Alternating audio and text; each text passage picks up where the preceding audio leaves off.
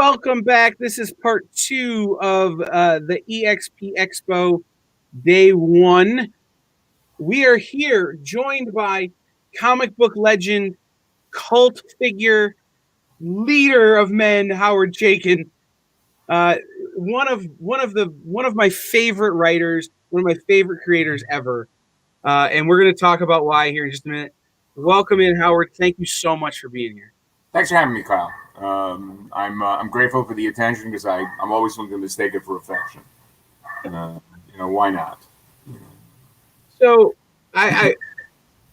you've discussed it many times, but I just want, for people who are joining us today, who are maybe seeing you for the first time, why comics? I'm not sure I know what you mean. Why did you choose to work in this field? You're incredibly.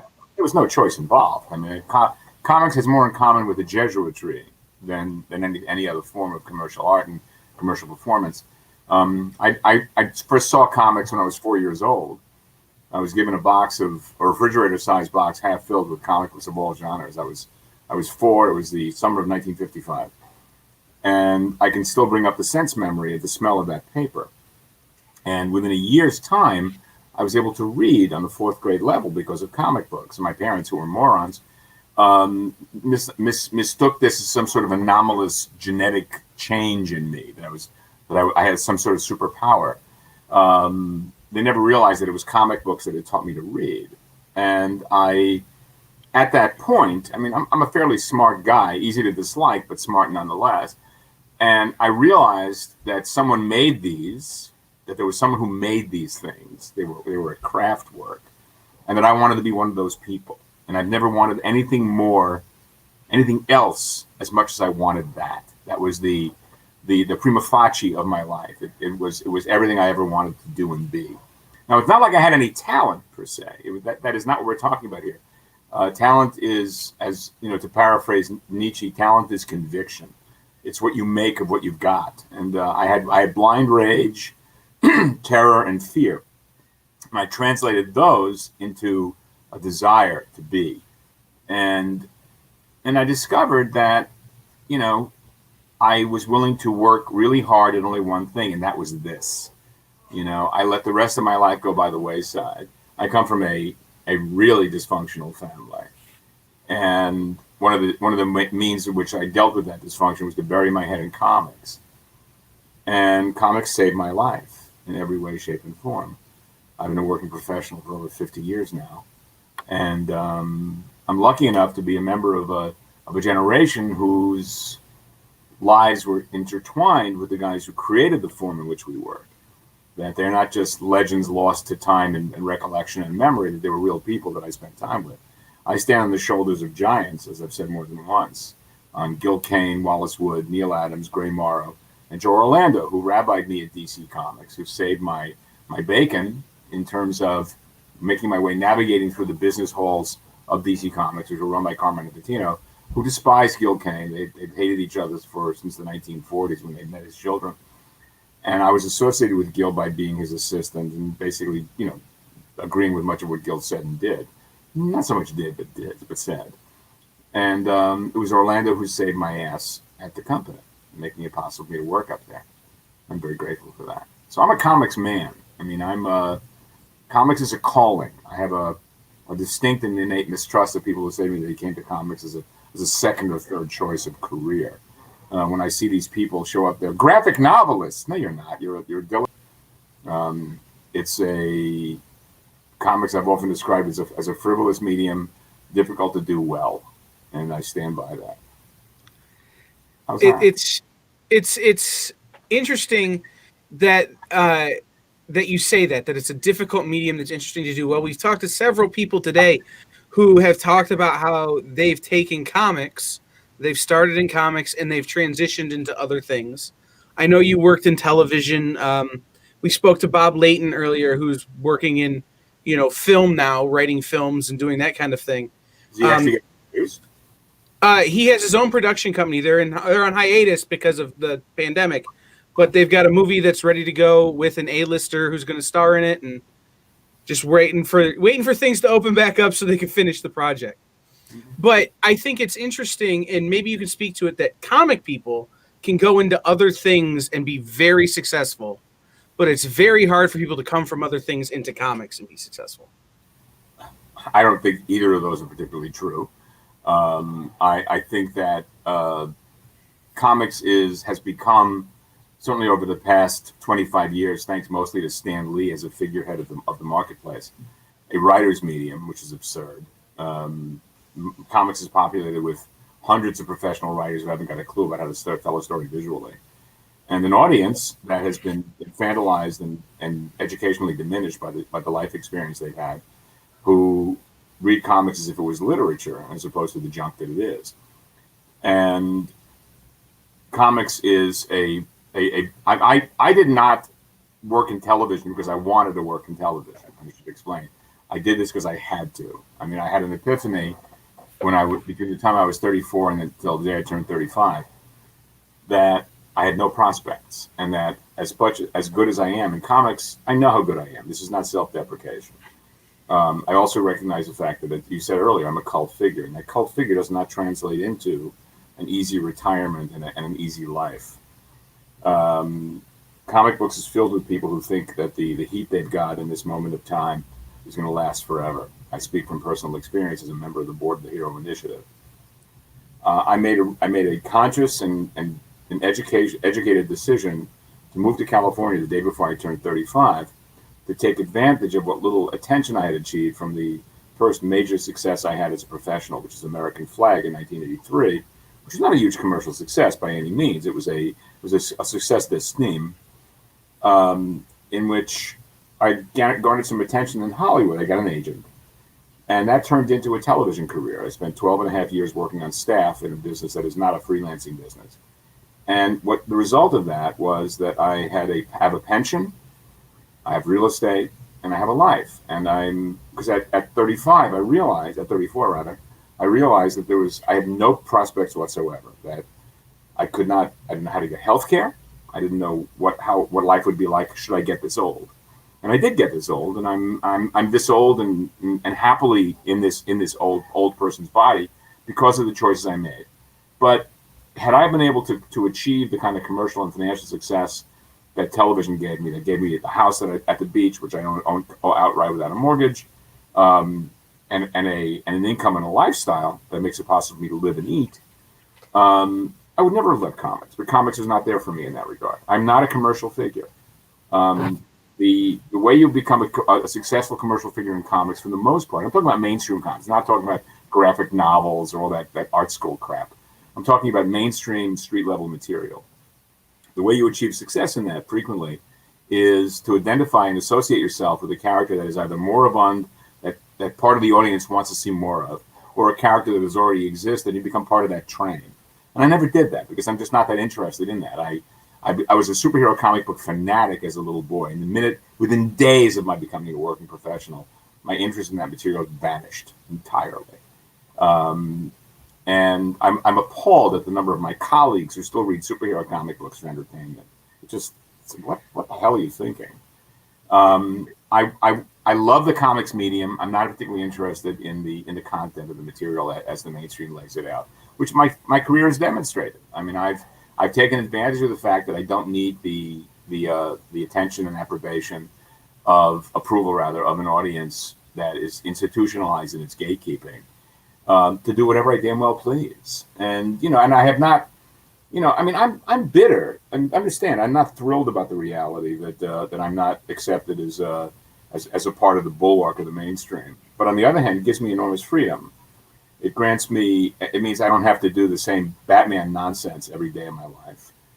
It means I don't have to associate myself with adolescent power fantasy junk for which I have contempt. I mean, I'm certainly capable of producing that material, but only as a journeyman. And again, I've often said that I bring the same level of effort to doing work for a corporate enterprise as I do for myself, because the work deserves it. But let's face it. I mean, I'm just not that interested in stories about people with stuff coming out of their eyes or their fingertips. It just doesn't interest me very much. Well, and I want to talk about some of that stuff that you mentioned about the not superhero stuff that you've done. But I wanted to first ask you, 18 years old, you started working with Gehring, who for so many of us was, and for so many in the industry was kind of this high watermark to learn from. What was that like? Well, I met Gil when I was 13. I was selling books that I'd stolen from a friend of mine at a used bookstore. And Gil was in this bookstore looking for Will James books. Will James was a children's book writer and illustrator whose horses were just gorgeous. And Gil learned a great deal by drawing horses for his Western stuff from Will James. I then went to work for him 5 years later because his assistant had died in his sleep. And I went to work for him, and I had no talent or skills. I mean, he told me he dismissed my work as junk, out of hand. But what I didn't know, because I didn't have a broad historical perspective, was that his career arc was very similar to mine. He also started just awful. He had no skills at all, but he had hunger and rage. And he was better than I was when he started. I mean, let me say here and now that he could at least put a page together. I could not. But the experience taught me a valuable lesson, in that lesson being how to get up in the morning, sit down at your desk, and do your job, whether you feel like it or not. The experience I had in those first couple of years of working with Gehring and then working with Wallace Wood told me that I was terrified that I ended up like Wallace Wood, but I really wanted to end up like Gehring. Now, Gil was a very complicated and contradictory figure. He really was. He is as guilty of everything that he's been accused of in terms of Goniffdom as he is. He truly was. He stole artwork and all that stuff. I mean, there's no question there. It happened. It was real. And his self-justifications are absurd. But I miss him terribly. I truly do. I realize when I open my mouth onto a regular occasion, what I've learned from him and what I've absorbed from him remains a part of my thinking. Anecdotally, it's worth noting that as good an essayist he was, as a good thinker as he was, he couldn't write comics worth a damn. His writing was terrible, just awful. It was pretentious, it was pedantic, it was prolix, and just a mess. And that's true of many of most of my mentors. I mean, I can't think of anybody I worked for or with who could write worth a damn. And that's what separates me from that pack. I'm as good a writer as I am an artist. And in a marketplace that identifies the writer as the alpha in comics, being able to write and draw my own stuff would seem to be an advantage, but it's really not. Because the perception is left that if I can write this well, why would I bother drawing it? That sort of thing. And that really is the reality of my experience. So yeah, working with Gehring was a constant lesson. It lasted about a year. I think he died owing me $50, and I cherish those memories. It was just an astonishing time in my life. You know? It's interesting. To a certain extent, I memorialize it in the latter part of the second arc of Hey Kids Comics. And I want to talk to you about Hey Kids Comics, but it's interesting what Bob Layton said that Dick Giordano taught him, and what you were talking about with what Gil taught you are incredibly the same.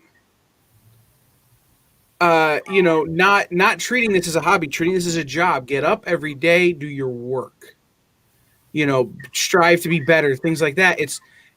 I think it speaks a lot to that generation of Dick and Gil, that they treat it as a job, and so many people today treat it as a hobby that's also their job. Well, I mean, I did a seminar at Marvel Comics for 6 years. And in the course of that seminar, it was a 3-day workshop where they would bring in 5 guys who they had under contract back in the days when they were contracts, who they felt were not producing work up to the level of the money they were investing in them. And my job was the first day of that 3-day seminar was beating the hobbyism out of them. Now, I have a reputation for being a contrarian, a reasonably outspoken, not particularly corporately connected character. Okay. So these guys were flabbergasted when I explained to them that since you're no longer drawing comics for yourself on your mother's cutting board in the dining room in the middle of the night where everyone else is sleeping, you're taking money for this work, that you are now a corporate cog whether you like it or not. You're not putting anything over on the man by behaving in an unprofessional and amateurish way. What you're doing is you're feeding into the corporate control of your life and confirming all the worst suspicions about you as an artist. A contributing factor to why writers are the alphas in comics is that for the most part, they're smarter than artists. Artists are stupid enough to think they're putting something over on the world by behaving like amateur dickheads. And that amateurism, that hobbyism diminishes and hampers the power wielded by the true alpha as opposed to the writer alpha in the comic book business. So I want to talk about your writing, and I want to give you a cheap plug for you. We did an interview earlier this week with Nick, but you talked about your writing on Substack. And I immediately went over and subscribed. And I've been reading it every day, trying to go back as far as I could and just reading one article a day on there. And your writing is of a level that the writer artists we see. There are very few who do it well, but your writing is of a level that's equal to your art, and it's very impressive. So which would you call if you had to pick one, would you call yourself a writer, or would you call yourself an artist, or do you just call yourself a creator? I'm a cartoonist, and I'm a cartoonist, which means that I write and draw my own stuff, and that even when I'm drawing a story from another writer, I'm still participating in the writing in the sense that I'm the delivery system for a template. The Substack material is an extensive series of opinion pieces, which are part and parcel to the point of view expressed in my comic stuff. But they're there as much as anything else to confirm everybody's worst suspicions of those who've actually paid attention to the work that I've done. The misperception of who I am in the context of comics is both alarming and saddening. I've said this more than once, and I'll be writing a piece about this next week, that the woke left regards people like me as a dangerous adversary to be crushed and canceled, whereas the Nazi right regards me as a potential ally because I've been offended by the woke left. Please. They're both idiots. The ineptitude on both sides is shocking to me. I'm not a centrist by any means, but I'm certainly not an authoritarian wokist or a totalitarian rightist. The work shows that in every way, shape, and form. Absolutely. And that's something I wanted to ask about is you have for years, and you can see it in a lot of your creator-owned work, things like Black Kiss and Divided States of Hysteria. You've never shied away from a topic that would make people uncomfortable. And I think that is, I don't want to say this in a way that feels like I'm blowing smoke at you, but I think that's rivaled by very few in the industry of having that lack of fear. I think Will Eisner had it in the way he presented New York. I think Harvey Pekar had it in looking at the way he looked at the world. I think you have a very unique lens through which you look at things, and you express that through this medium. Do you think comics should be a means for that kind of dialogue? I have an aversion to the word should. I think the word can is more likely appropriate. Okay. I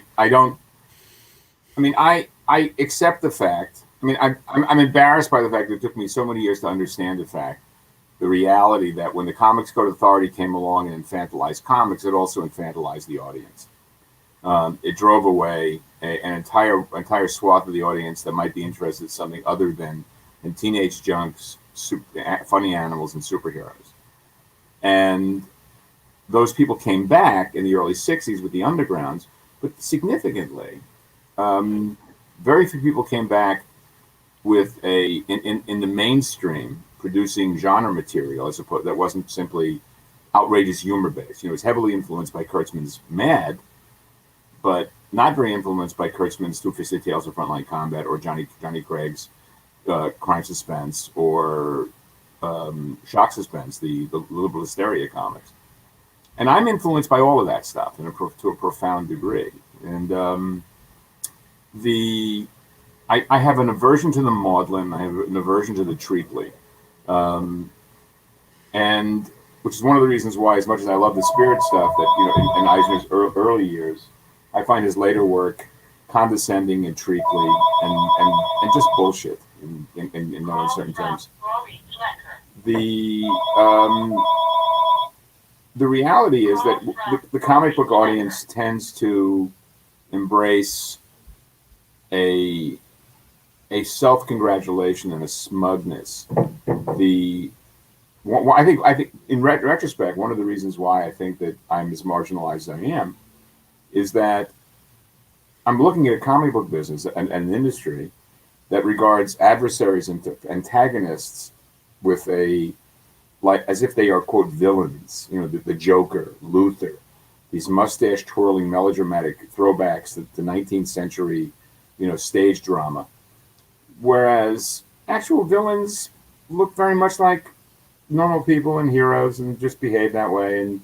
And that in real life, the actual antagonists we have, earnestly and honestly, I believe, beyond nihilism and cynicism, we can believe they are operating from a perspective of enlightened interest, self or otherwise.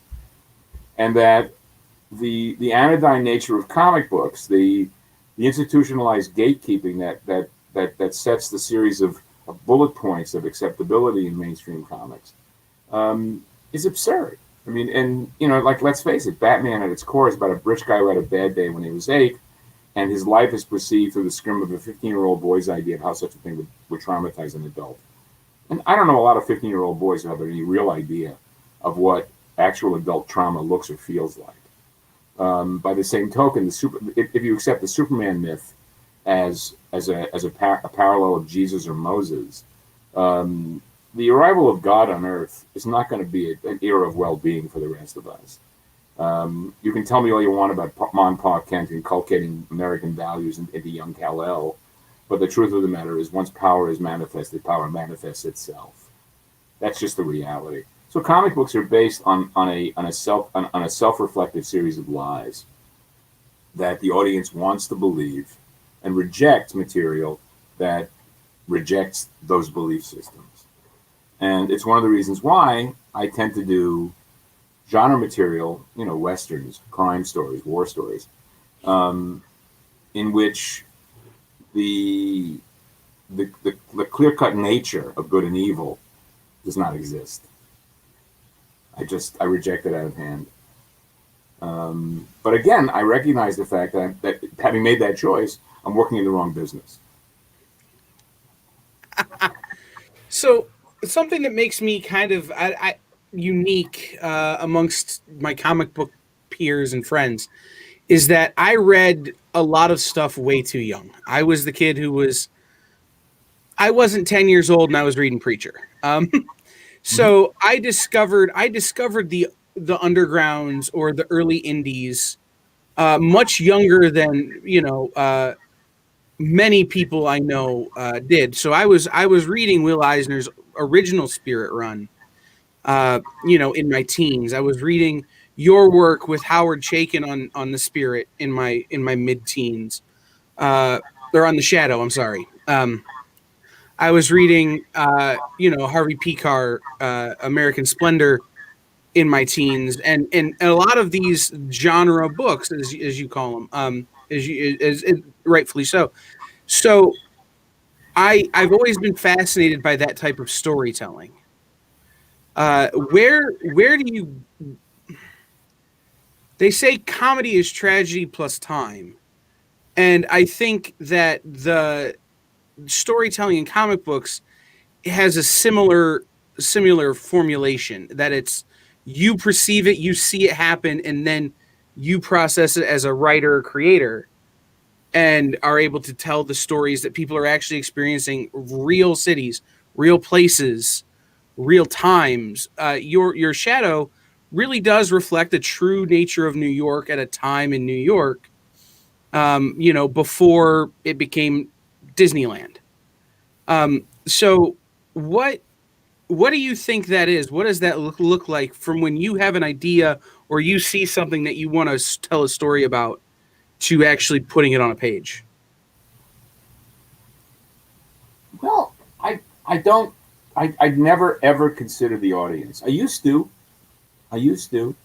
When I did flag after being away from comics for about 2 years, and I spent 6 months revving up for the experience, looking at what was being looked at commercially, and I went and did what I did, and the reality is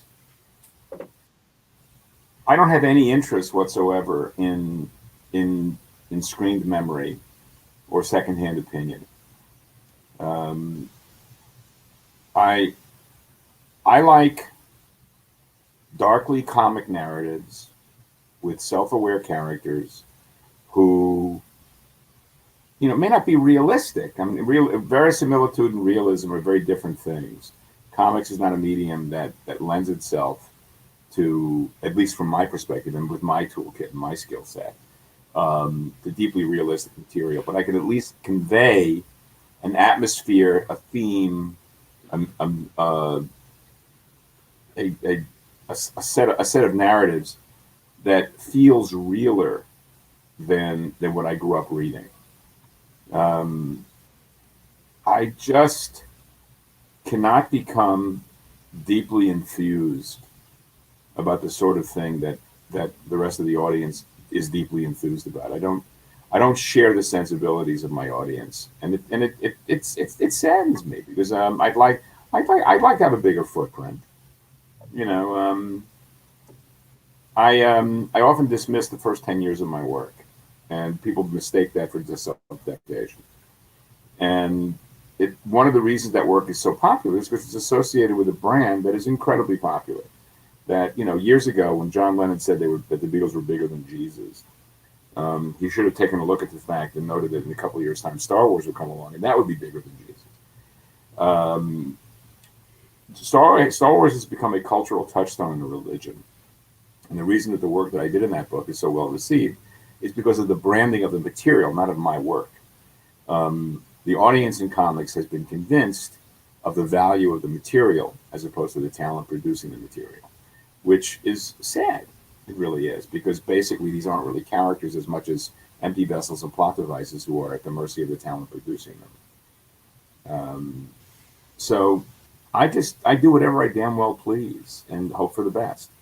I'm, I don't feel the particular call to finding out what the audience who's reading this or that superhero comic book cares about, because it's not something I can address. It's not something I can answer with any real conviction. Sure. I mean, I if I do mainstream superhero comics, my job is to avoid appearing parodistic, but to convey at least some sort of responsibility to the corporation that owns that material for the sake of the time in which I spend on the material. Does that make sense? It does. I just froze, didn't I? Uh, it totally makes sense. And that's I want to.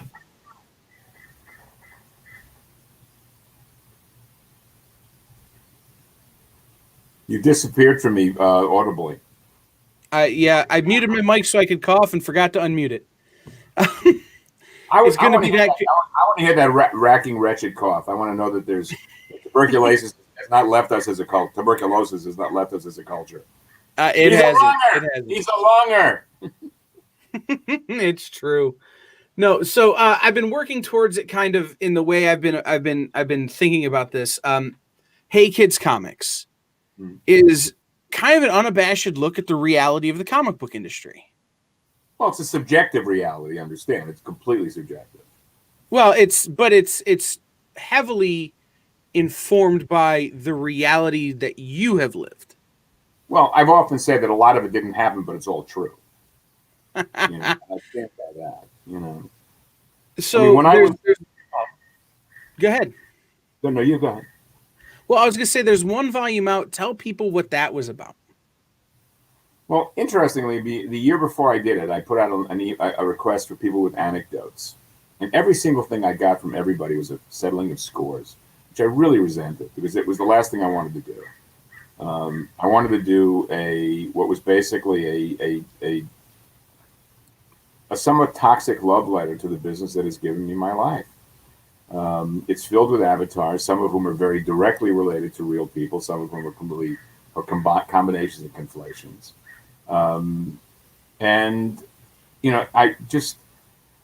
It was an absolute pleasure to do. It truly was. The second arc is called Profits and Loss, and it'll start coming out this spring. It's finished. It's completely done, all 6 issues. It's somewhat more linear than the first arc. It covers the 30-year period with a couple of little sidebars. And it continues the characters we've met. It introduces a new set of characters from that period, and also 2 more generations, and a taste and a whiff of the third following that. Those who've read it have said that it's a little less bitter than the first arc, but thematically speaking, what underpins that first arc, those 5 issues, is a story of people who came back from the war, who were looking for somebody to tide them over while they found something to do with their lives. And they woke up at 60 and 70 and found they'd been doing the tiding over thing for 50 years. And discovered that the work that they had dismissed as irrelevant and valueless had made billions for other people. And there's a lot to be bitter in that regard.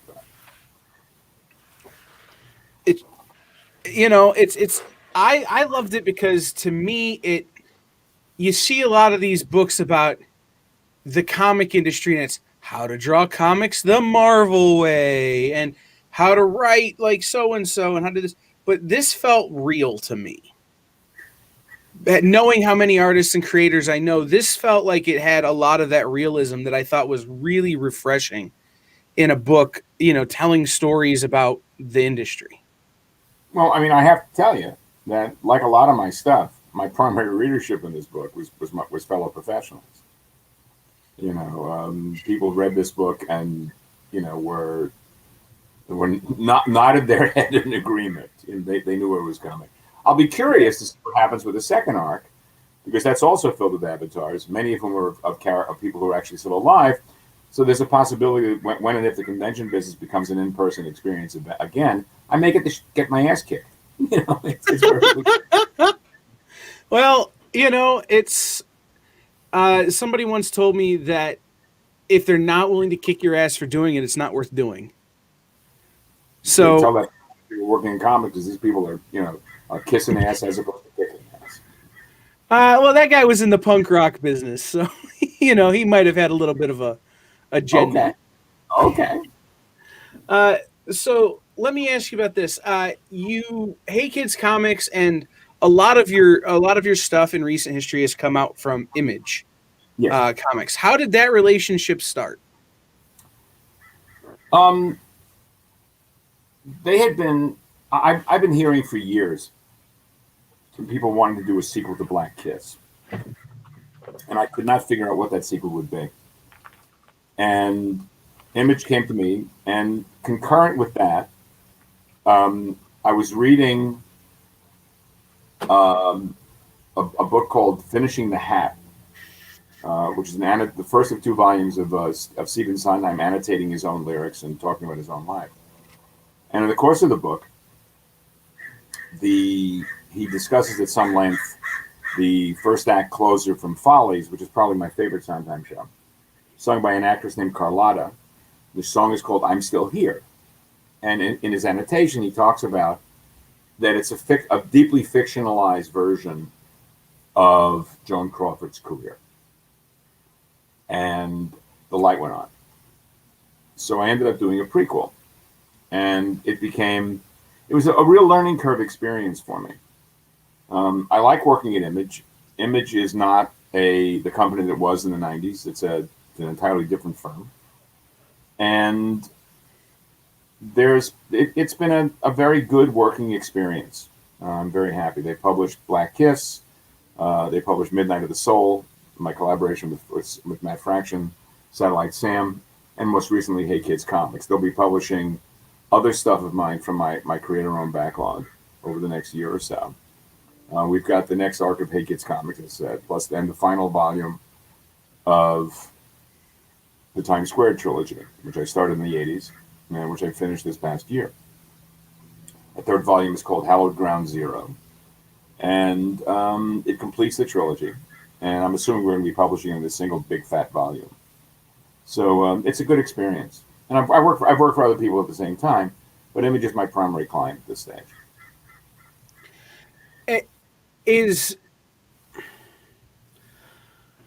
I want to ask very specifically about Satellite Sam.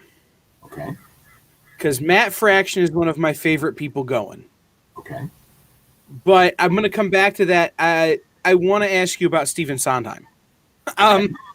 Okay. I should have known, having read. Sondheim loves being regarded as someone who inspired me to do a filthy pornographic comic book.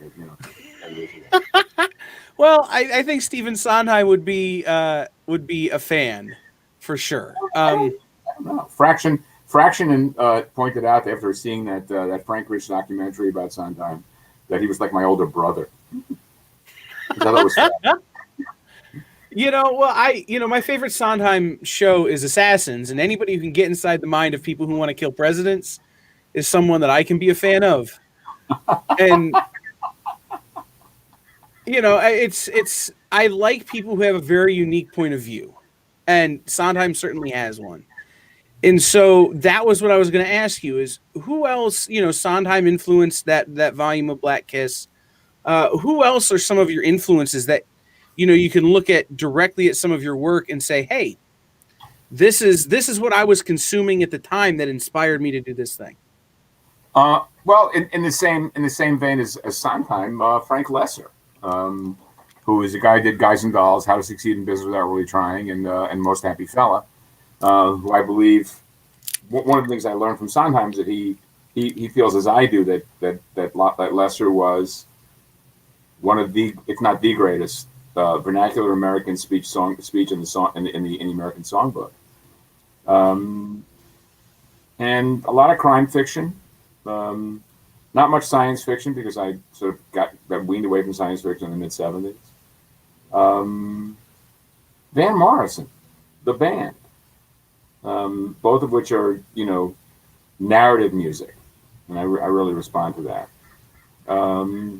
As an artist, I'm deeply influenced by everybody from Alex Toth to John Severin to Wallace Wood to Johnny Craig. I look at everything, and I collect American illustration. I'm sitting here in my office right now, and if I point in that direction, there's a Conti crayon drawing by Dean Cornwell from the illustration from the part of the mural that's in the Eastern Airlines mural in Rockefeller Center, number 8 Rockefeller Plaza. When and if this is over, go to New York, visit that. If I point in that direction, over my fireplace, there's an illustration by Robert Fawcett for Hickory Dickory Death, an Agatha Christie novel featuring Hercule Poirot. If I point at that, where is it? It's over there. There it is, right there up on the wall. There's a painting by Robert Fawcett as well for the art director, which is a legendary piece. So I'm looking at this stuff every day and all the time. Behind me, if I go this direction, you can see the Frank King book, Walt and Skeezix, Sundays with Walt and Skeezix. So I don't look at the stuff that looks like my stuff. I look at everything, and I'm available. It's just when I came into the business. I mean, I'm born in '50. I became a professional in late '70. My generation read everything and saw everything. We read for entertainment. We were all science fiction and fantasy fans. We'd always all grown up reading Edgar Rice Burroughs and Conan. Some of us had been turned on to the crime fiction, to the Hammett and Chandler stuff. H.P. Lovecraft, A. Merritt, all this stuff. And we went to the same movies. I was talking to my wife yesterday about the fact that when I was in my teens and 20s, I never went on dates to movies. Certainly not the first time. Dates were dinner dates. I saw most of the movies I saw from my teens into my 20s with colleagues because we went to the movies in groups. And, we're in the Lockdown Film Festival, which is the subjective Howard Chaykin Festival. My wife has never seen movies. She was not a moviegoer when she was younger. So she's seeing stuff for the first time. And I showed her Where Eagles Dare last night, which I had no memory of it whatsoever because it just kept not ending. It's relentless. And I pointed out that I'd seen the movie in its first run, probably with Simonson, in a local movie theater when we took the day off and decided not to work that day when we were kids, 25 or whatever, how old we were. And that stuff informs it enormously. I did a podcast a couple of days ago where we discussed movies, and I was asked to come up with 2 movies that I wanted to see. One I really loved and one that had problems, and I did. And the age range of the group everybody was at least 10 years my junior, in some cases half my age. And it was fascinating watching this one young guy, he's probably in his late 30s, go out of his way not to tell me the truth, how much he hated both these movies. He just loathed them. It was obvious. He was trying to be nice, find something nice to say about these movies. And the things he didn't like about the movie are the very things that I loved about the movie. That you had to pay attention to dialogue, that there was nuance in character, that they were about characters, that they weren't about action sequences in which people behaved as if they had character but really didn't.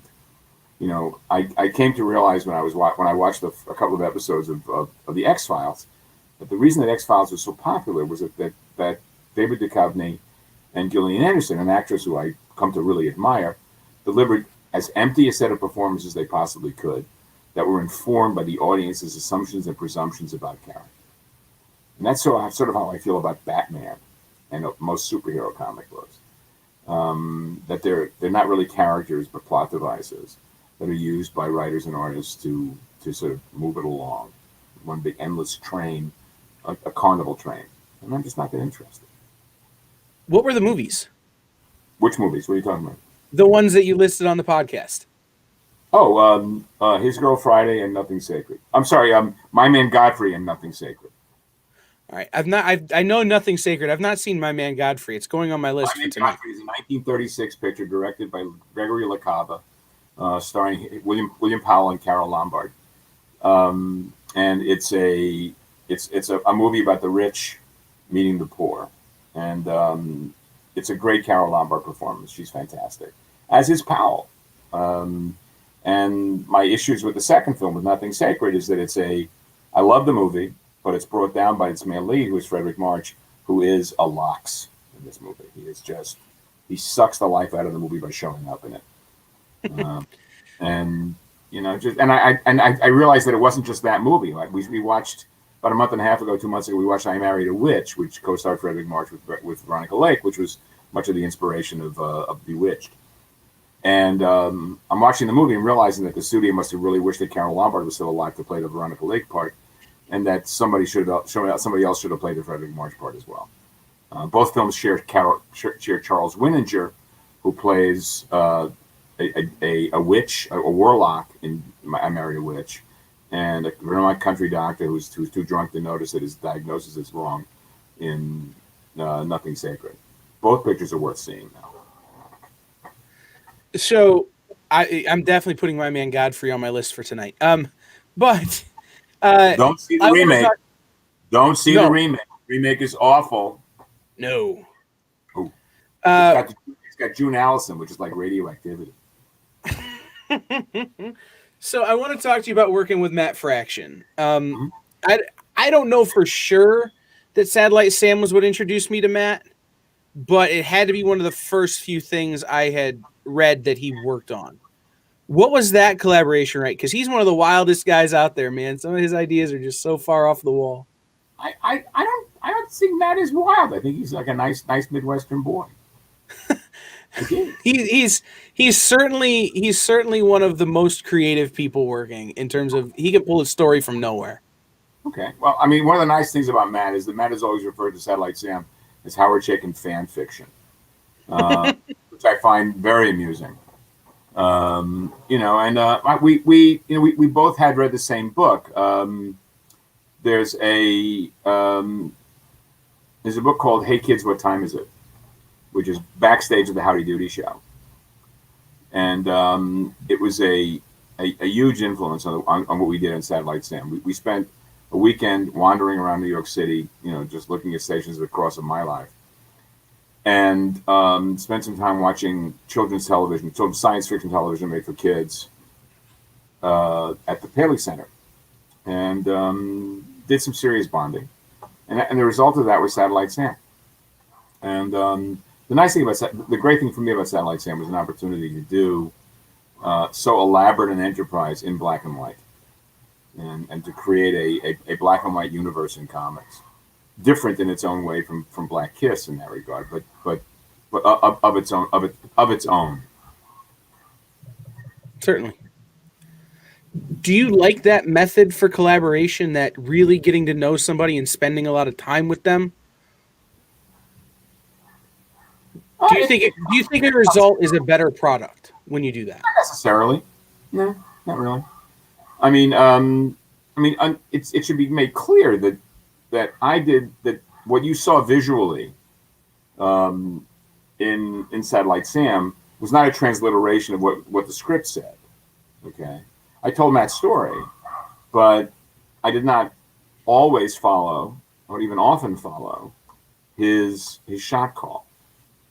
There are very few writers whose work I will approach with the idea that what's called for is what's gonna come up literally. It's kind of artist friendliness, and my job is not to take a comic book script, and illustrate it. My job is to take a comic book script and find the visual equivalent of that textual narrative. I published a piece about writing in comics that goes directly to the idea of just how much responsibility the artist has to the text and the narrative.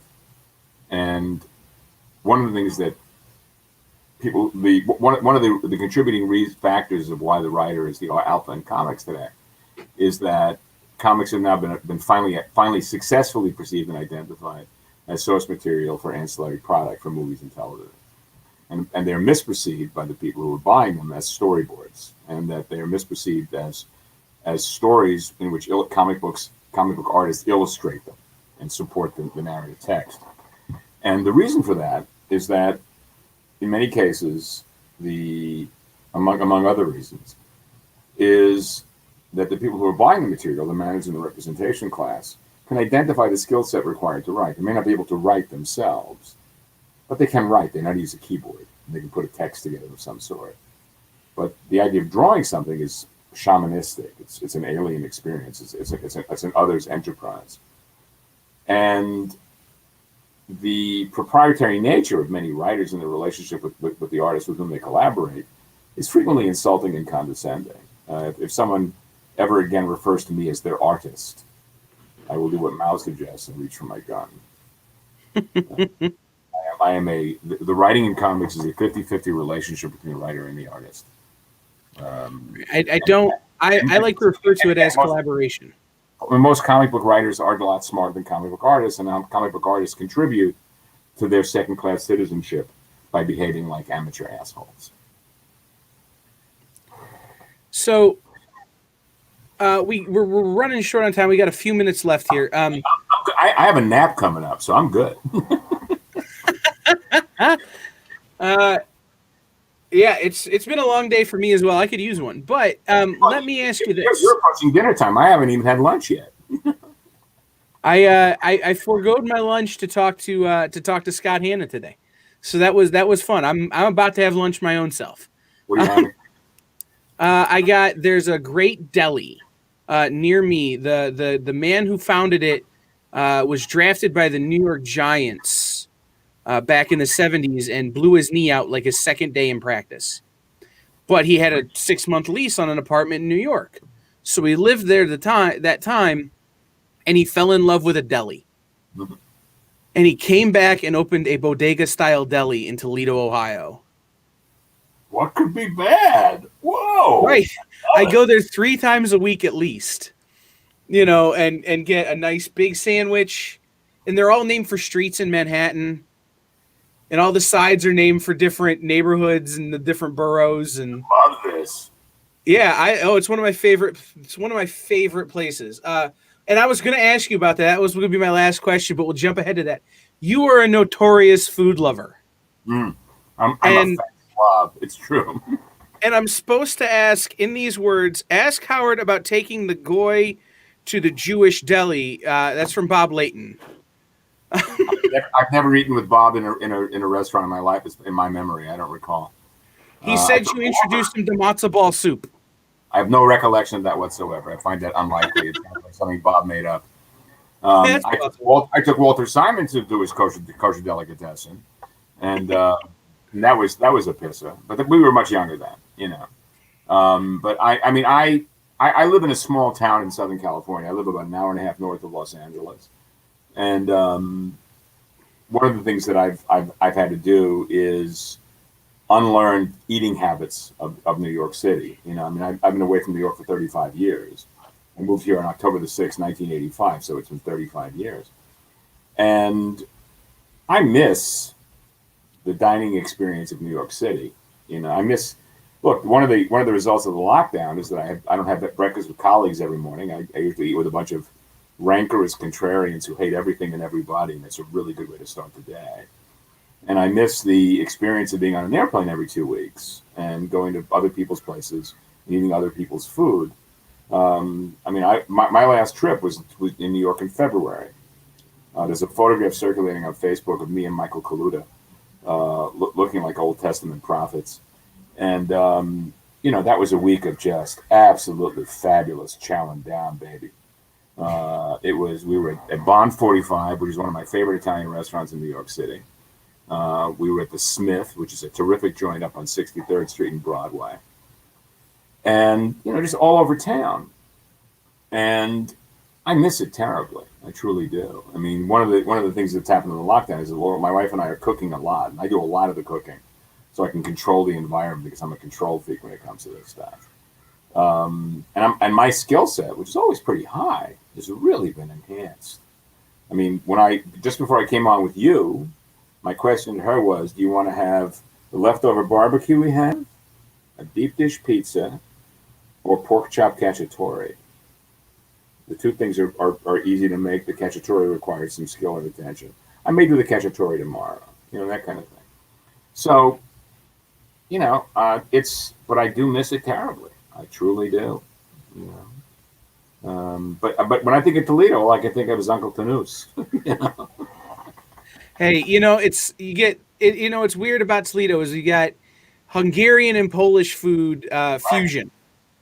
It's everybody thinks about the Tony Pacos hot dogs from Jamie Farr and MASH, and they're great.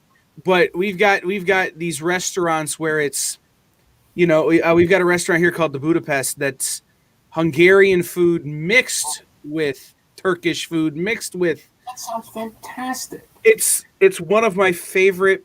I'm talking to you about it. My mouth's starting to water. I know. Believe me, I know the experience. I'm going to recommend a book to you. I'm going to recommend a book called Alice, Let's Eat by Calvin Trillin,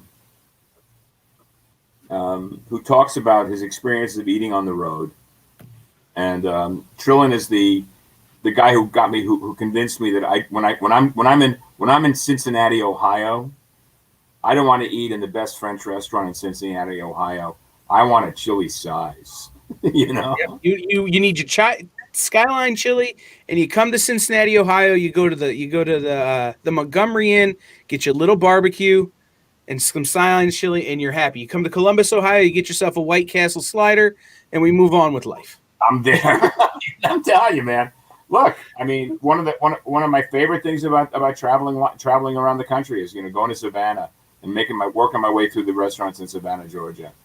And there's an ice cream parlor on Main Street in Savannah that's owned and run by a guy who was a movie producer whose grandfather and great uncle had an ice cream parlor back in the 20s and 30s, and he's reinvented it.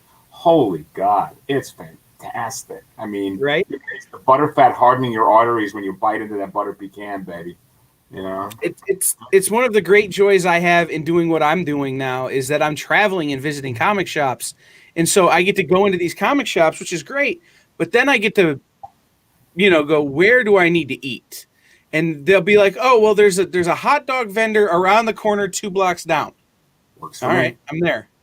Unlike a lot of my colleagues, when I do conventions, once the bell rings in the end of the day, I'm not spending my night sitting in the hotel room doing commissions. I'm having tea with colleagues. You know, I'm out there, and we're taking other people's inventory and just having the best time. And I'm on Facebook daily talking to guys like Dave Johnson, Cully Hamner, and a bunch of other cats who I'm used to eating with at conventions. I'm used to being the old man at the table and just telling stories. Lies, and serious truth. That's what it's all about. So we got about a minute and a half left. So what are you working on now? What can people be looking for in the next year? We'll start with volume 2 of Hey Kids Comics, but what else do you got? What else is cooking?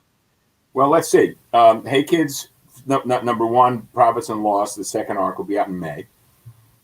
In June, you'll see a graphic novel from Dark Horse that I finished some time back called Sunshine Patriots, which is a quasi-western that takes place in the streets of Los Angeles in 1911, featuring 2 heroes of the Rough Riders working for a Hollywood studio against the onset of the Sicilian Mafia. Times Squared 3, which will be a full volume of all three books will be out. And I'm working right now on a secret project with a writer who's a dear friend and someone I love collaborating with that we can't talk about yet, but we will be talking about soon. Kyle, thanks so much. This has been great. I've had a great man, time. absolutely. This has been just a true honor for me.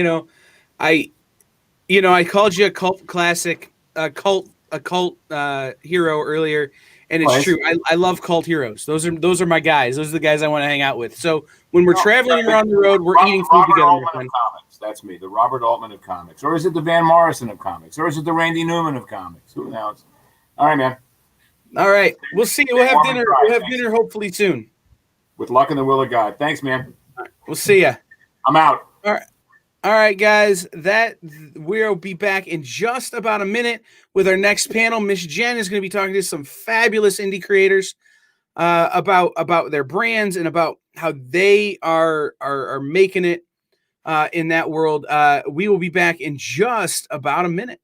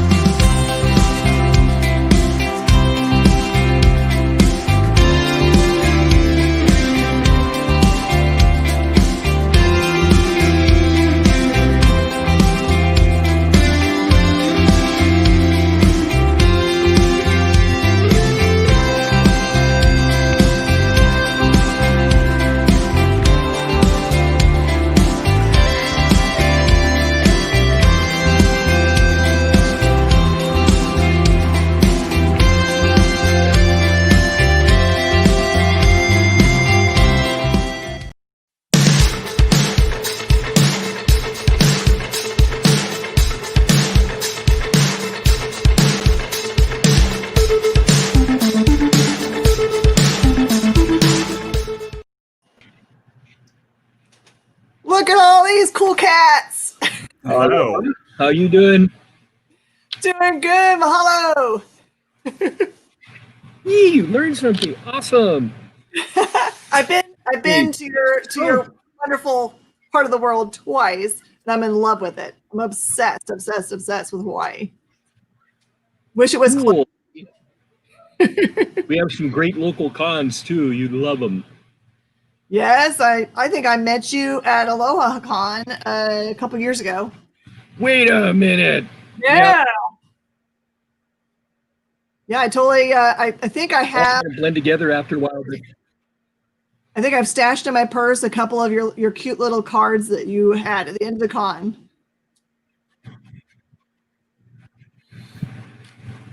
Right on.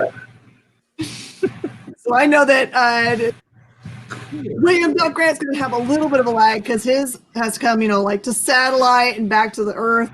Because he's a far, far away. So sorry if there's any glitches there. So we've got Everything from Hawaiian time, so Hawaiian time is calm time. Sorry, yeah. He's up in an hour from now, so I'm trying to get William in here too. So we have another William coming. Yeah. I want to start with Russell. Russell, I've been seeing your work on social media for a long time, and I went today and read some of the descriptions in some of the books, and I think to myself, I need to be owning these books for sure. Give everyone kind of an overview of what kind of books that you make. Sure. So my name is Russell Nohelty. I'm USA Today best-selling author. Everyone thinks I write horror. I write fantasy. Not that I don't like horror, but my books are fantasy books. The most popular of which is right behind me is Ichabod Jones' Monster Hunter. It's about a psychopath or a mental patient that escapes an asylum and becomes a monster hunter, but doesn't know if he's killing monsters, humans, or it's all in his head the whole time. We are currently in production on issue 14 of 16. And then the most popular universe that I have is called the Godsverse Chronicles. It is 7 novels and 2 graphic novels with another 3rd graphic novel in production, and then 4 additional novels in production that are going to be launching the end of this year and then the beginning of next year. Yeah, you've got a wide breadth of product out there. So it's a mix between novels and graphic novels. What did you start with? I started doing comics first. I'm trying to remember because it's been so long. I started comics first in 2010, and I wrote my first novel in 2011. But my first comic came out in 2014, and then soon after I launched my whole company, and there's been a mix of comics and novels throughout the whole course of my career. It's really hard because comics take a long time, and I'm a writer, so I don't have so much to do with the process of art once the artist gets the script. So I can bang out. Takes about 8 months for an artist to create to do an arc, and at this point, I can create somewhere between 6 and 8 novels in that time as well. So I usually have 1 graphic novel. Right now, I have 3 graphic novels working, and then I'm writing about a novel every month. So my guess from your statement then is that you really get up in the morning every morning and get to the writing. You don't just like wait for inspiration. You just like sit down and do the thing. Yeah, I mean, I don't know any career where you can just sit and wait for inspiration, or at least one that is so mythologized as writing, where you just sit around and wait for like inspiration to hit. Like plumbers don't start the day waiting for inspiration to hit. Electricians, like comic store owners, like they don't like people get up. And then they start their day and they do the work and then they end their day. And then, sometimes they're very happy with the work they did that day. And sometimes they are less than happy with the work they did that day. And in the same way, my hope is that by getting the words on a page, then I can make them feel good later or feel cohesive later if they don't when they come out. But yeah, I think it's a myth, and one that is not... it's detrimental to people to think that you can just wait for the muse to strike, especially because the longer you wait for the muse to strike, the less the muse strikes. The muse tends to strike things that are in motion and to allow you to make more stuff. So if you're working on graphic novels, That's very true. Are you working on more than one project at a time? So if you have like a stall in your brain for one, you just hit to the other? Yeah, so this is one of the biggest tricks that I learned in the past year is that if I am consecutively writing different projects in different universes, I can almost double my production. So the Godsverse Chronicles, I just finished book 9 last month. I'm about done with the 7th book in a new universe. And then next month, I'll start another God's Verse book. And by having those two things balance each other out, it allows me to allow my brain to rest in one project while it's still active in one project. And then I speckle in comic work and short work sort of in the afternoons. I work from somewhere about 9 to 2. And then after that, after I've done my work for the day, that's when I do the shorts and comic work and other stuff that I have to get done that I can pepper in during my writing a book. A novel takes all of my time and concentration, so I can slowly get through a comic because my brain works in comics. It does not work in novels, so it's a lot easier for me to get the comics done in sort of the afternoon or when I have a break between projects. So if you write in comic and not necessarily a novel, are you just writing long form comic when you're writing your novels? You just instead of waiting for the artist to do the art, you just describe it out? So it's funny because for me, there's a lot of rules in comics. That's why I love comics. It's like, every page needs to have a hit to turn the page. Every 2 pages needs to have a turn to get to the next page. And every issue has to have like a hook to get you to the next issue. Every arc has to have a hook to get you through the next arc, and they all have to cohesively work together. So I like to think like I generally work in every 2 to 5 pages of comic equals one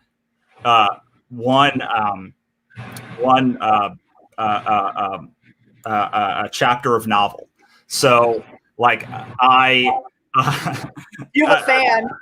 Yeah, hi Brian. I'm a huge fan of his too, and his marked world. So yeah, I feel like I'm saying where the beginning beat, like where the beginning panel of a chapter is, and where the end panel of a chapter is when I'm writing a novel, and then I'm basically writing somewhere between 1,000 and 2,000 words that mesh those together, knowing that like the hook has to get you to continue the next chapter, just like it does to have you turn a page. That's magical. That's why people like you are gold to publishers, my friend. Thank you. Yeah, I mean, I as a publisher myself, I know that like you're only as the reader only loves you in so much as they will buy the next issue, and your publisher only loves you in so much as like they'll buy the next book that you make. So I know that things have to be, and I got better over time. Like the hookiness of it, I think in the Ichabod later issues is way better, and in the novels is way better. And the nice thing about being like on the writing side and not the art side, although I have drawn 2 books, is I am able to live in different worlds, and they all like the things you learn in novels helps you in comics. The things you learn in comics help you in novels. Things you help in both help you in screenwriting, and they all kind of populate together and work to like make the overall product of your writing career all the better. Doc, do you want to speak to that? Well, basically, I've been doing comics since 1977. That makes me older than dirt because I predate the internet. But the number one thing that I've always learned is that comics is about heart. The stories that come out of the creator's heart goes onto the page, through their hands, and into the reader's hearts to stay. That's making comics. If you make a good evocative story, they'll come back for more. And sometimes you hit it out of the park. Sometimes it takes you decades to get the product going. But once you do, and you start getting those fans coming back for more, that's basically what you really want out of your product. You want people happy. When I was at the SDCC, one of the old-time DC people that I ran into, I asked him, when you look around all this place here in the San Diego Comic-Con, you were here, like you were there and like right when the golden age of comics started. Like, what do you think of all this? And he just pointed over to a kid about to get a comic book. His face was lit up like the sun. And he said, that's what we work for. We're entertainers. Never lose sight of that. Because everybody in the company is an entertainer or adds to the reader's experience. If you're in marketing, you're in outside everything. You may have a one-man team, you may have a 100-man team, but you're all entertainers, and the bottom line is smiles. Happy readers whose hearts you fill, and they like coming back for more. Out of all of that, I mean, Russell, you work like, you're awesome, dude. You are just amazing. And you can use the skip shovel with tobacco isn't enough. But seriously, dude, your legendary humility, mwah. You're awesome. And I appreciate that. Every success. Same back to you, brother. And I see that house is on, but I see also Xing has got his icon up, and I know he's on a super time crunch. He's actually on set right now. Xing, can you hear us? Oh, good. Tell us what's going on. What's happening in your neck of the woods? Hi, Jim. Can you hear me? Yes. Hi, it's good to see you. So we're actually we're in production right now and working on the show, and it's stuff going on everywhere, but it's going good. So good. I know I appreciate you taking out a little bit of time from your day to pop over to say hi to us. I know it was a difficult thing to be able to do. So I'm going to give you the time that you need before you have to skedaddle. What you can see, kind of the little icon there is got an awesome book called On It Versus, which is in production right now. It's a mind-blowingly good book. The art is so hard to describe how detailed it is. I've seen him actually do the work on the page and see all the little tiny details he's working on. And when I first met Xing, he told me how many times he had presented this work to publishers and had it rejected, and my mind exploded. Do you want to talk about that a little bit? Sure. Yeah. I learned the art from China and Korea. That was where my teachers came from, and so symphonic verses is something that I've worked on for 26 years.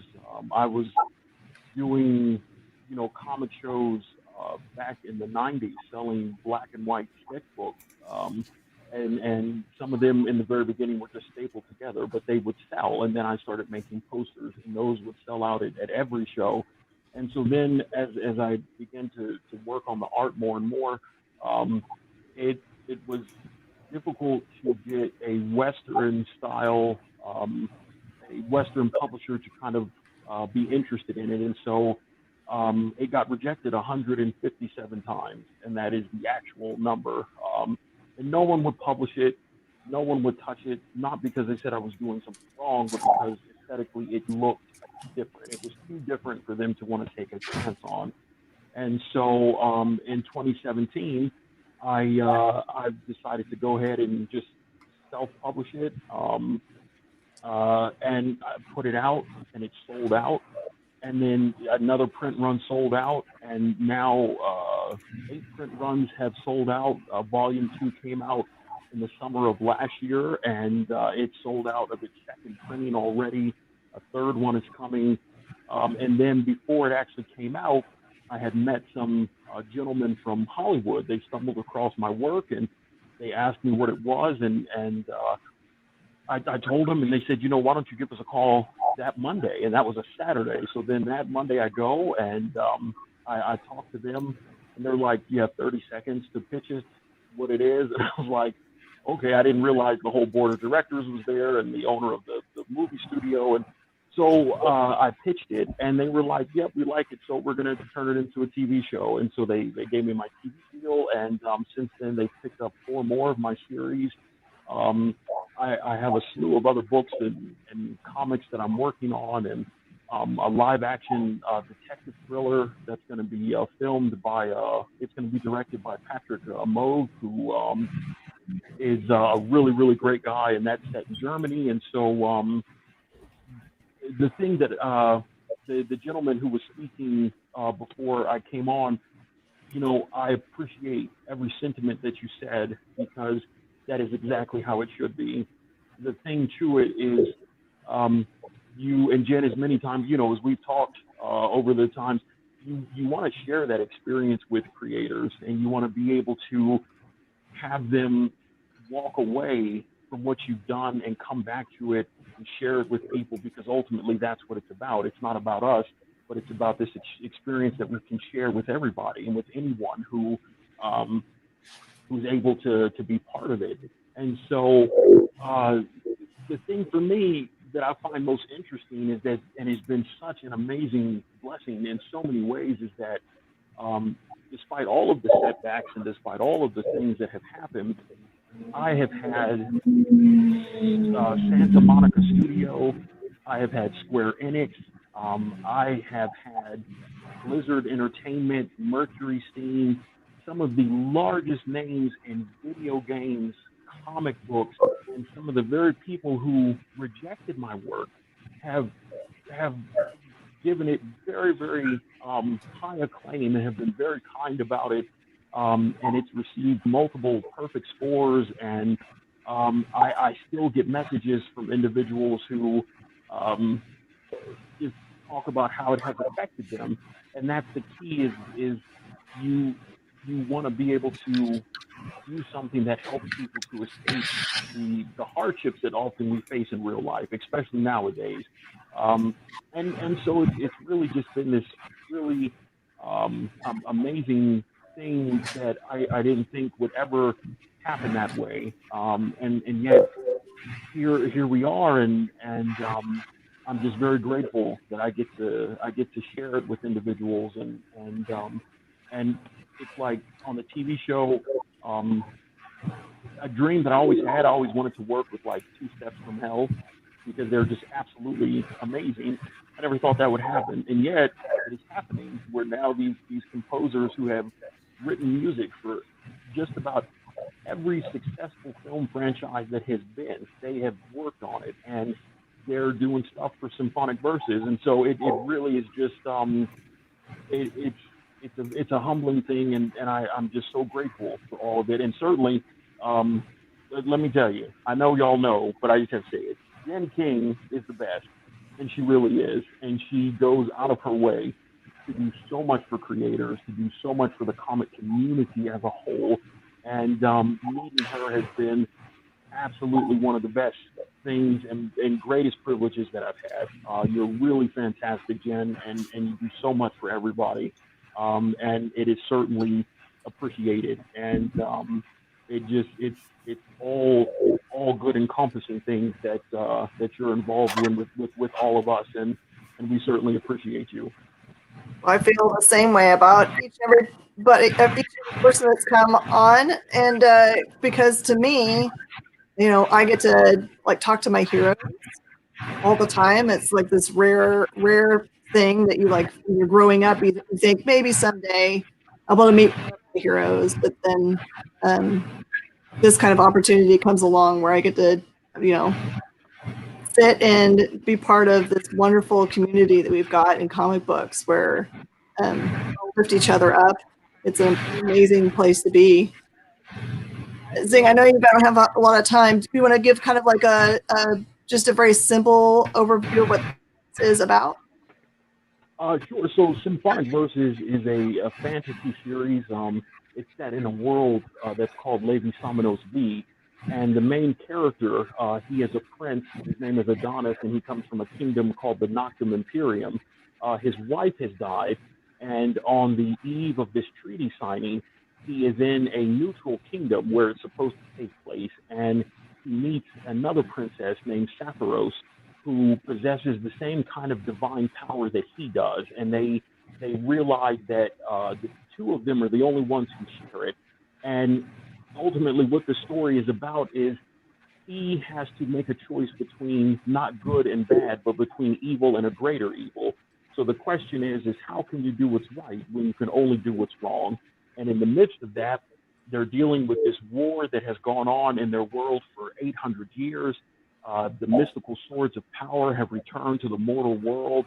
A evil beyond comprehension has begun to seep his way back into their realm. And so there are all these things going on, but ultimately his choices and him trying to find a way to bring his wife back from the dead. And it's one of those things that if it can be done, at what cost is it done? How is it achieved? And so their world is a mix of this great Baroque influence and Gothic design, but yet there are these modern technological city kingdoms who are vying for supremacy. There are very few of the original kingdoms that are left, but Adonis's kingdom, the Noctum Imperium, still stands. It is the greatest in the north and is held up by the 12 stewards of the Lucium Duodecim. And so there is so much lore, there is so much that goes on in the story, and it's so layered. And so if you can appreciate like great literary things like Hamlet and Bram Stoker's Dracula and the Iliad and the Odyssey and these things that are great ironies that play on these very human emotions and human elements, but yet there's this great fantasy sense that is over the top of it, and the characters have truly really spectacular and amazing abilities and fighting skills, and there's a lot of it's a lot of darkness, it's a lot of tragedy, and it's about love, but it's about impossible hope. And so it touches on all of these things, and you watch this journey as this prince goes through these trials and these tribulations, and he ends up in places that I don't think people would think, and it all is leading to this shocking outcome that no one could have imagined, especially for the people who are part of it. So that's kind of in a nutshell. That's what's happening. I've read the entirety of the first issue, and I'm kind of waiting on the other ones. So because I basically, this is no lie, I sold all my copies, so I didn't get a chance to read them before that left. But what I love about the combination of the art and the storytelling is that there's so much on the page that's drawn that you feel like you have to maybe read the book once and then go back and then read it and then look around on the page, all the things that are going on. It feels like there's so much more going on in each page, but when you get done reading what you're reading on a page, you immediately have to go to the next one because you're drawn into the story moving forward. But I feel like definitely this is one of those you could read two or three times just to try to get everything out of the issue. It's the most page drawing I've seen. And also, it reminds me so much of another artist that I really, really love, Colleen Duran, which does a lot of like really great world building and characters. You're just like, oh, I need all their clothes because I'm a costume designer also. So to me, I look at comic books in that way. I'm like, I think I'm gonna have to make that. Oh, Jed, I'd love to have some of the stuff that they wear made in the real world. That would be really cool. That'd be very fun. I'd appreciate that. And the volume 3, so I'm working on volumes 3 and 4 at the same time, but the volume 3 prelude will come out soon. And what the thing that is really important about how the story is told is that in volume 1, you see the influence of this great threat. It is in volume 2 where it's talked about some more, but in volume 3, readers will actually finally get a chance to get a glimpse of what it is and what its name is. And so everything is really, really very meticulously laid in. And I think one of the kindest compliments that I got that still blows my mind is I had the privilege to show it to Hideo Kojima. And that man is a genius, because you look at the Metal Gear Solid series, you know, just all these things. And then I had the chance to share it with Tetsuya Nomura of Square Enix, and he is the keeper of all things Final Fantasy. And they shared some very, very kind words with me. And I thought, for people of their caliber to share their genuine and honest thoughts that were so upbuilding and so encouraging, and it's I mean, boy, I had tears in my eyes, because if you set out to make something, to just make it to make a profit, it will fail. But if you make something and you pour your essence into it because you just want to share that with people, and I tell people this all the time, at the end of the day, these will always be my characters, my stories, these things, but it is because of people who believe in it that it turns it into something else. So it's not because I've done anything extraordinary, it's because people take the time to see it, and then that's what brings it to life, and that's what turns it into something else, and that's what we get to share as a community. And it just is it's a real privilege, and I'm grateful every day that I get to wake up and do what I do. Well, we're all looking forward to getting to see it on the screen. I know that it takes forever from the finishing of something being shot until it actually gets to see the screen. It just takes a lot of extra work and editing and all those kinds of things, but we look forward to it very much. Thank you so much for the time. Oh, thank you. No, I appreciate it so much. I'm glad I got to come on and meet everyone. And Jen, it's always a pleasure to see you, my friend. And I look forward to the next time when I have some more time where I can sit and I can chat longer. Perfect. All right. Well, hey, y'all take care. Enjoy the rest of your show, and we'll talk soon. All right. Bye, sir. All right. Bye-bye. Take care. So, Doc, tell me about when did Lime Media Hawaii start as a company? Well, let's see. Lime Media Hawaii. Oh, yuck, my bald is showing. Anyway, the Lime Media Hawaii is started out as something called Surf Comics Hawaii, which began back in 1977. Incarnation since then, including Royal Hawaiian QRP Press, ham radio code meaning low power or small press. And then we had tried Quantum Comics Works, Quasar Comics Works, a couple of others. And then I started working with a friend of mine named Bill Holt, who had Limelight Publishing. And I came on board and basically took over as the coordinator for the comic line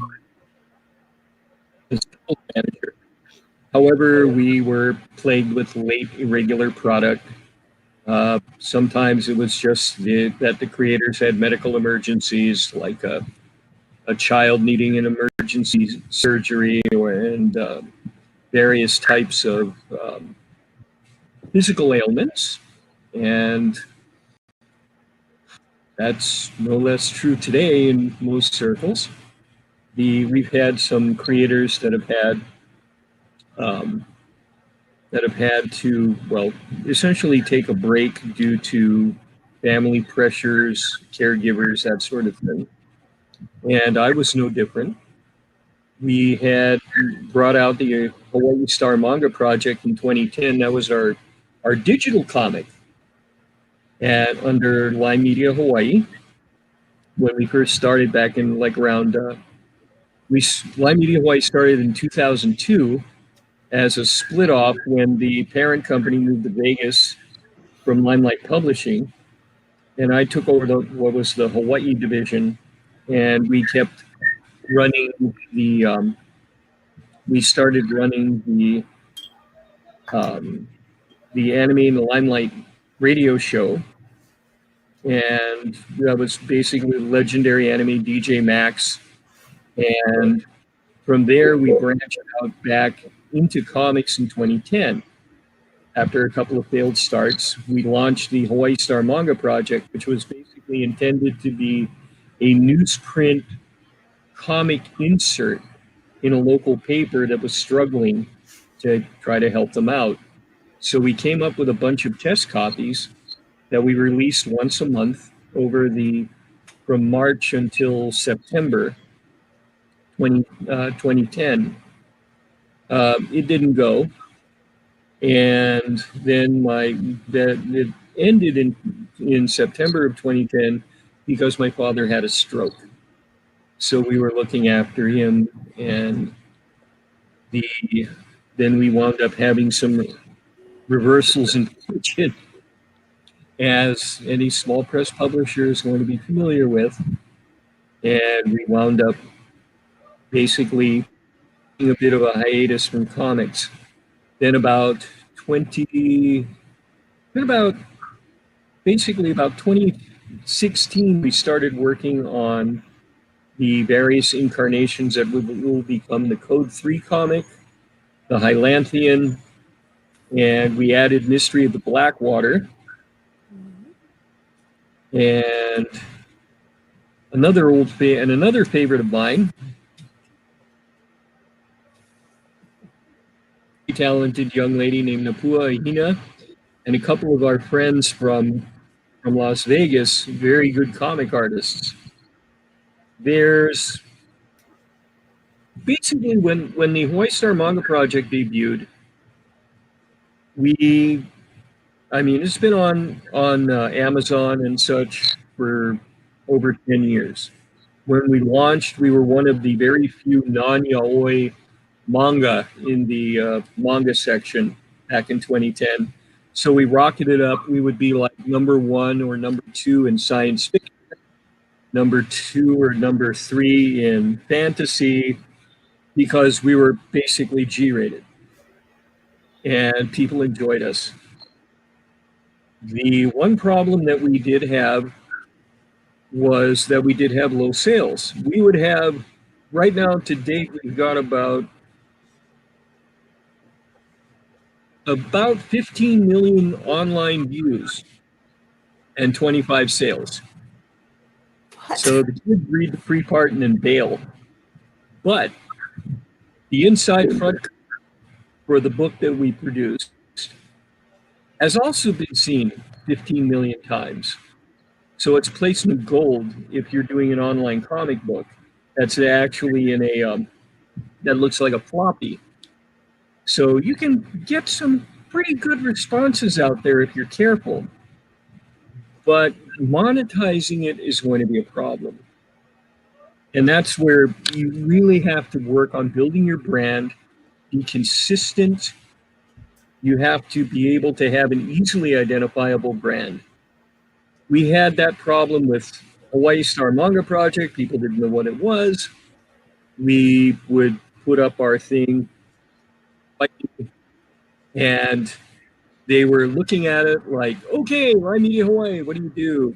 We put little bits of comics up that we produce up above the name of the company, and it still didn't help. So I finally found that Comics Hawaii, which was the name of an old comics distributor, was available. So I snatched it up, and now we're rebranding our company. Over time, your company is going to grow and shift and change. And sometimes adversity will really, really temper your company, beating the hell out of it and making it stronger in the long run. Mm-hmm. And I have been kicked in the teeth more times than I care to remember. And each time I lick my chops, get back up, and come back for more.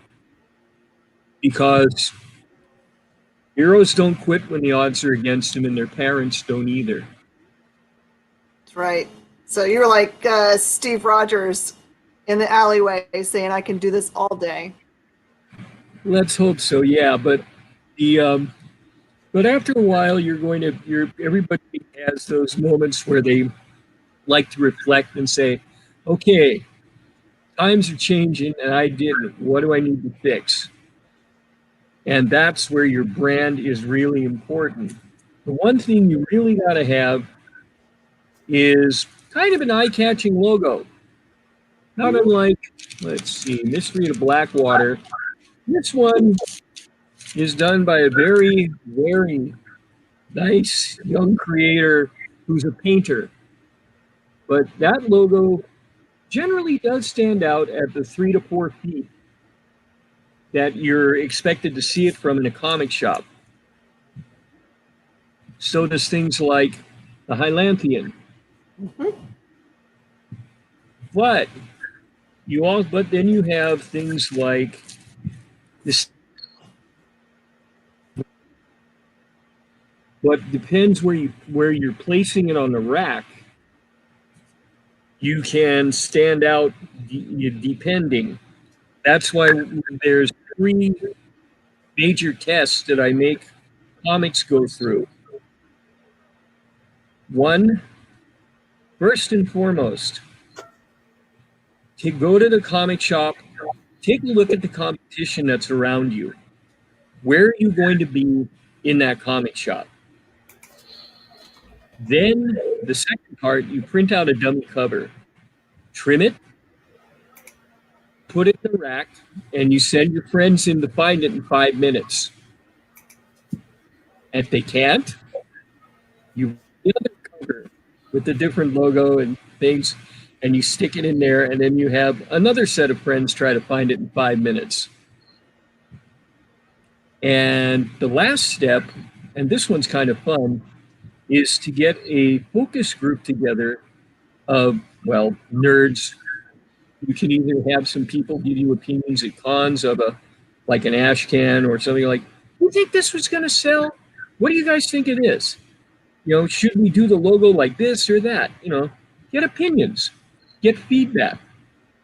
And not necessarily from people that are, well, publishers or other folks like that. Go talk to the nuts and bolts folks, the folks that are actually walking into Jen's store and actually buying stuff off the rack. It's like, what do you guys think it is? You know, the creators put their hearts and souls in a lot of this stuff. They work their butts off. And as Russ pointed out correctly, you have to be on all the time. You've got to be able to produce and outdo yourself every single time. And that is the really, really tough challenge. But small independent books, when I get some of those creators, I pick up the story, I'm looking at it, and it hits me right here. It's like, okay, this guy is slow. This guy is going to take a while between issues, but the product is worth it. Right. Because that's one of the major criterias, touching the reader's heart with the fruits of your own. I mean, Russell, bravo, man, you've done that for years, and you are loved. Thank you. Yeah, it's really tough to quantify that piece because people come to me asking about marketing or asking about like how to get their book sales up, and I often look at their books and I say, like, I think you have a more fundamental problem than like the marketing aspect of this, because there are in order to have marketing work, you've got to spend a lot of money on marketing, and that means that you have to make a bunch of money to like spend on that marketing. And often when you're looking at a book, you will say, well, if I send 1,000 people to this ad, 1,000 clicks to this ad, like, I don't think you're going to get a return that will be greater than the money you put in. And so it's really important that you look at the cover and you comp it to the other things that have been successful in your genre, that you don't have to be, well, in novels, it's a lot hard. So if anyone's listening to it as a novel, like, almost you want it to look directly and exactly like other books that are in that, like the tropes of the covers. Comics have a little more variability and flexibility in that respect. It does. But for instance, if you have like a novel, like an urban fantasy novel, you want a girl on the front cover holding like some sort of fire or something like that. She's magical. Like, that's just like, if you don't have that cover, and you go on to Kindle Unlimited, you're not going to do well. which brings me to a second part of this, whereas if you you have to look at where your market is buying your product. So our Kickstarter books look very different than books that we have for the mass market on Amazon. They look very different than something I would be putting through a store. They look and at each stage of that, you have to know what people are buying and what format. If you look behind me, like these are hardcover editions, like these are collector editions, and so like I would never put these in a comic shop because like they are like they stand out in a way, but probably not against 50 other comics that are there, but they are hardcovers. So that is another variable. So hardcovers like look differently than soft covers do. Usually they're more simplistic covers. Usually they are like if you can see all of the cover, that both of these covers look like they're in the same series. They are like branded together. So like format is important to look at when you're branding yourself, but also just like what do you want people to feel when they are thinking about you as a creator? Not each product has to have that ability, and you have to think about that. But overall, in the sense of your career, like when somebody thinks of a Russell Nohelty book, like what do I want them to think about? Like when Doc is telling someone about my work, like what are the things that I want him to tell, or Jen, like what are the things that go across all of the work that I do? And I think that if people do a good job, which I'm not, if they do a good job of thinking about each series, most people do a less good job thinking about their brand as a whole and their career as a whole, which is fine if you are someone like Brian K. Vaughan and you're like, okay, cool, I've got Saga. It sells infinite books.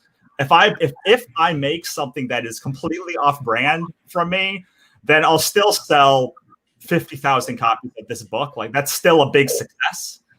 But what happens is you have people that are creating a series. Let's say it's a fantasy series, and let's say 1,000 people buy that book.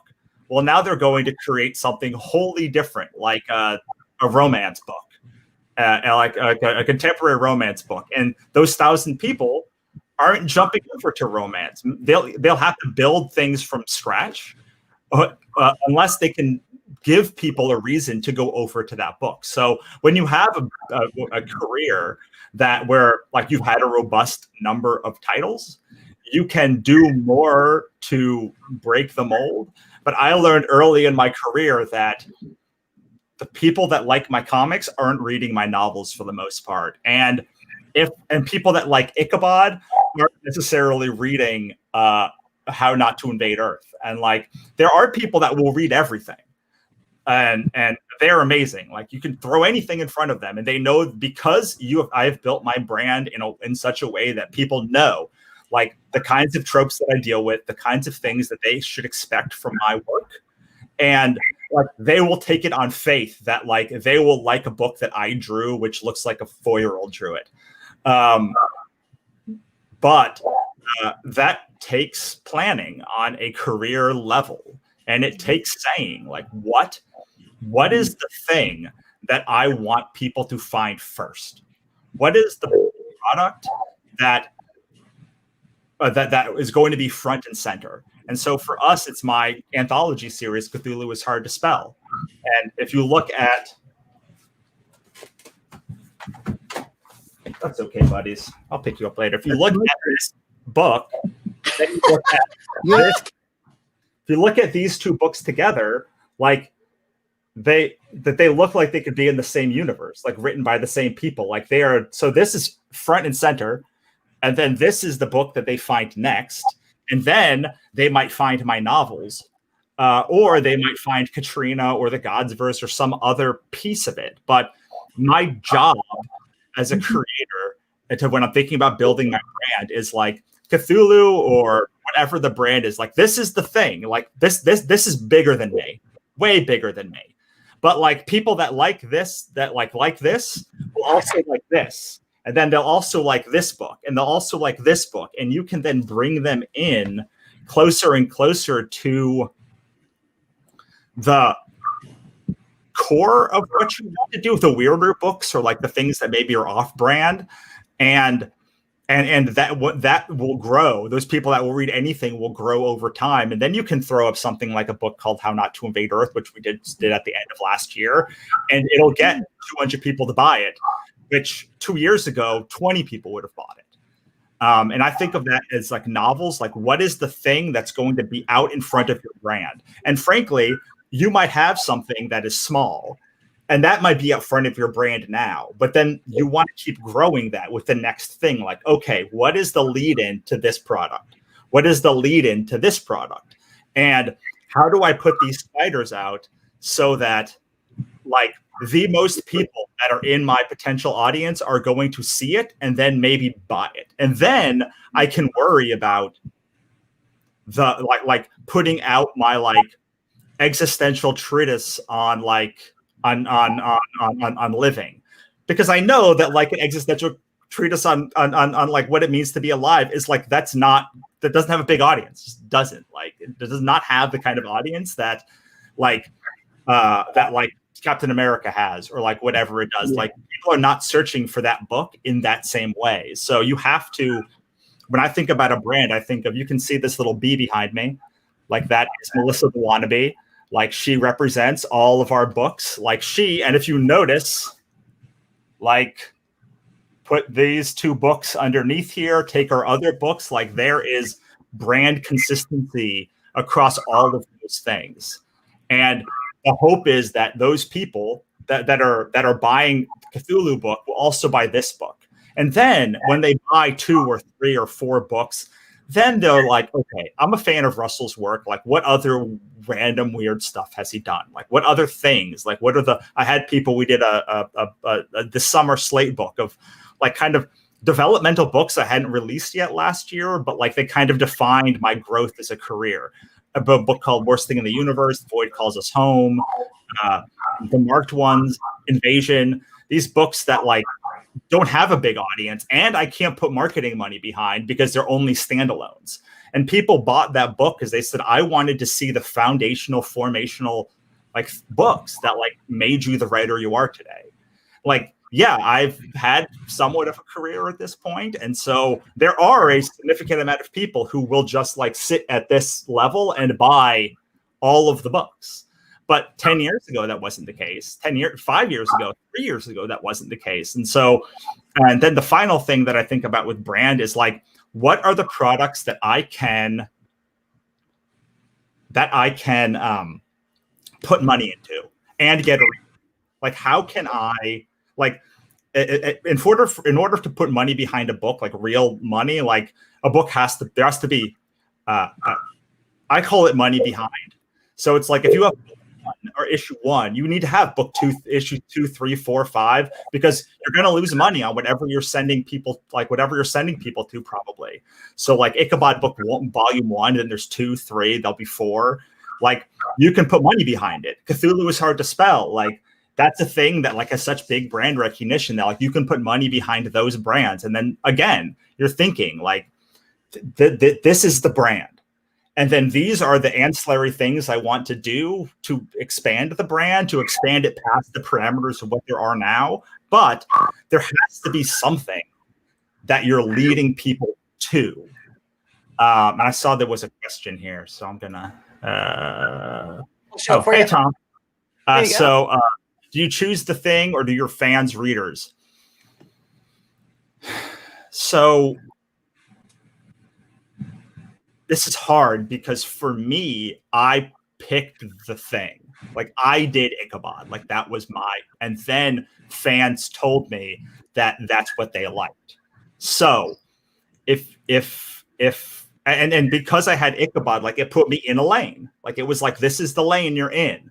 And like the Cthulhu and all the other things that came after it came because like I made that initial Ichabod choice.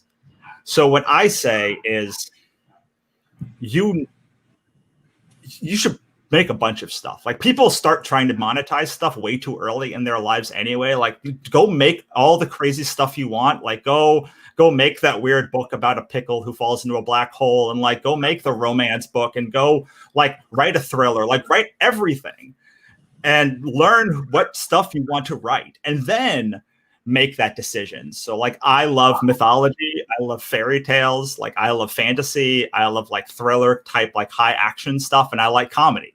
So like those are the things. Luckily Ichabod has all of that stuff. But like once you put something out in the market, your fans will tell you what it is. And one thing I don't agree with Doc on is I don't market test things usually. Like I let the market test them. Like I don't put together focus groups. Like sometimes I'll ask fans who have already bought my work what they think, but I am not going to take anyone's word for that they're going to buy something or that's what they like. The only thing that has ever dictated what someone will buy is that they buy it. I make decisions all of the time, and those things are often wrong, but every time I have an open forum of what I should do and I ask people, every time they're wrong. Every time. This is the famous like, oh, you want this print? Okay, I'll make a print. Like I've made so many prints because people told me they would buy them, and never, ever, not one time have they ever been successful. But if I just took people's advice of what I should make, like I should make a bunch more prints. So I learned a long time ago that the thing that matters is whether someone buys it, and then whether they buy the second time and the third time. So yeah, that's a long way to say, like, I think you should choose the thing because you are going to have to sell the thing. Like you are going to have to like live with it for the rest of your career. You are going to have to like love it enough that you can talk about it to people like Jen, to people like me, to publishers, to editors, to fans, to everyone. And you have to find different ways to talk to like a retailer versus a publisher versus all of these people. And you have to like literally spend every day at least thinking a little bit of these projects. So if you don't make that choice and you let someone else make it, you're going to be in a career down a path you don't want to be on. And I would much rather be on a path that has less potential fans in it that I love than to pick the biggest thing at the time, because again, you have to write it. Like you have to live with it. Like you have to love it so much that you are willing to like spend your Saturdays talking about it, like to like go to conventions and to like to do it instead of like hanging out with other people. So I don't see how you can let the fans decide, even if that might be a more business commercial reason. Well, it's a feedback. Give me just a second, because we finally got Bill Miles in. So you guys are the experienced people in the room, okay? You guys have got lots of experience. We have the next generation of creators in the room. Bill and I met through a mutual friend who owns a comic book store, and he just showed me. All he gave me, honestly, was this is the image I got from him, and he said, "Hey, this book's pretty boss. You should, get a copy." So I contacted Bill and I said, "Hey, I want to have some copies of your book to sell." This was in hard shutdown for COVID, and my customers were hungry for things to read, and since they couldn't get Marvel or DC because they were taking a little time off, which was a great thing to do for the industry, it just happened to work out at the exact same time. It worked out exactly right. I was like, well, when you told me how much you wanted, I was like, "Are you sure that's not a mistake?" That's what I was thinking. I was like, really? I hadn't gotten an order like that before, not like in bulk like that. So I really do appreciate it, and I really hope people who do buy it through you. And I believe we made actually an exclusive cover for you guys, right? That's the exclusive cover. I bought a run of the normal cover, so I have both of these. So yes, that's right. The variant for you guys, and then the normal just cover for it. So yeah. If you read this book, and if I took away the picture of Bill and just said, "Hey, read this book," and you tell me where in someone's career do you think they are when they wrote this book? You would never ever guess that it was then. Were you 16 when this was finished? Yeah, 16 going on 17. fully realized this. Cool. Awesome. It was a real pain, though, I will say, because I don't know if you guys have been talking about this. I think I briefly heard, who am I with right now? Sorry, I didn't get to introduce to the This other. is William Grant out of Hawaii with Lime Media, and Russell Nohelty, famous novelist and graphic novelist. Russell, raise your hand. Okay, now I know. Sorry, that I got a little. I'm not very good with faces and names, so good. Okay, Russell, and then above on my screen is William. Hi. Aloha Koko. Yeah. Sorry, the internet's cutting in and out a little bit, but I'm sure you were talking about this earlier. I mean, when it comes to like publishing your own book, it is a lot of money. Like when I first started, I was like, I didn't realize how much it was because I'm just the writer. I don't know about you guys, if you guys are just the writers or if you're also the writers and the artists. For me, I am just the writer. So when it came to the artist, you have your pencils, inks, colors, letters. So like when I first started out, I tell this to everyone. I was actually on a panel at Wizard World in Madison, which is where I met. His name's blanking my mind right now. I know who he is. Say it again. Lauren Becker, is that how we Lauren? Lauren, I gave him a copy of my book there, but I was on a panel there as well for creating comics. I remember saying that I really didn't know how much it was going to be, and I strolled in thinking that it was going to be the easiest thing in the world. I was just going to write it, and these people were going to make it, and it was going to be perfect. I didn't think about the money. I was truly thinking like an adolescent kid, like a teenage kid.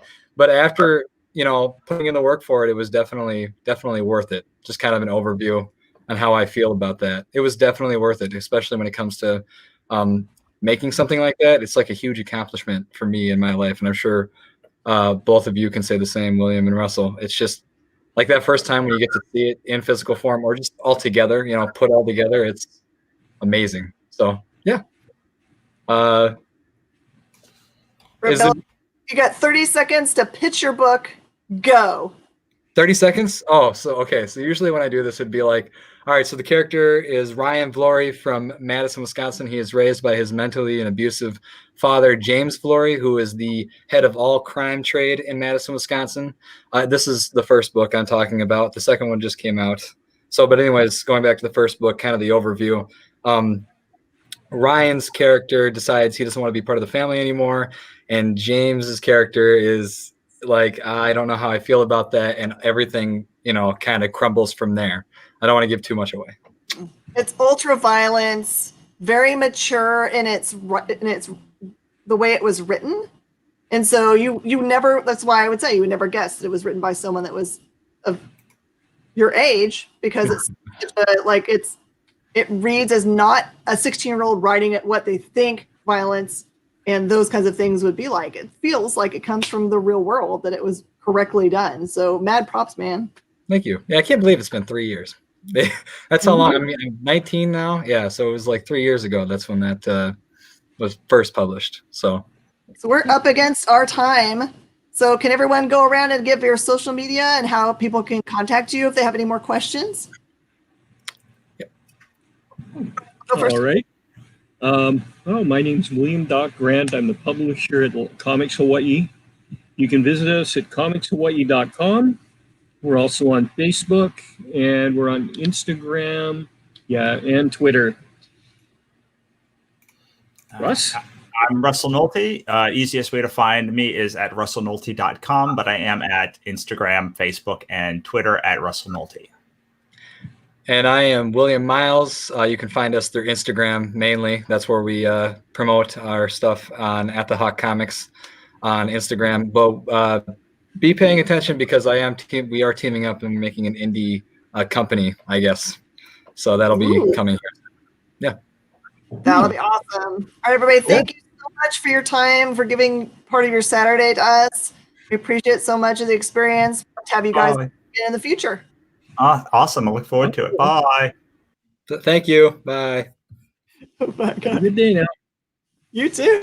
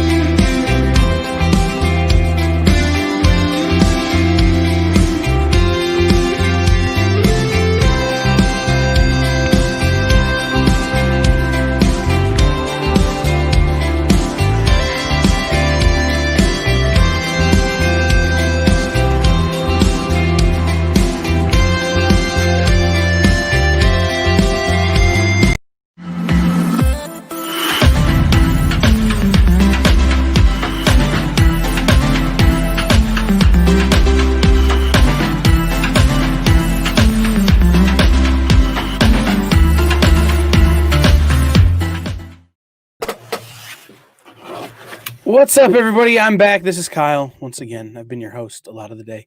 I'm going to bring Jen King in. We're going to hang out for a minute while we wait for our next panel. I know she wasn't expecting this. Nah, I'm always good for whatever. Yeah, no, I mean, we'll just hang out.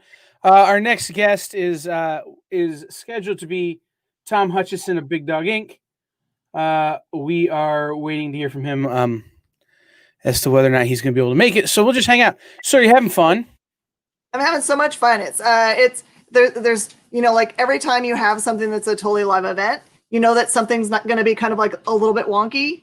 It was so funny because Bill Miles, that is the young, he's 17 now, but when he first did the book, he was a 16-year-old. He was at work. He actually doesn't know Eastern time, but so he was at work when I poked him and I said, "Hey man, we're live now." And so you could see him like at his work in the back room trying to make it happen. Hey, I just appreciate that he tried to make it work. It's one of those things is that he could have just said, I'm out. We messed it up. We didn't get it right. Whatever. I'm just gonna, hold off. But he rushed home or did whatever he did and got it square and came on and made a pitch at the end, which is huge. Yeah, I think that I kind of wish, and I think that the audience really wanted to spend more time talking to him, because it is very interesting to see someone that's done so well really early on, and that whole like the revelation that he was talking about, that he just thought he was going to write the comic and then the rest of it was going to kind of happen naturally, and didn't really understand the rest of the process. And his realization was it's expensive to make a comic. Yeah, no, it's hard work, and that's part of why I wanted that group of guys, because I knew what Lime had been through, and I'm hearing from Tom. Oh, perfect. Yeah, it looks like I mean, he has done all the legwork, years and years and years of it. He'd worked really hard, and I knew Russell had worked really hard on protecting and building his brand in a very specific way. And I've talked to Russell several times. He's got very strong and great ideas about how to really make it and make this your living. He had a podcast called The Complete Creative that's still out there and you can listen to, that just recently ended. That was a great resource for creators. I'm not even a creator, but I went and listen to every episode because Russell gets it. He gets that branding and that thought. And I knew Xing had been through so much of that stuff as well. Xing, I mispronounced it. Xing had been through so much of that stuff as well, building symphonic verses and, his world. And I knew that William Miles was new. And I thought, if anybody can teach these guys, we can work with William. It's those guys. Tom, you look like you're in the middle of either shipping or you working for the post office. I am shipping. I am working with somebody right now who's grading a ton of our books. I just launched a Kickstarter this morning. It is all chaos, and that is what comics is, and that's okay. And that is why I'm late, because I also thought that we were talking about 6 p.m. my time and not your time. But here we are. Yeah, no, it's half the year. It's my time. It's your time. Yeah. Yeah. And I'll be honest. We were talking about how there's always a little something that happens. We had a guest in our last panel who did the same thing. Misconstrued the time, was at work, like doing his day job. And he's like, oh crap, hold on. But he came and he made a strong pitch for his book and it was great. And you guys haven't seen it on the back end, but I've been literally recoding the website by hand as we go today because we had a problem with a backup last night. So I'm literally rebuilding our website for the experience. Wow. And in between doing these interviews, I literally spent the last hour fighting with YouTube to get the embed code to work right. And it turns out YouTube's just broke. So I'm embedding our Twitch and it's fine. Like, it's just figure it out and go from there. So, Tom, tell us, you launched a Kickstarter this morning. Yes. Start there. Tell us about the Kickstarter. 4 hours ago, in the olden days, we launched The Legend of Oz: The Wicked West to Kickstarter this morning. I'm a disaster because I've been doing that while packaging, and like I said, we're working with some graders right now on some books. So Legend of Oz: The Wicked West is celebrating 10 years of existence this year. This is the 21st issue of the book that we have kickstarted, but it is also a perfect starting point for anyone who has not gotten involved yet. It is a Western reimagining of The Wizard of Oz. So instead of ruby slippers, Dorothy's got ruby spurs, ruby bullets, Toto's her horse, and so on. So we funded the campaign in an hour. We are already right on the cusp of unlocking stretch goal number 1. We have 130 backers. It's going tremendous. So we couldn't be happier. You are a master at a Kickstarter, at the crowd. No. There are those that are masters. I am merely an apprentice, but I do my job well. Well, I say that, and I knew you were gonna give me some. No, that ain't true. But every project you put up there backs in just a couple of hours. Backs so fast. Yeah, every campaign that we've done has funded within an hour or less. What do you attribute that to? I think that, well, what I have, not to like go into what I have that you don't have, but the reality is that I have 10 years of doing this under my belt, going into year 11 now. So the one thing that I have that is an immediate help for these types of things, Kickstarters, crowdfunding of any kind, etc., is a track record and a following that already exists. I'm not coming out into 2021 with my first book, with artists that people don't know, etc. That's the real challenge. But for me, it's like I can already reach out to a group of people and say, hey, Oz is back, Penny for Your Soul is back, Critter's back, Ursa Minor's back, whatever. There's already a following for the book. There's already a following for Big Dog Inc. There's already a following for me. And they are ready, willing, and able to support Big Dog, the book, and all of the artists that are, part of the campaign, which is another key element is you want to work with artists for these covers and variants and exclusives that the fan base also knows. And, and then you just run with it. So you're celebrating the 10th year. You just mentioned it, the 10th year. Yeah. You of Big Dog Inc. You already have celebrated with 2 books already, in Penny and Critter. Oh, Critter, yes. Yeah, those were our official 10-year anniversary books from last year. Those are the books we started with 10 years ago, and now Legend of Oz is on its unique 10-year anniversary. So I want to ask about the covers you did for the Comic Book Shopping Network. Sure, yeah. Those were so amazing. So how have the covers of the Big Dog Inc. books affected the way you approach, you're celebrating your 10th anniversary? Right. Well, we did the final 2 books that we did last year that you're talking about for CBSN. We did them as we call them Diamond Anniversary covers. That's sort of the modern 10-year anniversary is the Diamond Anniversary. I think it's like aluminum in the old ways, but modern times it's a Diamond Anniversary. So we basically had a big diamond put on the cover. The characters are sitting on the diamonds. It's a nice presentation. It's all black so that the diamonds can really sparkle. You got a really nice shot of the characters. Justin Hunt did both of them. Sanju Nivengoon was on the colors. So they came out fantastic. And we just wanted to do something at the end of the year. Last year was so chaotic. I mean, not that 2021 is really starting any better necessarily, but last year was so chaotic and people were just so all over the place that I was like, look, let's just do one final thing to celebrate the 10 years. And Justin Hunt came through, did those covers, and they look great. So they are part of the Comic Book Shopping Network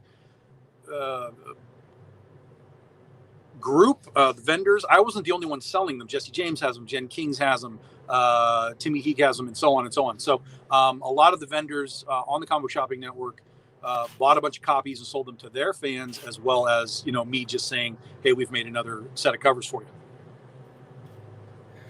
So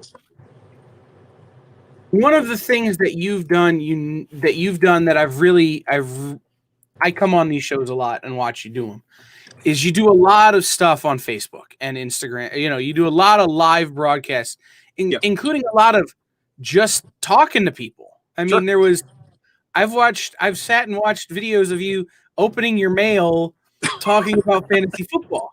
I mean, yeah, we had one chat that I don't remember what I was doing. I was signing cards or something. Yeah. And I was like, look, I have to sign cards, so I'm going to sit here and you can talk with me because I don't want to sit here by myself and sign cards.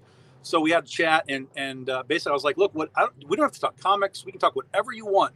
And suddenly somebody was like, so should I buy a Sony or a Blaupunkt or a Klipsch, like home theater system?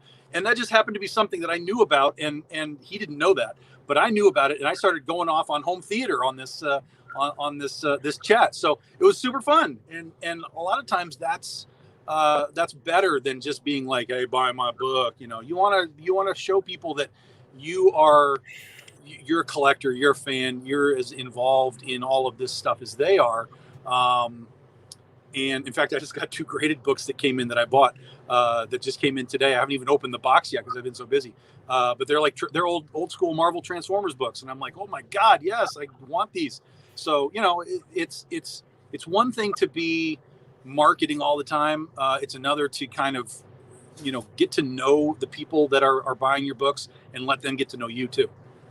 That was exactly what I was going to ask is, have you seen a change in the way your customers interact with your brand because you've become more of a personality rather than just the publisher, the guy at the God help us if I'm a personality, man. I don't know what a personality means anymore. If I'm a personality, I am hyper introvert, guys. I do this primarily, honestly, because I have to. It is a must do thing in our world, COVID or not. It is just a must do thing. When I started doing the CBSN shows, I got my feet wet a little bit helping Jesse James do his shows, and which was good because when I finally did mine on my own, I was like, what do I do? What do I say? How do I do any of this? I was panicked.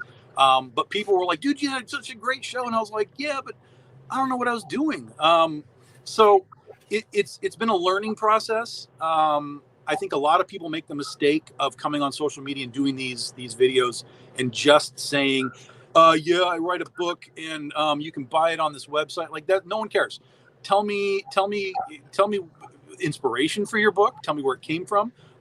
Tell me what you're collecting. Tell me what movie you saw. Tell me if you like or hate Wonder Woman. Whatever. Just be, like you said, be the personality. And I do get.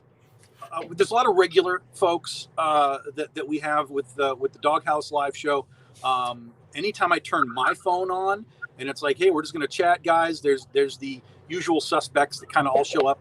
But then depending on day and time, you're going to find a lot of other people that are just roaming around, especially if you make the video public, because then anyone can just kind of stumble across it and come on in and be like, okay, who's this dork in the Batman shirt and what's he talking about?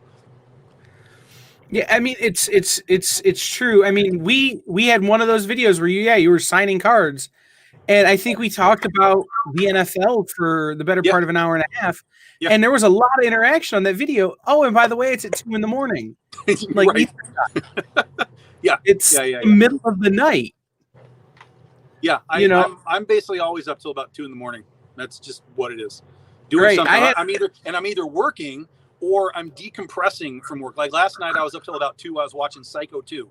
I don't know how that happened, but I was like, okay, we'll watch Psycho 2. And then I was up till 2 a.m. and then I went to bed. So I decompressed with Psycho 2. Let's talk about that. You have a very eclectic taste in films and that kind of thing and TV. Sure. You like a lot of stuff, and a lot of it is what people would call lower tier. Am I being judged right now? Is not is not Dances with Wolves or something. I like So Dances with Wolves. I understand. I get it, and that's what I was going to ask you: is where do you think that comes from, and does that influence your writing? Oh, totally. I mean, if you look at everything that I write, I am not a one genre person. I am superheroes. I am Westerns. I am theology. I am horror. I am everywhere. I am kaiju. I am real life, slice of life stuff. Everything that I do is across the board. And I've always been like that, even when I watch TV and movies and whatever. It didn't matter what it was. It wasn't that I was like a horror guy. It wasn't that I was like a sci-fi guy because I like Star Wars. It's just I liked what I liked, of course, obviously, which is how it should be, by the way. Like what you like. But yeah, I weird thing is I'm not a Psycho fan. Like I liked the original, it was okay, but I don't know how I got to Psycho 2. It just was there, and I said, okay, let's just turn it on and let's roll with it. And it ended up being really good, actually. Meg Tilly was in it, and Robert Loggia, and it's just like, what is going on in this film? So it was cool. So I had a good time. So I try and keep myself open to as much as I can, because my writing is across the board. So everything that I watch or listen to can potentially influence what I want to do in what I do. So we got some comments here. Mike says that you get affordable covers, multiple options to choose, solid storytelling and art in every issue. And he goes that he's talking about how that impresses him. Sure. Trish says that you're the rabbit that she followed to find us. Yeah, I followed down the rabbit hole. Yeah, she finds one thing, and then you just kind of see where it goes, and you find all kinds of stuff that goes along with it. Yep, absolutely. It's how I end up watching videos at 3 a.m. of kids playing the public pianos at London airports or English airports, or dudes in Africa like building pools with sticks. Yeah. That and TikTok, man. And then we have Heroinberg says, love the art on your books, Tom. Really beautiful Zenoscope Aspen feel. Is Critter available to order through stores? I'll let you answer that one. Yeah, nothing that we have is available through stores unless it is a store that is dealing directly with us. Jesse James Comics, Comics and More in Detroit. Yes, Jen has our books. Creative Comics in Indiana. There are stores that deal direct with us, but we are not in the Diamond system. We left that system a few years ago and have focused primarily on Kickstarters and direct sale from me to you types of selling. So if you're interested in Critter, you can go to bigdoginc.com, click on the comics section. There's a Critter section. It'll open it up. Everything that we have available for Critter is right there. Trade paperbacks if you just want to read the books. If you want variant covers, we have variant covers. And that goes for all the books that we do. Everything we have is on the website. But our distribution is primarily Kickstarters, conventions when we have conventions again, and just direct sales, our website, and so on. I will say, if you were thinking about getting into Big Dog Ink books, just know that the fans that Tom has, despite him saying that he's not a personality, are pretty serious about it. So if there's ever something that's like a special cover that it's in any way is limited, you should not hesitate, because they will just disappear. They'll be gone. Yeah, we just had our first Catter Day of the year. That's a new thing that we're doing. The first Saturday of every month is Catter Day. So we release a new Critter variant cover. Good portion of those are gone. We'll have our second one in, I think it's February 6th is the next Catter Day. So that's something that we'll be doing to have some fun throughout the year. Goth Day will be back this year. We did some specialty days last year. We had Princess Day. We had Bikini Day. Just had some really ridiculous fun with doing variants and presenting some really awesome art. And we're going to do some of that this year as well as the Kickstarters.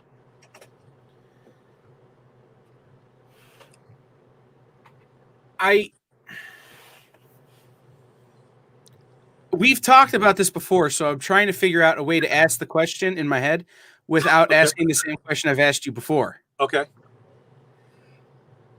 Can you explain to people out there why you distribute the way you distribute? So stores that order directly from you, why you've gone away from the Diamond system, that kind of thing. Because I think, one, it's really interesting, and two, we here at the Experience love the direct market, Sure. But the direct market and publishers are the way they work together is changing, and I think you're kind of on the forefront of that. And so, well, it's its own podcast, really. But the bottom line is that if there are 2,000 comic book stores going through Diamond, just to pick a number, only about 500 of them buy indie books in any kind of real quantity. The rest of the stores might buy one or two just for their if someone happens to ask for it. So, we were never really finding huge support, and that's not just to say Big Dog Inc. That's kind of across the board on the indies. We weren't finding huge support from the retail side of things. So when it came time to kind of make some decisions about how are we going to do this, where are we going to go, what's the plan, the fans and the buyers were always at the top of the list. Because if you don't have them, whether you're me or whether you're a retail store, if you don't have people buying comics, you do not have a business. And so we just decided, look, let's figure out a way to not just sell books to the fans, but engage them and in some cases make them part of the process of what's happening. And so we just made the decision, like, let's try a Kickstarter. We did that what is now almost 4 years ago. We did our first Kickstarter. It was a huge success. We followed it up 3 months later with another one. It was another huge success. And I just felt like, you know what, this is what we needed as a brand, as a kick in the pants, and just to kind of get out of doing things the normal way, whatever the normal way is. And so while we're not anti-comic book store, far from it, I've been working with Jesse James here at his shop for like 5 years. Like I said, we deal direct with a number of stores across the country. And when the COVID thing happened and all the comic books distribution stopped from Diamond, we actually sent out to like 100 different stores just care packages. Like, look, here are books. It's on us. We're not charging you. We're paying for the shipping. It's on us. Take them, put them in your store, sell them, give them away, whatever you want to do. We're supporting the retail side of things because we don't want the direct market to go away. But for us, it's just not a viable place to really brand yourself. It is sort of a marketing opportunity because if you can get in stores, it allows more eyeballs to file on your project or on your book, especially like at Space Cadets. The way that Jen has all of her kiosks set up is freaking brilliant. You got Scout, you got Valiant, you've got Zenoscope, whatever. It's awesome. But most of the time you go into a store and it's just, hey, here's your book, and all you're seeing is that like this, because it's all just overlaid on it. And I'm like, dude, I just spent money on that J. Scott Campbell cover. Show the cover, for God's sakes. This is how you sell books, because people are going to look at a title and it might grab their attention. But if you have a title plus art, it changes the game. But the retail side of things is not changing fast enough, or at least at where we were a few years ago, for us to be like, okay, we're just diving back into mainstream. Right. And like I said, I think you're kind of on the cutting edge of that. I will sell directly to any retailer who wants to. Yeah. And it's the retailers that do carry Big Dog Inc. I'm thinking I've seen what Jen's store looks like. I know what Jesse's store looks like. I know what Comics and More looks like. Yep. The people who do carry it, it's prominent in their stores because of that, I think. And so I think this idea of, hey, look, it's not going to be as easy necessarily as just putting in your Diamond order, but we're going to provide you a better quality book. We're going to provide you gorgeous cover art that are going to attract people into your store and attract buyers. And, oh, by the way, you don't have to hop through any of the hoops to get it. Really, it does entice quite a lot of people. I would hope so. And I mean, the people that buy our books, the retailers, they're happy. They know they're moving stuff. They have their fan base, their buyers that are like, okay, where's the next BDI book? And I'm like, okay, we'll get it in your hands. No problem. Easy. One of the other things that I think makes BDI really, really unique is the stable of cover artists. You work with a lot of cover artists who you've been working with for years, sure, who are, more and more the names in cover art. Mike Crome, Nia Ruffino, J. Scott Campbell, obviously. I mean, So, what do you look for when you're looking for a cover artist? What, because you seem to have a knack for finding these great artists. I just want. I mean, I'm a comic book buyer myself. I buy comics, so on the art side, I want to see something that makes my eyeballs go, "Whoa, dude! You got to be kidding me!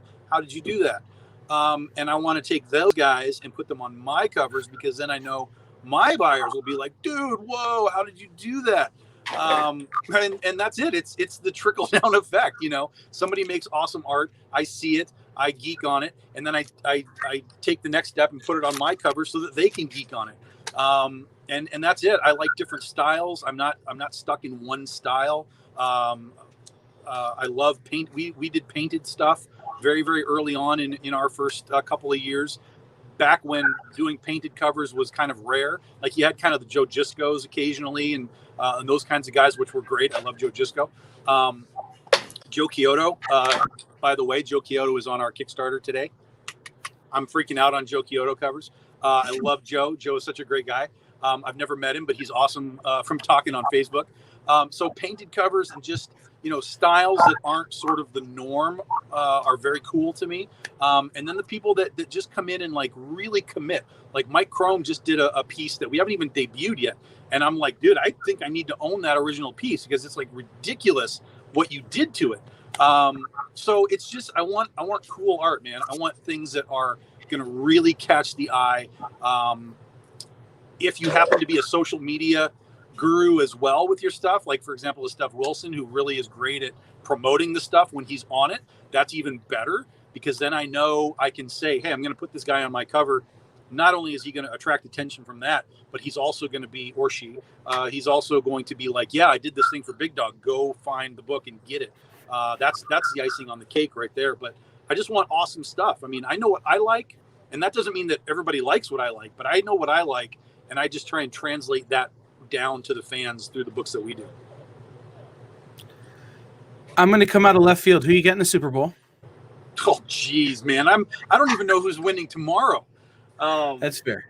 Listen, today it's going to be the Packers, and on the second game, I'm going to give you a weird stat to watch. I'm going to tell you that the winner of that game will be whichever quarterback has the most rushing yards, because both of those guys like to take off and run, and whoever runs the most is gonna end up winning that game. I'm picking the Bills as a loose pick. I would not be surprised if the Ravens win at all, but I'm going to tell you whoever has the most quarterback rushing yards is going to win that game. I'm going to make a prediction. If the Browns somehow beat the Chiefs, Ohio will not exist next week. Ohio will melt down. Yes, that's correct. Yeah, we will shake this thing into Lake Erie if the Browns manage to, pull one off. But I ask you about football because it's one of those people seem to, when we start talking about comics, it's all we talk about. Yeah. But everybody has so many interests and so many varied interests, and it's amazing the number of shared interests we have that are outside of the industry. Yeah. Well, we run a fantasy football league every year for Big Dog Inc. fans. So I've played in it poorly the last 2 years. I've not done particularly well. Tom's fantasy football league has some wild rules, and it's hard to keep. It's hard to keep up sometimes. We got a Super Bowl pick. Clippers. It's a good thought process. Yeah. Mm-hmm. Yeah. No. Shout out. I'm just gonna take a second. Shout out to Brainy. Brainy is spinning on our after party tonight at 10 Eastern, only on our Twitch channel. So make sure you check that out. Just because he commented. Anyhow, back to the things. But it's the shared interests, and Jen's been asking this of people, and I think it's a great question. And I talked to Howard Chaykin about food for way longer than I expected to talk to Howard Chaykin about food. Glorious. Howard will talk to you way longer than you expect about anything. I mean, Howard will go deep. We started talking about restaurants. Yeah. I mean, like naming actual restaurants and be like, have you been to the one on this street? Like, it got very specific. Yeah. But my question is this: what weird or what unknown like super talent do you have? Secret talent? Oh, I'm a personality, obviously. That's Everybody knows you do that. The secret is I'm a personality. Who knew? I didn't know. You guys just told me today. I didn't know. What's my secret? I don't know. I mean, because I come on and I tell everybody everything. So I don't know. I really don't know. I mean, we know I'm a home theater guru, obviously, already. We know I have great taste in movies. That's a given. You know, I don't know. I got good hair. You don't always see it, but I got good hair. It's back here. You definitely beat me. Man, I should not have taken my hat off. I am entirely too pale. I look like an egg. It's real bad. It's like Egghead from Batman, dude. Steph's ears must have been burning. No, it's so 10th anniversary this year. We talked about that already. What should people be looking for going forward? You just launched the Wicked West. Yep. Kickstarter. What else do you have coming in the next year?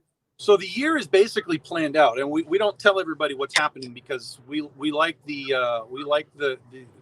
thought process that it's sort of off the cuff, and it's like, oh, we're just doing a thing now. But we have Oz 3 times this year. We're going to be doing a complete story arc through three Kickstarters. Critter will be back in March.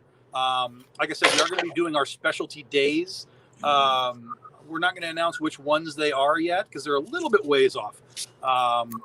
But the artists for those things are already basically in play.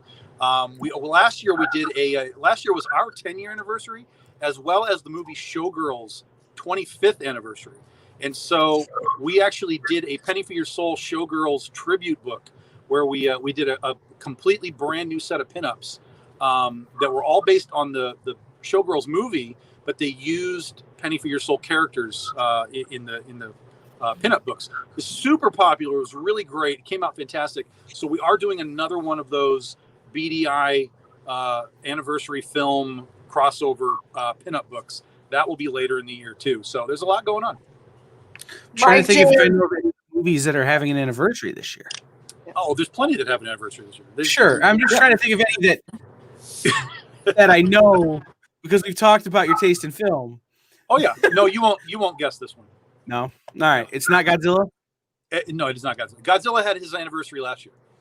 Oh, there you go. 65th was last year. Okay. Wow.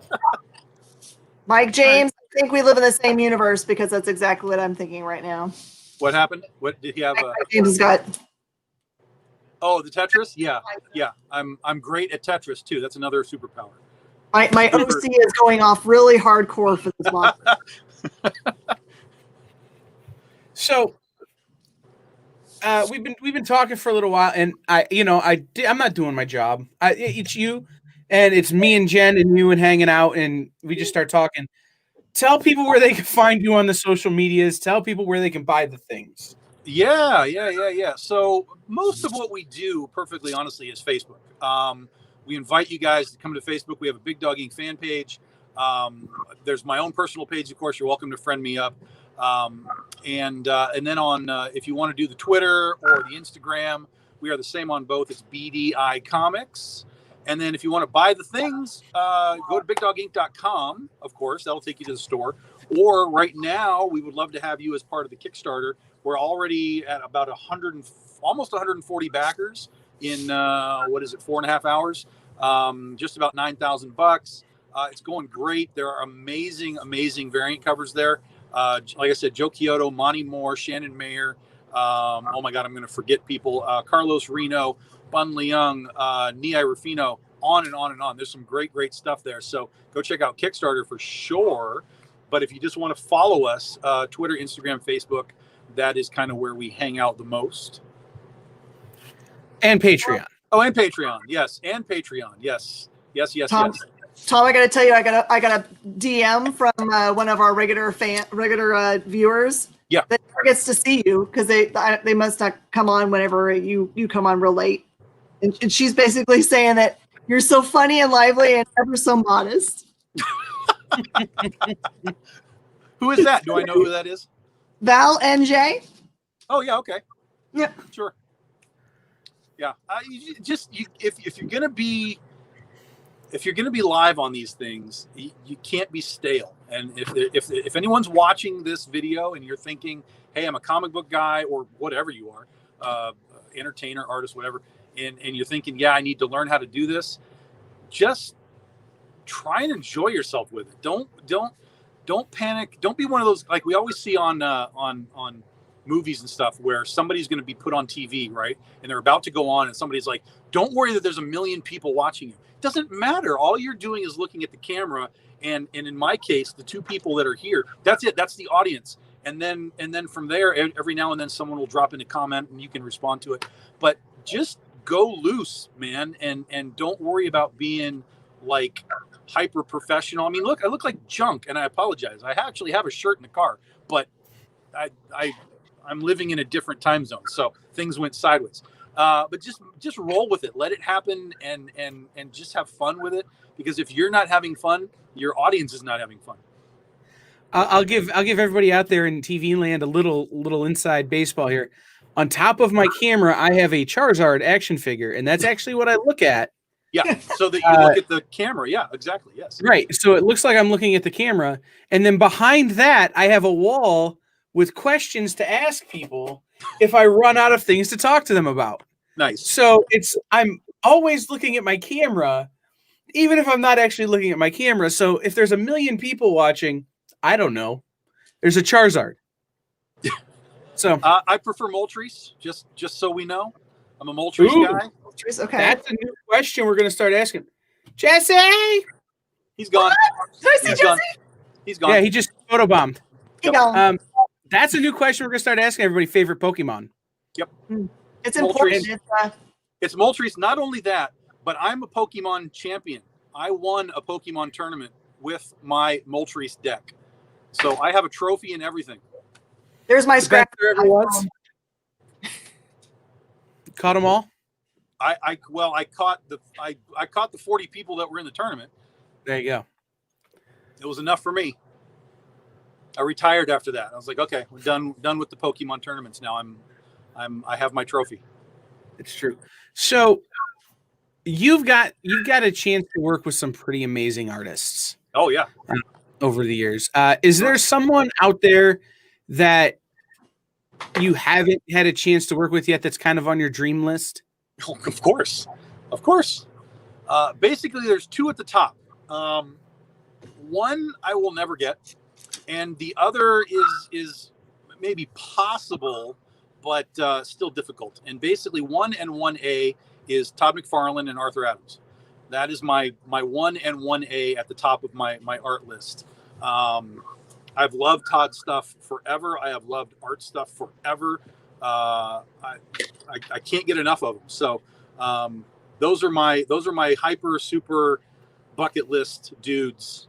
But there's plenty of people that I would love to work with. Both older guys from when I was growing up, the 80s and 90s with comics, and newer people too. I mean, like we just lost Steve Lytle. I've known, well, I haven't known Steve, but I've known of Steve's work for many years. So there's guys that have been around a long time that I would love to be like, hey, can we do a thing? Like I was talking to Carl Moline last year about potentially coming on and doing something if schedules provided. I would love to get. Here's another one. Here's A, B, and C. Mark Schultz from Xenozoic Tales. I would freaking love to get something from him.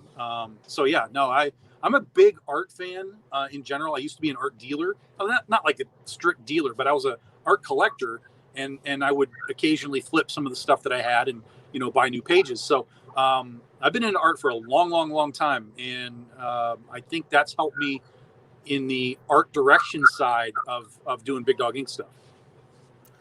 So Big Dog Ink has its stable of titles. It's sure. You've got a number of titles that you come out with regularly. Is there one that you've been kicking around for a while and you haven't done yet? Oh, dude, there's like 5 in my head right now that I'm thinking about. Like as we're talking, I'm like, and we could do that, and we could do that, and we could do that. Like that's the mind of the writer right there. It never stops. I literally have at least 3 projects that are back burner, but actually I'm taking notes and trying to figure out, okay, how do we do it? When do we do it? Who am I going to do it with? Always. So, as a writer and a publisher, Yep. when you come up with an idea, Yep. how do you decide if it's good, if you're going to publish it or not, or do you just do it because you're the guy? You make that. I just do it. Literally, Yeah. I just do it. There is nobody. There's nobody above me that I have to like take my pitch to. If I feel strongly enough about it that I want to do it, that to me tells me that it should be done. And then I just start to develop it out. Like, how am I going to do the book? When am I going to do it? Who's the artist? What kind of covers do I want to do for it? On and on and on and on and on. So as soon as something clicks with me, it's basically goes into the fast track to happen within probably a year or so, assuming everything, all the dominoes fall properly. Sure. Does your creative process change based on what you know about how the publication schedule is going to go? Not really, because we do. It's an advantage and a disadvantage doing Kickstarters, because the advantage is things move a little slower because you're doing them quarterly, so on and so on, versus like, hey, we're doing 3 books monthly. Like, let's get our crap together and put these books out. So it's a plus because you can really kind of take your time and really tool these things into something that are special. But the flip side of that is, of course, you're doing them quarterly and you're not putting out 3 books a month, which is kind of what everybody wants to do is have those monthly books, because the fan base is like, dude, I want that next chapter. I got to read that book. And I get it. I totally get it. And that's why we're actively trying to figure out ways of producing these Kickstarters within an infrastructure that moves a little bit faster. Like, instead of doing 30 or 40-day campaigns, we've now pared them down to like 3-week campaigns, and which will just, we do 3 weeks. We have a couple of weeks of surveys and we try and get the books out. So we're trying to actively change speed above all else, because the sooner we have that faster infrastructure, the sooner we can be like, okay, we've done this, now we can do this, now we can do this, now we can do this, and so on. And that was going to be the next question, is because you do the faster Kickstarters, you do the 15, 21-day Kickstarters, does that affect the way you have to approach things? Do you have to have more of the work done ahead of time? Yeah, because the whole point of doing a shorter Kickstarter is to get the book out faster. If you're shaving your actual campaign time in half, then you should be picking up that couple of weeks on the back end to be moving the book faster. That's all theoretical, and you have to have a team in place to be able to, like, okay, this is happening. And right now, that team is me. There's very little that isn't me, which is another part of the infrastructure that we're going to be trying to build this year, is getting extra people to help with do this, so that Tom can do the things that only he can do, which is the creative side, the art direction, and so on. All of the shipping and I just packaged and shipped 600 Princesses vs. Zombies comics, or orders, I should say, from the Kickstarter from last year. So that was all me. I touched every single one of those things. But the problem is that as I'm packaging 600 packages, I'm not writing, not art directing, I'm not building the campaigns. And those are the things that only I can do. So I need to build some infrastructure to take some of the labor side of things away from me, whether it's social media or actual physical, like packaging of books, so that I can focus on the creative and keep all the artists moving, efficiently, and everybody's on deadline and so on. So what does that look like? I mean, it looks like this. It looks like this crappy shirt and boxes. This is what it looks like. This is the life of Big Dog Inc. I mean, growing the infrastructure that you're talking about doing. I mean, it's obviously growing the company. Yeah. How do you plan something like that? I mean, what are your? I don't know. Obviously, you're going to figure it out as you go. I don't know. I mean, basically, you look at places. You look at larger publishing houses, whether it's guys like Scout or Vault or even like Zenoscope, Aspen, and so on. They have groups of people that they all have their job. You have, this guy writes, this guy edits, This guy does graphic design. This guy is in charge of the printer, whatever it happens to be. So that's what I need is I need to start getting a few people to help take some of the it's not easy, but it is the easier stuff off my plate, because those are the people that can't write the books. Those are the people that can't draw the books. They can't color the books. They can't edit the books. So I need the people to take some of that sort of the labor side of things away from me so that I can focus on the creative. That's kind of where we got to be. Sure. But as you look at the growth of the company, which is, coming out of 2020, talking about growth of a company is pretty substantial and pretty outstanding. So we had a great 2020. Yeah. Sorry. I mean, we had a great 2020. I mean, it was fantastic. And here's the thing, it wasn't as fantastic as it could have been. Because we didn't get to do our shows. We didn't get to go spread the 10-year anniversary across the country and all that. So it wasn't as good as it could have been, but Big Dog still had a good 2020 as a whole. Right. So, but coming into 2021, do you benchmark for growth? Oh, yeah. You start looking at what you did last year and say, how can we do 10% more? Yeah. Or 150% more? Yeah. Well, it's with us, it's kind of easy. It's because again, we do these Kickstarters. That's our primary method of producing these books. I know what the Legend of Oz Kickstarter did last time. I know how many backers we had. I know how much money we did. So we come back here and we say we're doing Legend of Oz again. We need to have more backers and we need to do more money. And we need to do it again, and then we need to do it again, and we need to do it again. That's what happened with Penny for Your Soul. We grew Penny for Your Soul from little under 200 backers, a little under 300 backers, and we did about $16,000 on that first one, all the way up to Penny for Your Soul number 7. We had 580 backers, and we did 30,000 on the last one. So we had incremental growth through the series when we started, like 1, 2, 3, 4, 5, 6, 7. And so that's what we need to see on all of our books as we do them. Oz needs to be better than it was the last time each time we do it, and we start to see that little bit of incremental growth. Jen, we're running short on time. Do you have any questions for Tom? Do you want to embarrass Tom in any way? Why would I want to do that? He definitely won a lot of fans when he came and visited the shop. So I was super thankful that he took the time to be able to come through when he was coming through town, to be able to stop and be able to engage with my customers. Because I think that there's this weird misunderstanding about Big Dog Inc. and to a larger extent that extends to other companies like Zenoscope, that what is on the cover is what the book is. So if you have a really pretty girl on the cover that looks attractive in any way, it's just a tart book and it doesn't have any story. But it's so not the truth in both cases. They're both strong female protagonist books. They just happen to have a better clothes budget than all of us. Yeah. And that's, it's one of those things that that people really need to understand. And it's not difficult to explain it, but people still don't wrap their heads around it. Comics are not one market. There is a retail market, there's a convention market, there's an online market, there's an art market, both for covers and interiors. There's markets for everything. And if you as a publisher, writer, creator, whatever, are coming in and saying, well, I just want people to read my book and that's all I want. I'm going to sell this one cover and that's it. More power to you.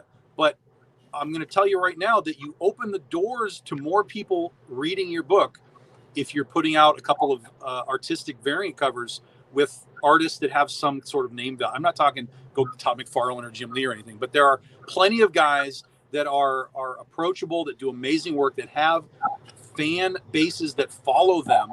And if you put them on your book as a variant cover and you say, hey, I've got whoever, Mike Crome fans will come and be like, oh, what is it? I want to know what it is. And immediately you've opened up another door to people finding your product and then reading it. But ultimately, let me ask you this. If you made a comic and somebody came up to you and said, I'm going to buy this, I'm going to put my money in your hand so that you can go home and pay your bills, but I only am buying it for the cover. Who cares? I still got the money, right? Right. I sold the book. It brought them joy. I sold the book and you're happy with what you got. That's a win-win, guys. Don't be afraid of variants. Use them to your advantage. I mean, that's literally what they are. And for me, I love art so much that, listen, Shannon Mayer is doing covers right now. Guess who did his first ever cover? This guy. There are dudes that do art that without doing variant covers, you would not know who they are, because that's all they do is covers, is cover work. There's tons of people that just do cover work, and they deserve to be seen as much as anybody else. And it just opens more artistic doors to more people. And that's why we do what we do.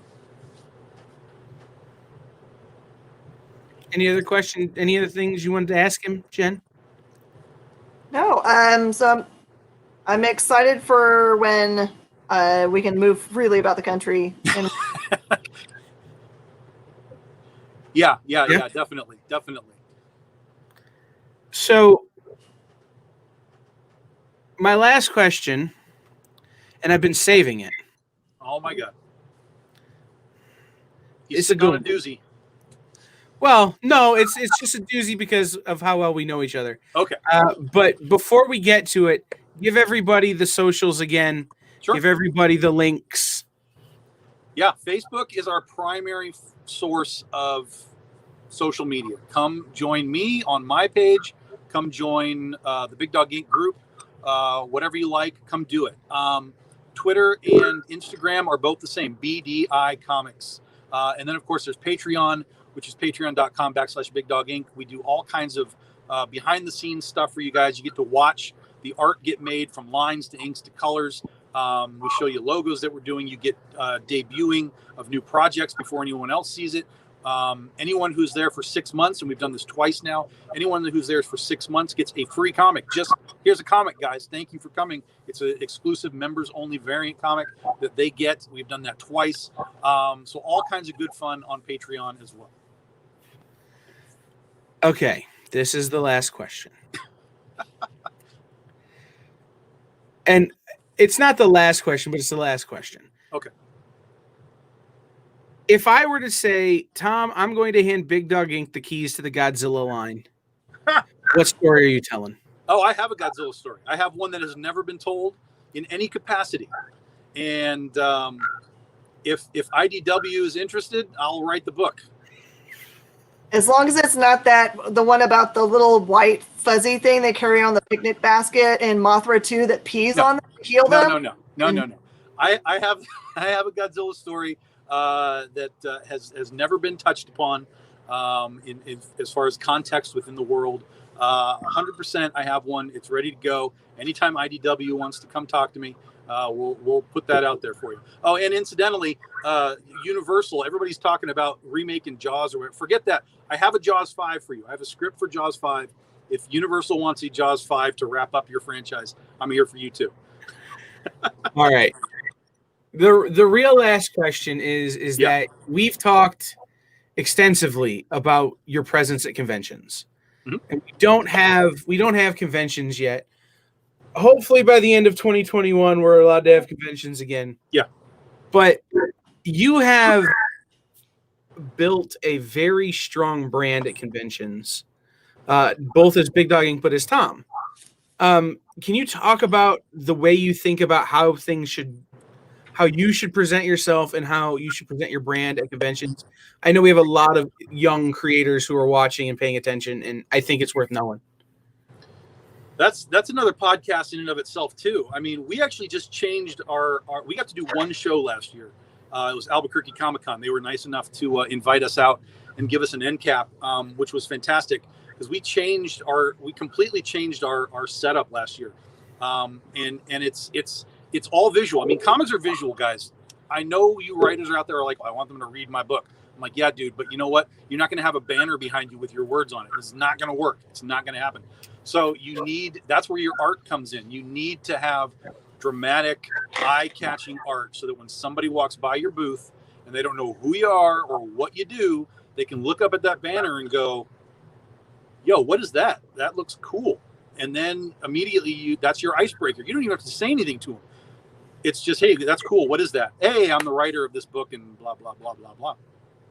It all starts with the presentation behind you and, of course, how you put your books on the table as well.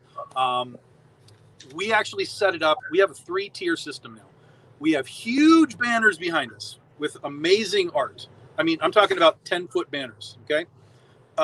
So you should be seeing that first as you walk up to the booth.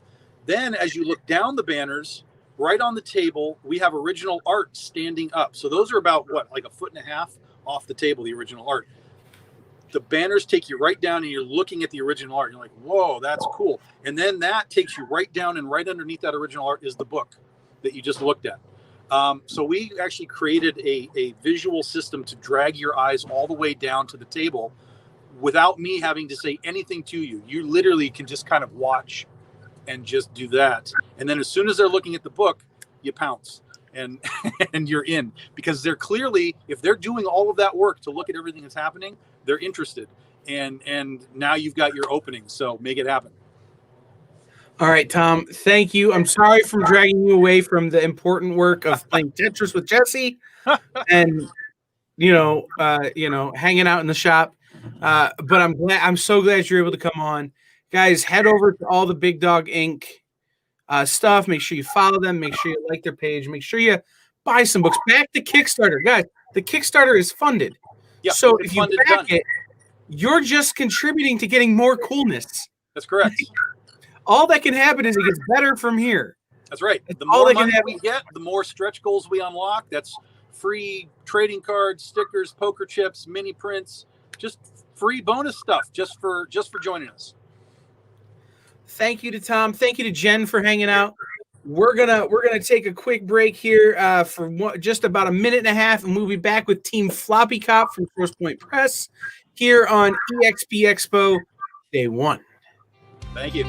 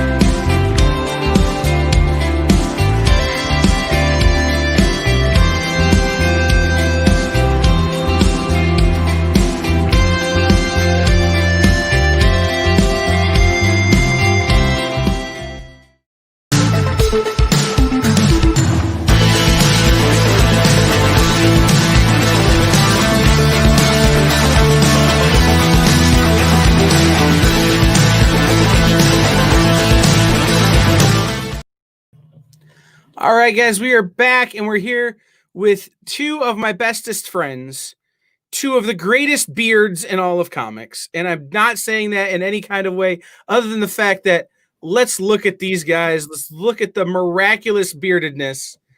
This is the hairiest panel you're going to see all weekend, except for the top of my head. So welcome in, guys. It's Team Floppy Cop. Wow, my green screen just totally took over my entire body. All right. Wow. How you doing? It's so good to have you guys here. I've been so excited to have you guys on. Oh, happy to be here, man. Yeah. Yes. Feels so nice. It's nice to see your face and have it talk at me and then hear me and then talk back. This is great.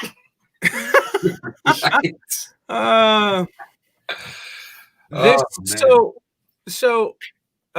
already have Who's this? Oh, you know, and riff on you. Where's Pat at? Didn't he die in a grease fire? I thought so. I started it. I thought I took care of all those loose ends. And I locked all the doors in that place. Oh, but I love him. Love you too, Pat. Wherever you are. You know, Pat's appeared on the convention on Monday. Yes. And this may be his first ever convention as a creator. Is it? Oh, no, it might. Are we witnessing history right now? Well, I don't know, but here's the thing. So I made the graphic and I put him first in front of Rob. And I says to Rob, I go, the only reason I put Pat first is because I'm worried he'll climb down the beanstalk and destroy the village. That's a good possibility. Feet 5. Pat, Oh, Pat, if you can hear me, would you mind autographing my Mac? Would that be cool? Could you autograph this moment for me? Just reach your hand through the computer and sign my computer. No, I don't see it. What if I get closer? No, he's true story. Yeah, there you go. So true story. You guys, we're here to talk about Floppy Cop, but let's start at the very beginning, pre-Floppy Cop. Before we all knew each other, how did you guys come to be in the industry and decide to make comics? Dan, you go first. All right, fine. Aha! See, I spoke first, so you have to go first. Dang it! Commercial law rule here. That's right. I've been doing comics since like 2003, and toe in the water kind of situation at that point. I was doing I think my thesis project for school. I tricked them into letting me do a comic, yeah, I didn't really get any sort of real foothold into the comics community until about, I'd say, like 2006, when I started doing Beardo.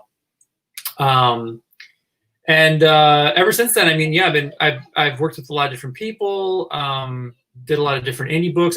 I love that my story is somehow slowly killing Kyle right now. Yeah, I noticed that too. You're like putting him on a commission, man. Kyle died listening to my story. I put on a resume. Kyle's choking on orange soda right now.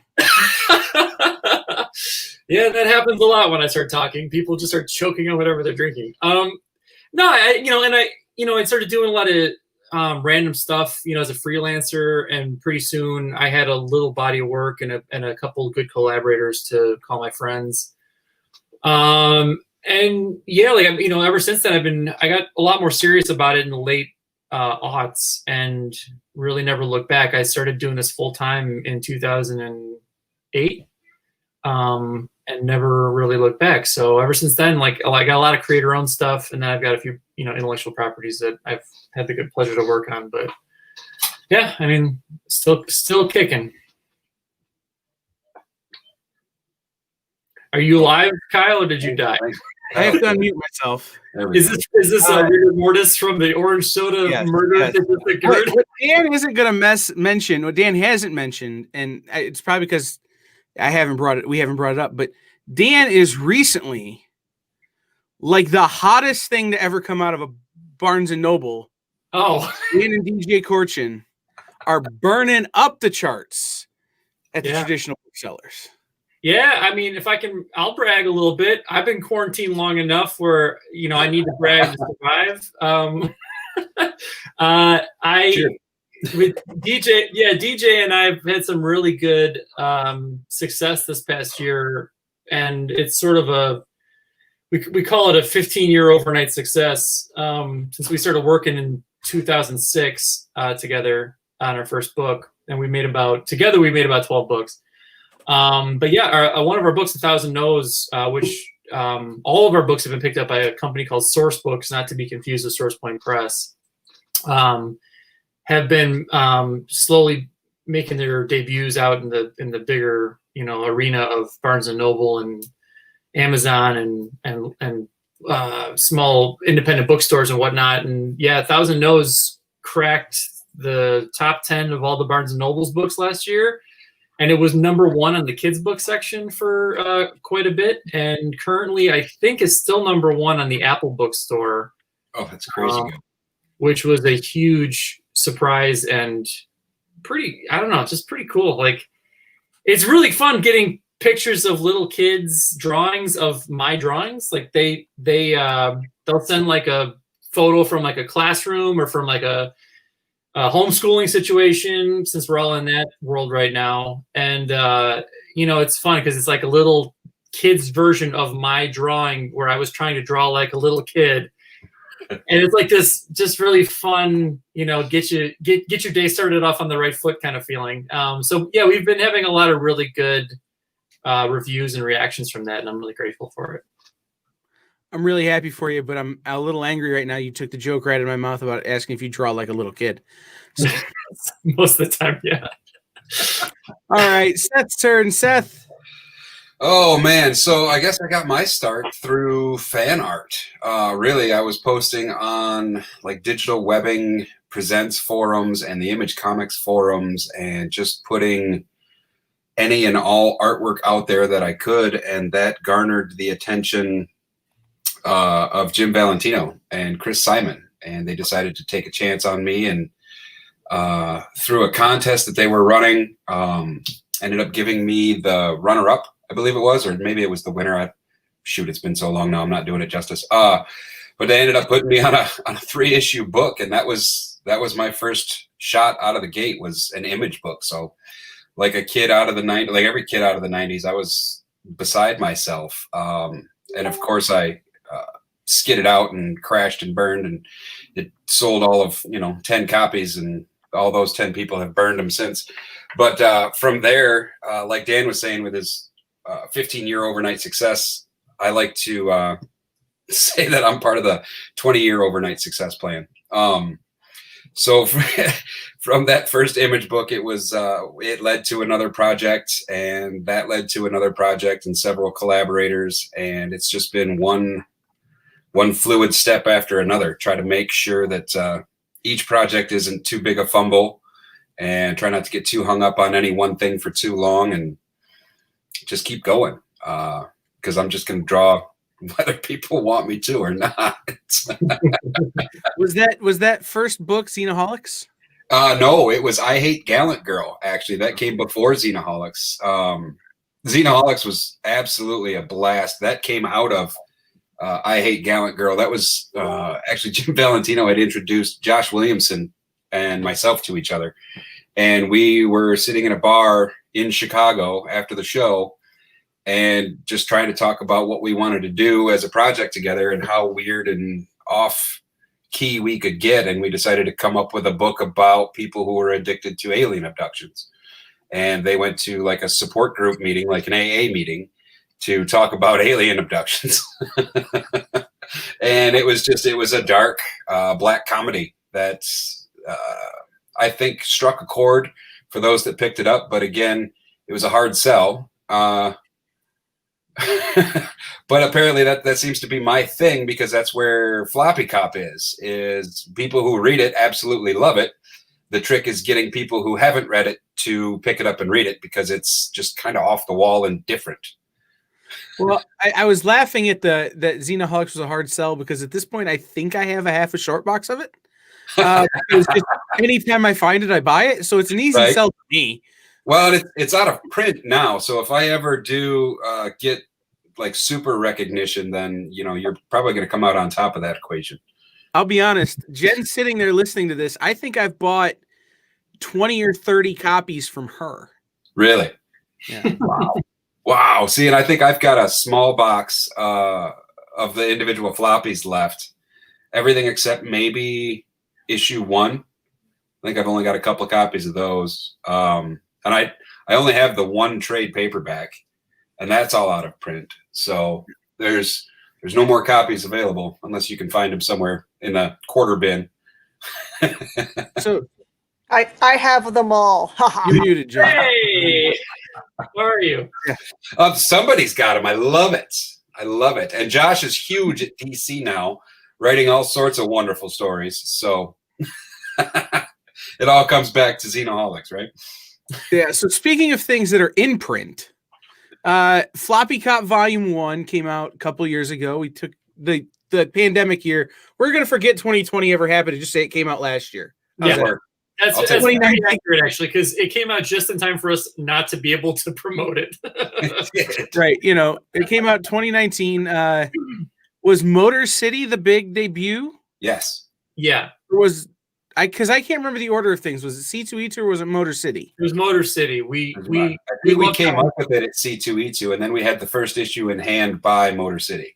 Yes, correct. Because it was like I have April the to May. Chicago trade, the Bean, and I have the Bob Seger trade, which I know was C2E2 and And that was we used the Seeger trade was a combo of Motor City and Cherry Capital. Cherry Capital. Yeah. Yep. Yeah. So we had it for a Michigan show because it was the Michigan, and they were basically Michigan almost edition. These lovely covers by Jay Fosgate. Mm-hmm. I love those. Do I need to bring this schmuck on with us? Oh yeah, bring on Gavi Poo. Come on, baby. Oh, Gavin. All right.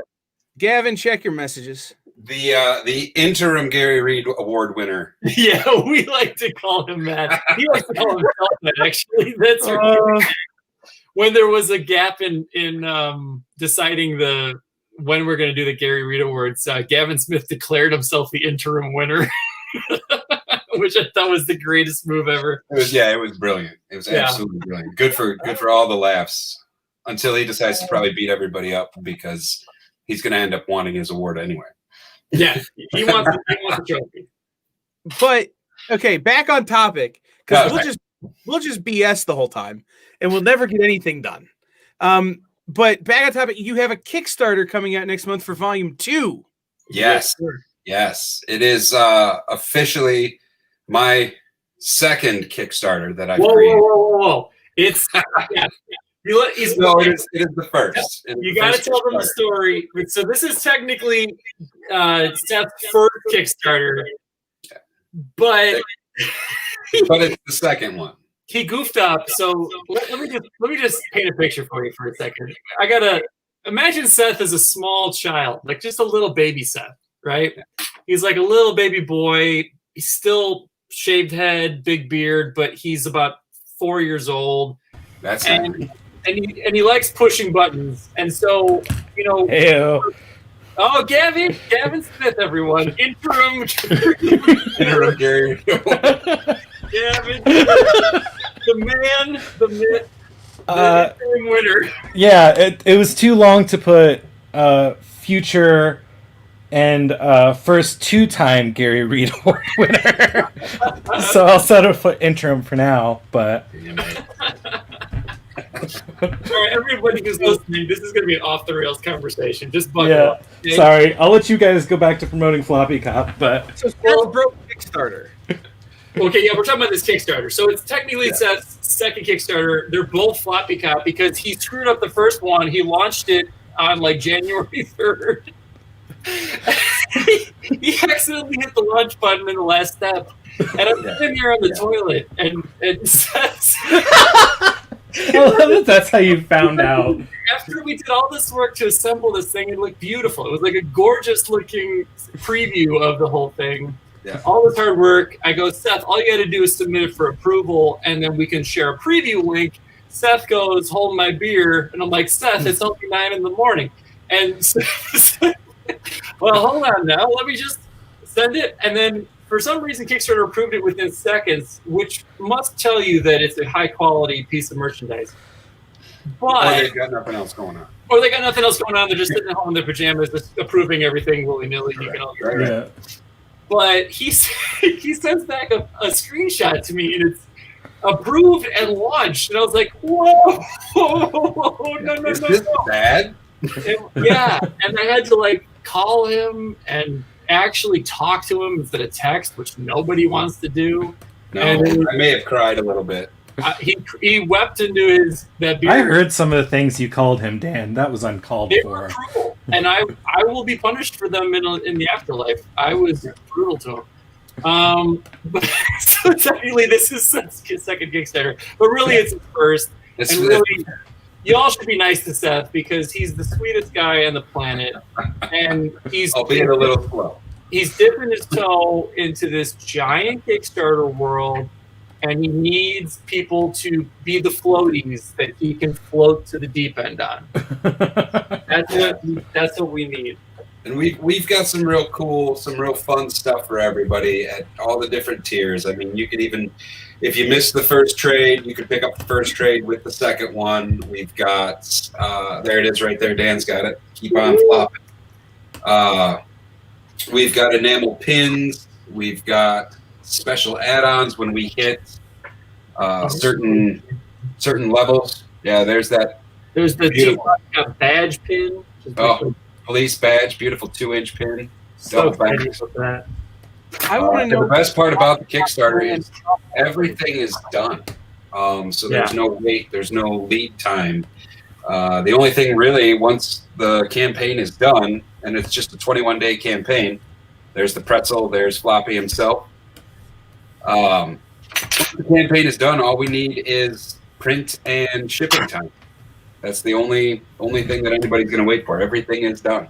But is there a tier for that sweet variant cover that came out featuring? I think we might do that actually. Yeah. I'm glad you mentioned that. So Gavin's referring to. I'm going to go grab it from one of my short boxes here in a second. And send me one while you're at it. It's in the mail. Remember I told you in the last Zoom call. Oh, nice.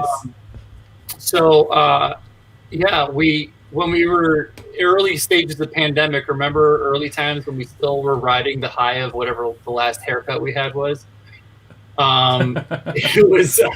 What are you talking about? Yeah. Really? Gavin was 17 years old when we started.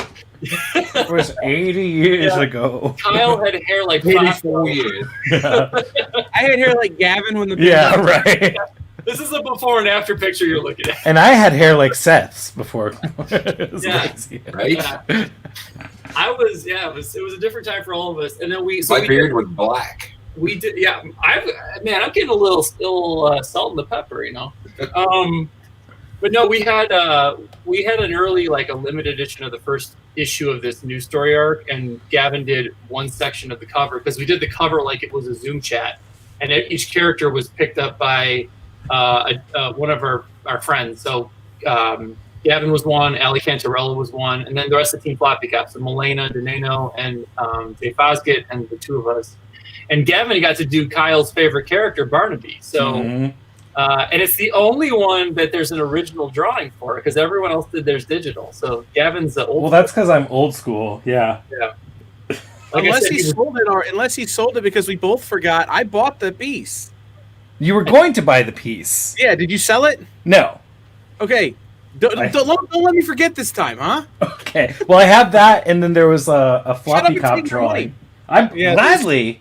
Well, yeah. Yeah. Gavin, Yeah. Go ahead. Oh. No. So Gavin is. How is Gavin related to Team Floppy Cop? He is. He's like a bastard cousin. Gavin cousin Eddie. He's that wild conspiracy theory uncle that shows up at the Thanksgiving. Yeah. So literally, cousin I have all the bad takes. It's great. Well, and actually, he's canon now because I've worked him into Volume 2. Yeah, he's actually in Volume 2. And vice versa, as I've worked Seth into Volume 2 as well. Yeah, That's Dead Legends. I own a page of that. And Dan, you're also in it. And Seth and Gavin are both in Touching Evil Volume 3, so suck it. Oh, that's score. And Gavin and Seth are both in Beardo 5, so suck it again. Yay. Okay. Kyle, you got to be in something. Although we named Barnaby. Yeah, I got a named character him for the main character. I'm not totally salty. He's being salty. Kyle was really smitten with the Barnaby character in Floppy Cop, so we gave Barnaby's first name to Kyle. So he's Kyle Cornelius Barnaby. Yeah, because I don't think originally we weren't going to give him a full name. Cornelius. Yeah, we never were going to give him a first name. He was always going to just be Barnaby, but then he became Kyle Cornelius Barnaby. That's for you, buddy. So that was good. That was my next question: is can one of the Kickstarter levels, if we get beyond what you've got planned, be a Floppy Cop branded soft pretzels? Let's be real. Oh, I was wondering if this is possible because, by the way, hi Bianca and John. I see them posting up in here. Oh, what up, man? I was wondering about this. Well, so we are going to make one thing I know we are going to make because we know that it's easy to ship is pretzel face masks. So you can have a pretzel mask that looks like when we were kids and you could cut it out of the back of a cereal box. That kind of mask. Yeah. Yeah. No, we're going all in on the pretzel. So you too can be pretzel face, just like our main villain. But we're also my wife. I kind of was giving her a hard time because she got this. Oh, dude, you're more of a rod guy, huh? This is what they had on sale at the grocery store. I have a little tiny pretzel from my country club mix I have right beside me. So. I'm in the middle of the Mommy River now. I guess I just have to eat this enamel pin. You don't have pretzels. I'm fully dying. No, actually, I was giving my wife a hard time because she got this. One of the things she got for Christmas was this cookbook she wanted, and in it there is a recipe for these giant pretzels. And I'm like, what if you made those and we put those in the Kickstarter? And she was like, I don't know, but I think it'd be super cool if we could figure out a way to send a way to ship food. Yeah, I don't know. I think you can. I looked it up in the. I mean, I know you can, but like. Yeah. But should you? Is the question. Yeah. Has anyone he never stopped. Should you ask your wife to do that? Is the bigger question. Like, not should you do it for the Kickstarter. The answer is would she? Hey man, we're on year 35 of this quarantine, so I'm just asking all kinds of crazy questions. People you don't know. Stan's just over here like, I'm just asking the questions. I'm just asking the tough questions, like, can you mail pretzels? So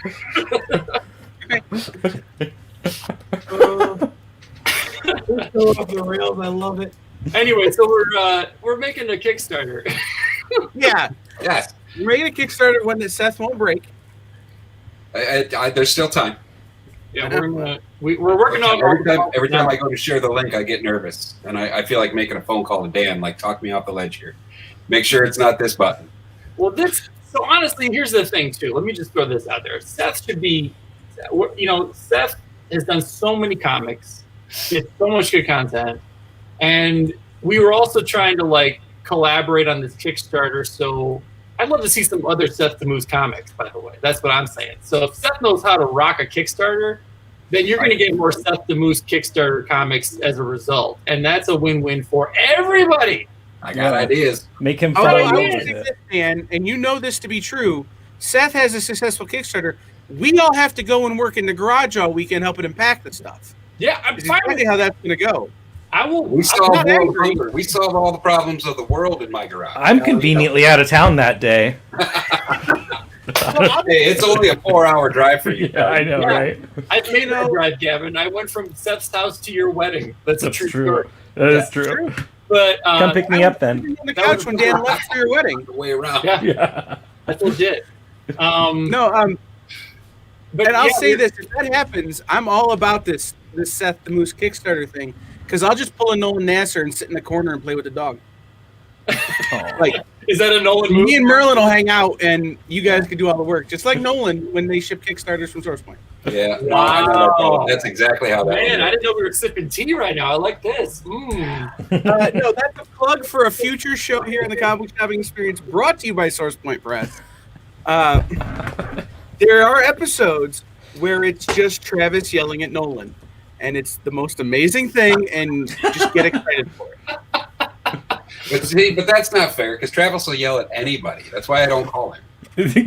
give him the opportunity. Yeah, I just mean him yelling at me. He's a straight to voicemail kind of guy, Travis. I don't pick up. Yeah, you don't have to pay extra for caller ID anymore. I just look at the phone and it's like, yeah, I'm not answering that. Yeah, I just have a picture of Carrot Top in place of his face, and I just go, nope. But yeah, I think this is gonna be a cool experience, though, right? I mean, like, I've run 4 or 5 Kickstarters now. I can't remember how many at this point. It's 2 Touching Evil ones, 1 for my school, 1 for my vinyl record, and this will be like technically my 5th, but it's really Seth's show. I'm just sort of making sure that all the T's are crossed and the I's are dotted. And I think it'll be cool for Floppy Cop, and I think it'll be cool for whatever else Seth wants to do. You get one of those under your belt, all of a sudden you're just like, you kind of think about what the possibilities are. I mean, yeah. No, I think it'll be fun, and I think it'll be good for Floppy Cop, especially because it's all done, and I'm really excited for everybody to get their hands on the new volume and read it. Dan and I have gone off the rails to be as funny as we can. Yes. We really pushed each other and pushed the limits of the book with this one. And comedy. It turned into each page, we tried to one-up each other on who could be funnier, whether it was the script or the artwork. So, This is hopefully a kind of a non-embarrassingly pee your pants kind of funny. So we actually have a question, like that's a real question. Do you find the return on investment of the enamel pins to be where you want them, or do you just like pins? That's a really good question. I know that's John. John and I did some cool stuff last year, which I hope ends up becoming a thing too. But you know, they did pay for themselves, and I think we turned a little bit of a profit.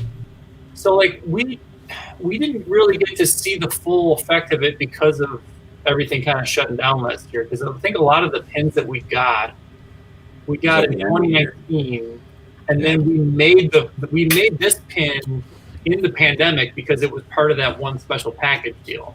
So like, I will say that I think the answer is yes if it really is a double whammy of it ties into the product, but it also is something that people would buy even if they didn't know it, which is a perfect example is this one, the pretzel one. Yeah. People just like pretzels, man. Like they don't care about Floppy Cop sometimes when they buy it. They just go, dude, that's a fun pen. And it's good art, obviously, and it's well made. So it's like they just get it for that. And then, you know, people like tchotchkes that are, I mean, I have the other thing too, like the challenge coin, the Beardo Comics challenge coin. That was a huge hit for me, but it was because of the game involved with it, where you have to actually like, you know, if you go to a con and you see someone else, you have to put your if you know they have the coin, you have to put yours down. If they don't have it, then like usually it's a drinking game, but you can make it in other games too. Yeah, I think it is. This is the best Pog Slammer. Yeah. I mean, it's a solid coin. You could punch somebody with this thing. Yeah. I think it's possible. I think you just have to have two reasons why people would buy it: either the thing that it's attached to, or because it's cool on its own right. So. Gavin, you came late, so I'm going to come back to you in a minute. And, That's fine. I'm just awkward questions. But Seth and Dan, you guys, the first volume of Floppy Cop, you did the special release trades, and then it came out as single issues. This is just coming out as a trade, correct? Correct. Yeah. So, did you approach it differently knowing that, or did you originally do it as single issues and just because of the way things broke down with the pandemic and everything else that you went trade? It's the second one. It's we initially thought, so last year obviously threw a whole bunch of wrenches into the works. I mean, Seth can talk about it too, obviously. Like we were debating on whether to call it 6, 7, 8, 9, 10 versus 1, 2, 3, 4, 5 of a new story arc, but we definitely were thinking of doing it as single issues. And then, yeah, like, you know, everybody got hit a bit last year, and Source Point wasn't, you know, immune to that either. So, you know, we talked to Travis and we were trying to figure out, because we were already kind of in it when things were happening. We were sort of starting up this new story arc. I think I had the first issue done, and we were already into issue 2 when everything shut down and they started canceling things. Yeah. So we started looking at it like, how do we, you know, what is the best way to approach this? And to be honest, like, I'm not a fan really of single issues as so much as collections. As a consumer and a creator, that's my own personal preference. But I mean, that's to me, like, I will get an issue just to try something out, but then I will get the collection to really, you know, experience it. And so to me, like, I always write these story arcs to be part of a bigger story. Like they're not like a bunch of vignettes put together. They're one big story that has a lot of fun little stuff in it. And that's how Seth and I we approached that in volume 1 and in volume 2. So yeah, we made a bunch of tough decisions in 2020, but we also used the time in 2020 to actually get the work done and make sure that, you know, we were ready for 2021. And that's kind of where now we're sitting pretty poised to knock this out, because like Seth said, the book is done. Like, we're literally, it's not one of those Kickstarters where then, you know, you have to wait another year or 2. 6 months or something like that. Yeah, No. we're aiming to have it in people's hands by the summertime. Yeah. You know, printing and shipping. That's the only thing you're going to wait for. Yeah. Cool. And, All right. So, awkward time. Sure. Gavin, Uh-oh. everybody people probably know you from Dead Legends or your work on accelerators, but tell everybody how you came to be in the comics. In the comics, Well, I started this whole crazy journey about 2008 ish. I started going to the Joe Kubert School, and I graduated from there in 2011. Got to train with the man himself. That was great. Made a lot of friends along the way. And then after graduating, I wrote, drew, and self-published my own book called Human City. Only did one issue of that. I promised a lot of people I would make more, and then I never did. There are some people who bought it from my store, particularly like middle-aged women who are pretty salty about that. I just want to throw that out there. That's all right. I'll let them air their grievances next time I'm in Ohio. And yeah, it was just one of those things that kind of steamrolled into me getting work for accelerators and a number of other things. Did some stuff for AT&T and more. I'm actually drawing a blank slate. Let's see. I did some stuff for Gregory Graves, Ghost in the Shell, heavy metal. Some backgrounds for some artists on some other stuff. It's top secret. And I've been pretty steady. And then a couple years ago, James Maddox and I got together and decided to start producing our own book. And I'd always wanted to do a martial arts book, so we came out with Dead Legends, Volume 1, published by Away Blue World. I'm currently working on the second volume. I basically just have to color these last two issues, and I'm done.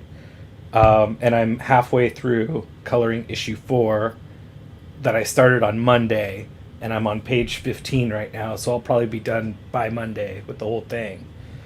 And then just one more issue to color, then I'm done with Dead Legends Volume 2, and that's going to be coming out in August. Have you seen, I've wanted to ask you this since it happened. Have you seen a big uptick in the Dead Legends since the Cobra Kai's happened? A little bit. I think, obviously, since we've been stuck at home, like when Cobra Kai came out and our book was coming out, you know, when Cobra Kai hit Netflix, it was obviously during the pandemic, so I couldn't totally use that to my advantage because I couldn't go to conventions to sell it. But like people have, I've had some people ask about it, be like, "Oh, I kind of like Cobra Kai," and I'm like, "Well, we've been doing this before then, but okay." But I do love Cobra Kai; it's a really good show. But I'm hoping to use that to my advantage once conventions start up again, and I can talk people in the room with it. So, all right, Jen's been asking this question all day, and Dan has the ultimate cop-out answer because we all already know the answer. But Jen has been asking about secret hidden talents, things other than your comic work that you're talented about and that people know. And Dan kind of mentioned it already. So let's go around the circle. We'll start with Seth. What is one secret talent that you have that people may not know about you? The ability to be a mime. I have a very high threshold for alcohol. No, that's not a talent. That's a skill, acquired skill. Practice. Yeah. No, I don't know. I mean, I played guitar for 20 years before I figured out I was a hell of a bass player.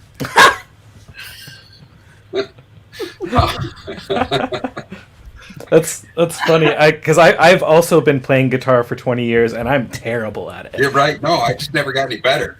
Yeah. And then I started playing bass and I was like, wow, this is easy. I could do this all day long.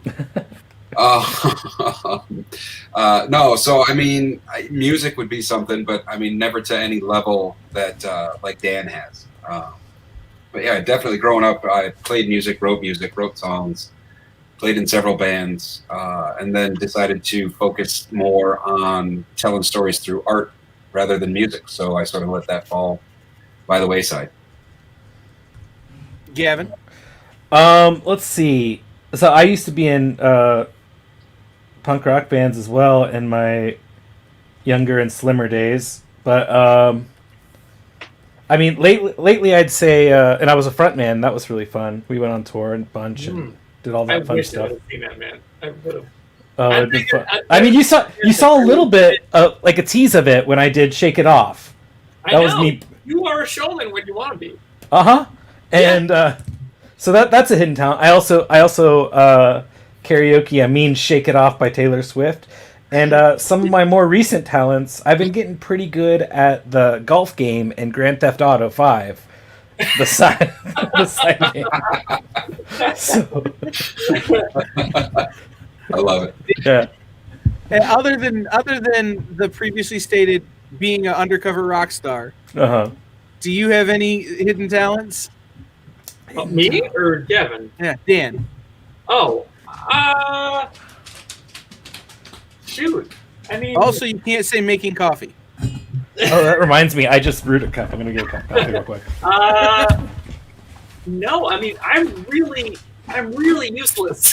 Other than those two things, I have focused most of my childhood and adulthood on two very specific things, and it's basically storytelling. I wouldn't even call it art. I would just say storytelling and music. And you can ask my wife; she will verify. I am very useless otherwise. Like I think I'm a good dad, but that doesn't. All you have to do is show up and not be a jerk, you know. And make sure they don't die. No one told me that was part of it. Yeah, those were the three requisites. No, I mean, I can wiggle my ears. You see that? See, there you go. No. That's a hidden talent. Yeah. No, I'm going to give it to you. Thank you. Yeah. Just because I took away all the ones that you usually could use. I know. I'm running out of options here. Like I like running, but that's not a talent. That's like staying, alive basically for me. That's how I will say, compared to the other three of us, it is a talent. Yeah, I'm not so good at the whole running thing. I was doing it for a while, and then I was like, I got deadlines. Right, if Dan's running, he's probably like just trying to stay healthy. If the rest of us are running, something is chasing us. Yeah. And I say that because I would be the last one in line, so it works out.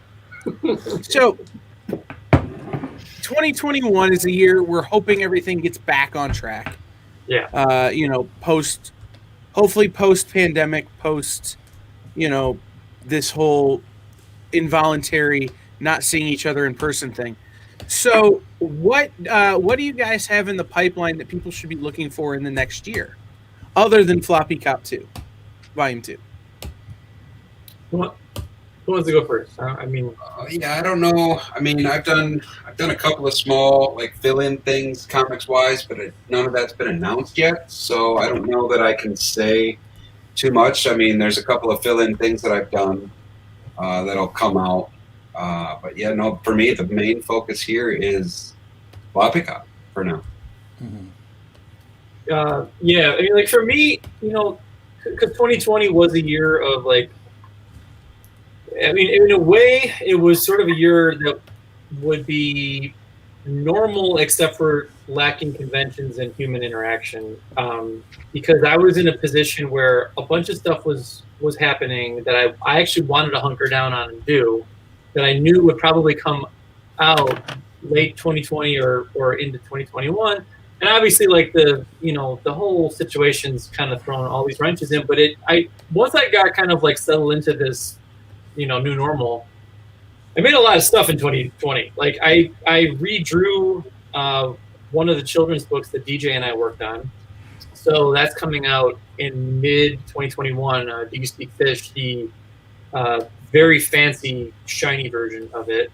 Beardo, I relaunched Beardo in 2020, which was a very big thing for me. That was, besides Floppy Cop, that's my other comic out, like my comedy outlet. Like Floppy Cop's where I get to be PG-13 or worse and just go nuts with stuff. Beardo is where I try to access like all ages humor and like, kind of heartfelt kind of comedy. And so I relaunched that in 2020, and I have a Patreon for that. I know Kyle, we talked about that on the show last time I was on. That's still going. So I've been really proud of the fact that that's been going 3 times a week, every week since I started. My goal is to have all that stuff collected into a volume by maybe like end of 2021 or early 2022. But the other big thing I can mention that I can say, because the other things that I've tinkered with but haven't been confirmed yet, but Touching Evil Volume 3, I'd like to have done by the end of the year. So that would be the conclusion to Touching Evil, and that would complete the trilogy of the volumes. So I've been busy, but so really not that schedule really not that far thrown off then. Yes and no. I mean, the only thing honestly, the thing that threw off for me was Floppy Cop, because we were really hoping to push that thing last year hard. I mean, we had all of a sudden we had the trade, we had a big slate of good shows coming up, and we had a really good following going. Like, the beauty part about Floppy Cop has been that people who like it tell other people. Like, it's a book that's grown. It's a definitely a grassroots book where it's an unconventional book for Source Point Press, so they can't like pigeonhole it into other big titles of theirs like The Rejected or any of Bob Sally's stuff he's doing with his Broken Gargoyles or whatever. Like, those guys are doing stuff that fits the brand a lot stronger. Even my other comic, Touching Evil, technically fits the Source Point Press mold.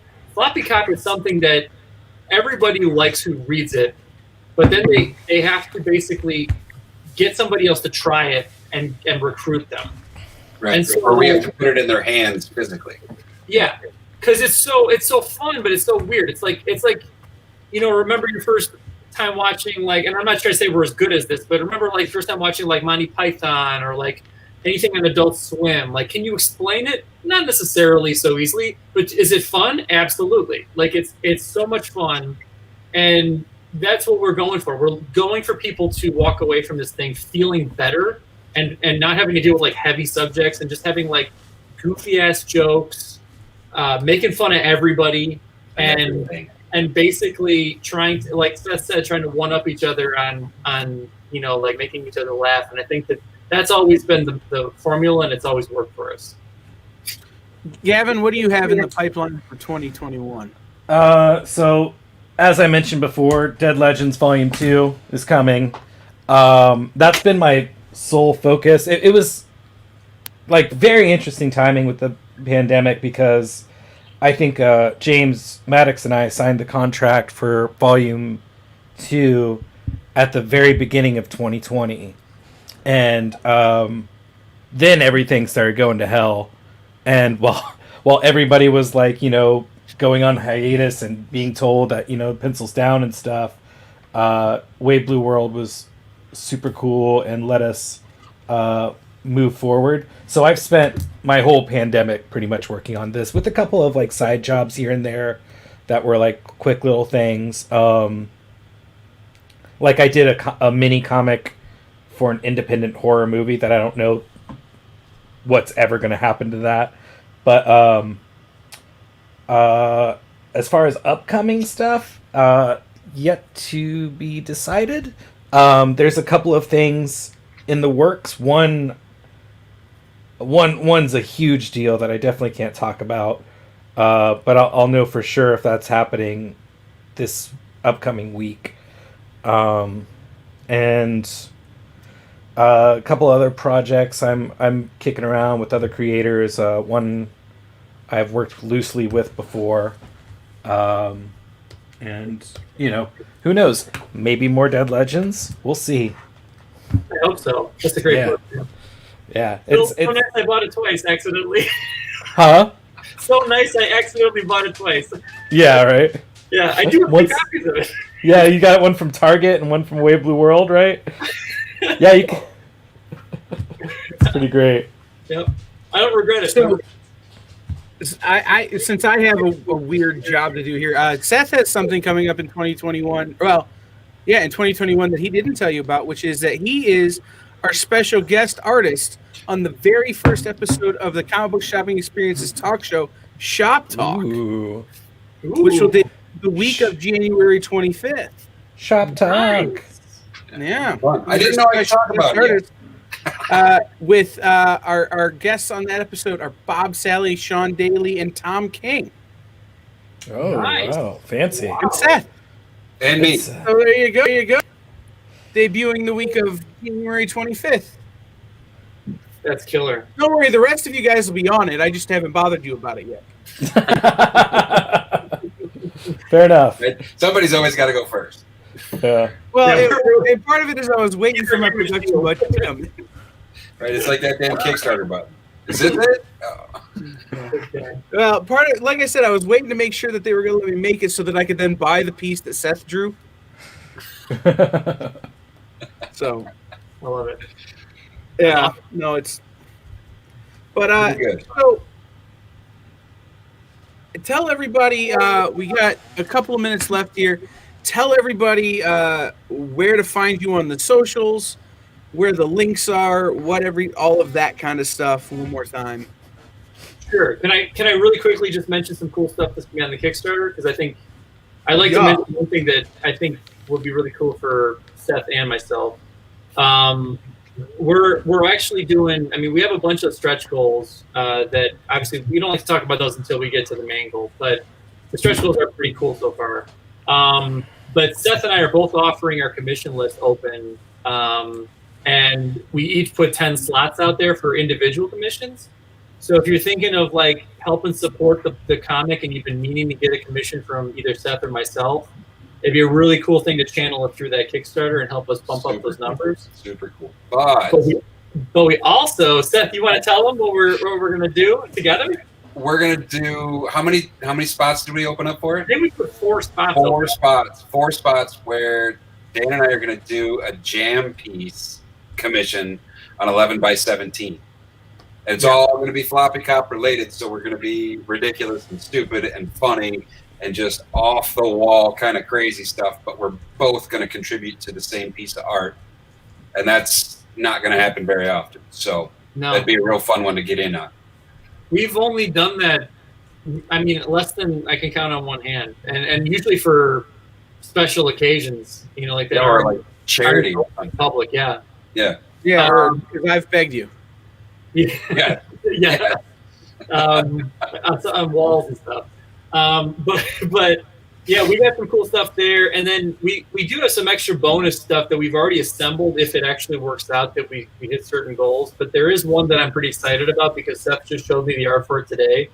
We have a bonus 24-pager that Seth drew without a script that I'm just 24 pages. I know, just a 24-page comic. What other Kickstarter is going to tell you that they have a bonus 24-page comic locked and loaded if we actually comic? Yeah. All you got to do is help us get to certain stretch goals, and we're going to throw an extra 24 pages of comics at people. So, I mean, I hope the link is somewhere. I don't know where it is going to be, but we have a link for notifying me on launch. I hope you guys follow that because that's an easy way for you not to have to deal with worrying about, you know, following social media and getting lost in algorithms. There's a preview of the campaign out there right now that you can check out. There's a link to that. And then I'm real easy. My social media, Instagram and Twitter is Beardo Comics. Patreon is patreon.com/BeardoComics. And then my website, BeardoComics.com. And you can find me on Facebook under my name, Dan Doherty. And it's well, and you know, so for social media, it's Instagram is @SethDemoose, one word. Twitter is @Demoose Seth. Just search for Seth Demoose on Facebook or the Art of Dan Inc. on Facebook as well. And I'll have links to the Kickstarter and everything there and all over the social medias. That's pretty much it. I mean, back to the 24-page story that we did. Where I came up with the story and just drew it without a script, and Dan scripted it kind of backwards from there. In the first volume, we did the same thing, but it was only a 16-page story, so we kind of felt like we should one-up the game right there to add that much more for Volume 2 to make it bigger and better than the first one was. So that was the idea behind that. Yeah. Gavin? All right, listen up, everybody. Valentine's Day is coming up, and you don't want to get kicked out of the house for having a bad gift. So what you're going to want to do is run to your local comic shop, get Dead Legends Volume 1. If you absolutely abhor going to comic shops, I don't know why you're watching this, But but you could also go to awbw.com and order it there. You're gonna want to get your sweetheart the best thing that you can possibly get her this time. Are you saying that because the one character kind of looks like your wife? Well, maybe a little, but we've discussed this. Anyway, sweet cover by Dan Penozan, written by James Maddox, comic book gentleman, and drawn and colored by me, your interim Gary Reed Award winner, Gavin Smith. You can find me. Take anything away from Casey, who actually did win. Yeah, congrats, Casey. I was keeping it warm for you. Yeah. Well, we waited. We had to give it to somebody. And Yeah. She'll be here Sunday. We'll ask her to defend her. Yeah, that's fine. No, she can have it for now. I'm just letting you know. When I eventually do win it, I'll technically be a 2-time winner, but with one trophy for some reason. I don't know. Anyway, it's weird. You can find me on social media. I'm here. You can click on one of the comments I made up on the chat and find me here, and you can comment on my art alongside my mom. And you can find me on Instagram, Twitch, and Twitter at Gavin P. Smith. P as in Patrick. We'll have links to all of these things over at bit.ly/EXP guests as soon as I can get that website recoded, because our website totally broke today. So we've had a tremendous amount of hits and things, and it just been fighting me all day. But I will get those up this evening, so that anyone who's watching can go to bit.ly/EXP guests and get all those links for everything, including the Kickstarter link will be there as well. February 9th, baby. It's on. February 9th. Floppy February. Floppy February. Floppy February. It's the whole month of Floppy Fridays. Stay floppy, my friend. Things will be flopping. All of it. Floppy got for life. So we got just about 5 minutes left. What? I gotta keep talking to you. Yeah, we just did our plugs, man. I know. I did plug because Yeah, I'm all out of beer, man. Well, I wanted to come back with a fun question. Okay. Sure. Because I know how important music is to all of you guys. Sure. Yeah. What is the first song on your pandemic playlist? What's the one song you've listened to the most in the last year? Like, is there a song that you've been going to as inspiration, or is there a song that's just been in your head as an earworm? I've been listening to a lot of Built to Spill.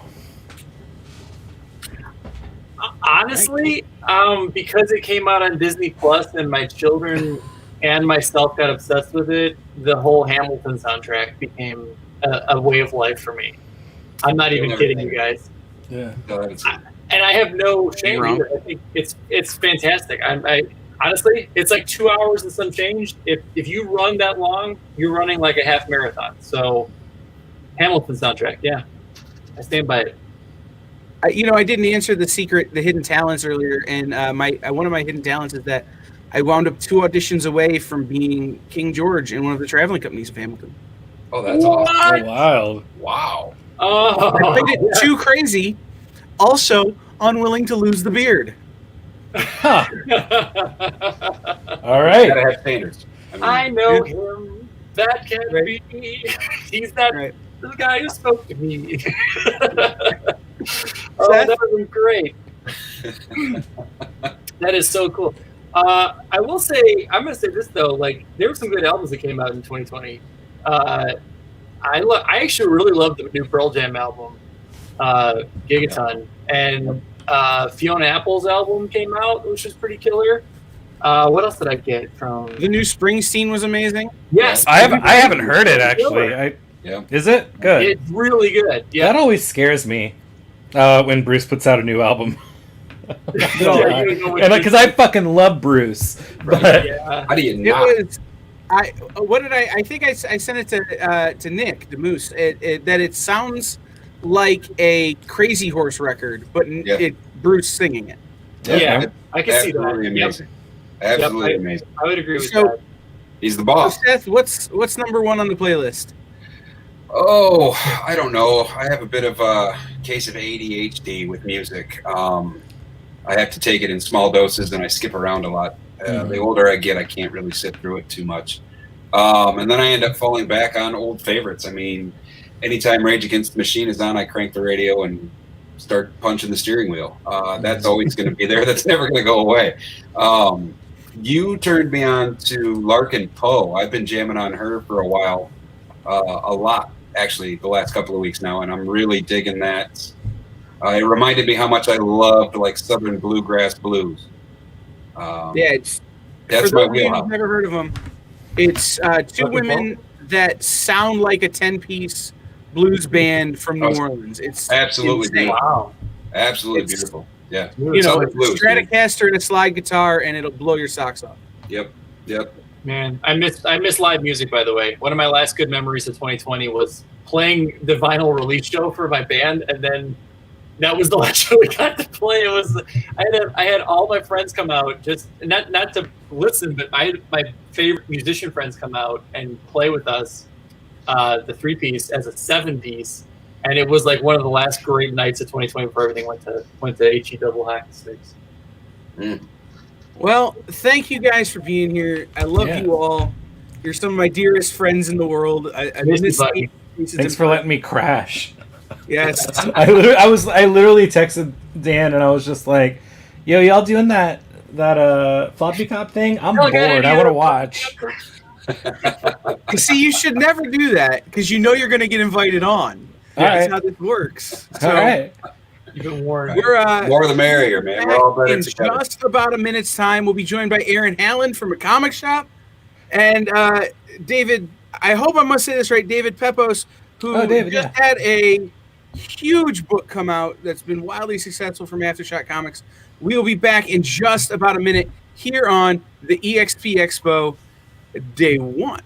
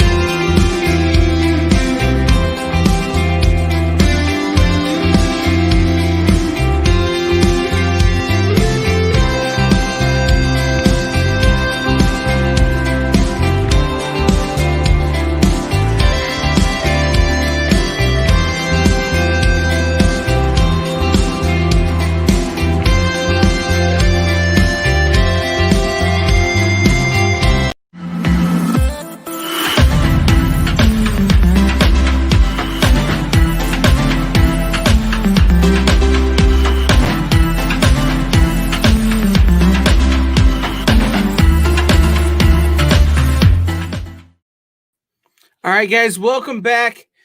Just as a reminder that tonight at 10 o'clock Eastern, Taji Beats, a.k.a. Brainy Xing from Enjoy Comics, will be spinning on our after party dance party live only on our Twitch. So head over to twitch.tv/ I just forgot the link, / the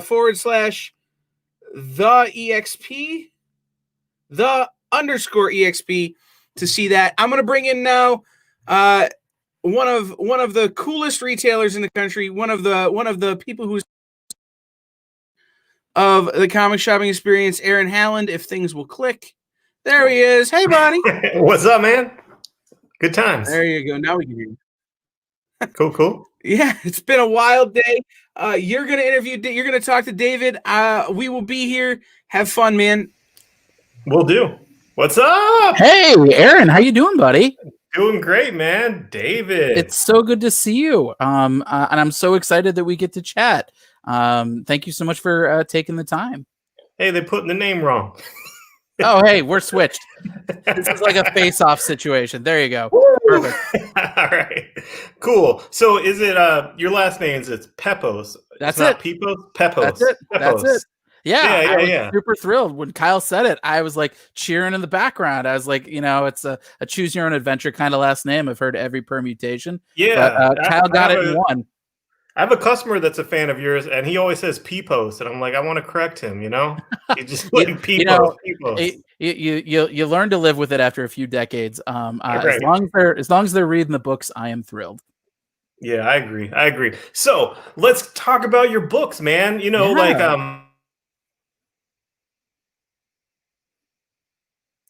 Oh, you cut out. I am not hearing you. The host unmuted your mic. This isn't even me, man. The host muted my mic. All right. Okay, let's try that again. Because I mentioned Newsarama. Did you mute me because I said that? Oh, I don't know.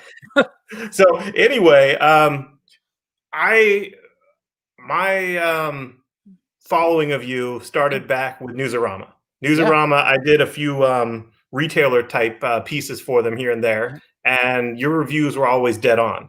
Your reviews were, if you said something was good, it was good, and if you said something was, promising, you wouldn't say it was awesome. You would say, yo, this was enjoyable, but, so I had one question. Sure. Now, it's awesome that you did that. So, breaking down art, that better to explain it to an artist when you're writing and all that. But have you had anything bite you in the ass where they come back and like, hey, when you did that review and you said, this was, has that happened anytime now that you've crossed over into the professional side? I've been pretty fortunate. I've been very fortunate. My experience even as a reviewer was very different because I got my start actually as a DC Comics intern.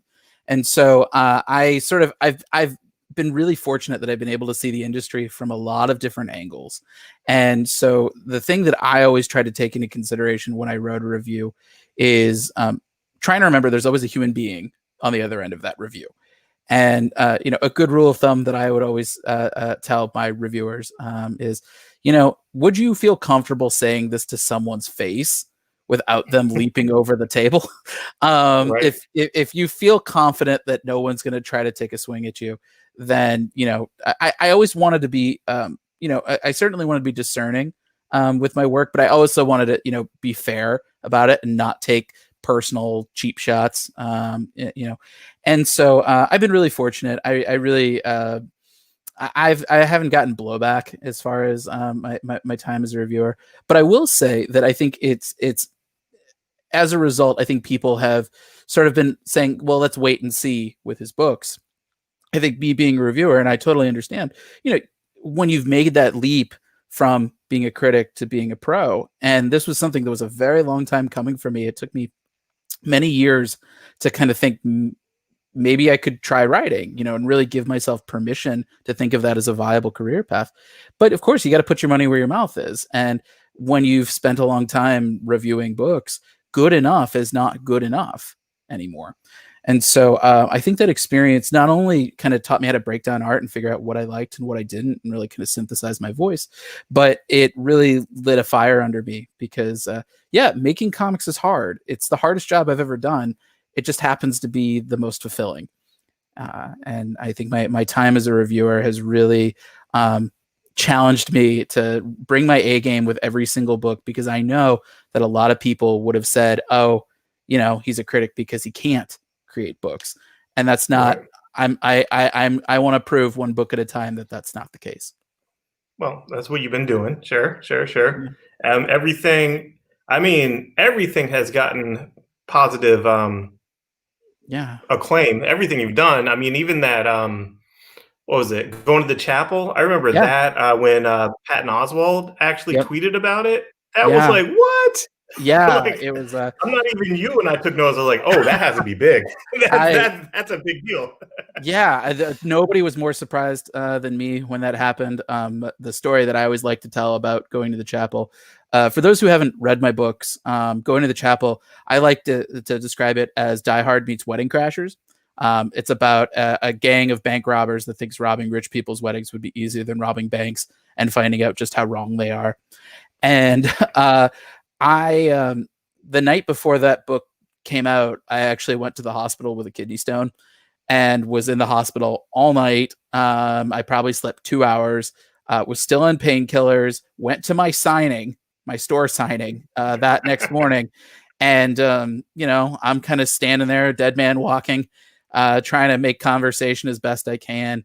and suddenly my phone starts blowing up, and I was like, what's going on?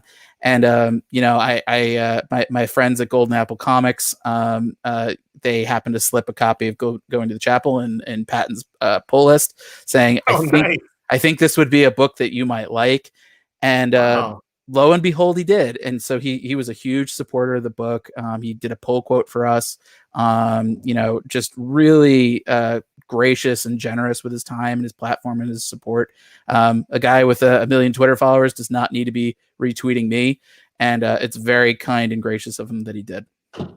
Good on Golden Apple, man. Yeah, they're a great bunch.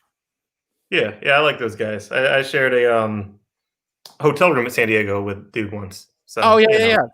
I mean, you always share hotel rooms with however many people fit in there. Yes, yes. Floor, bathtub, you name it. Right. Yes, I know that feeling.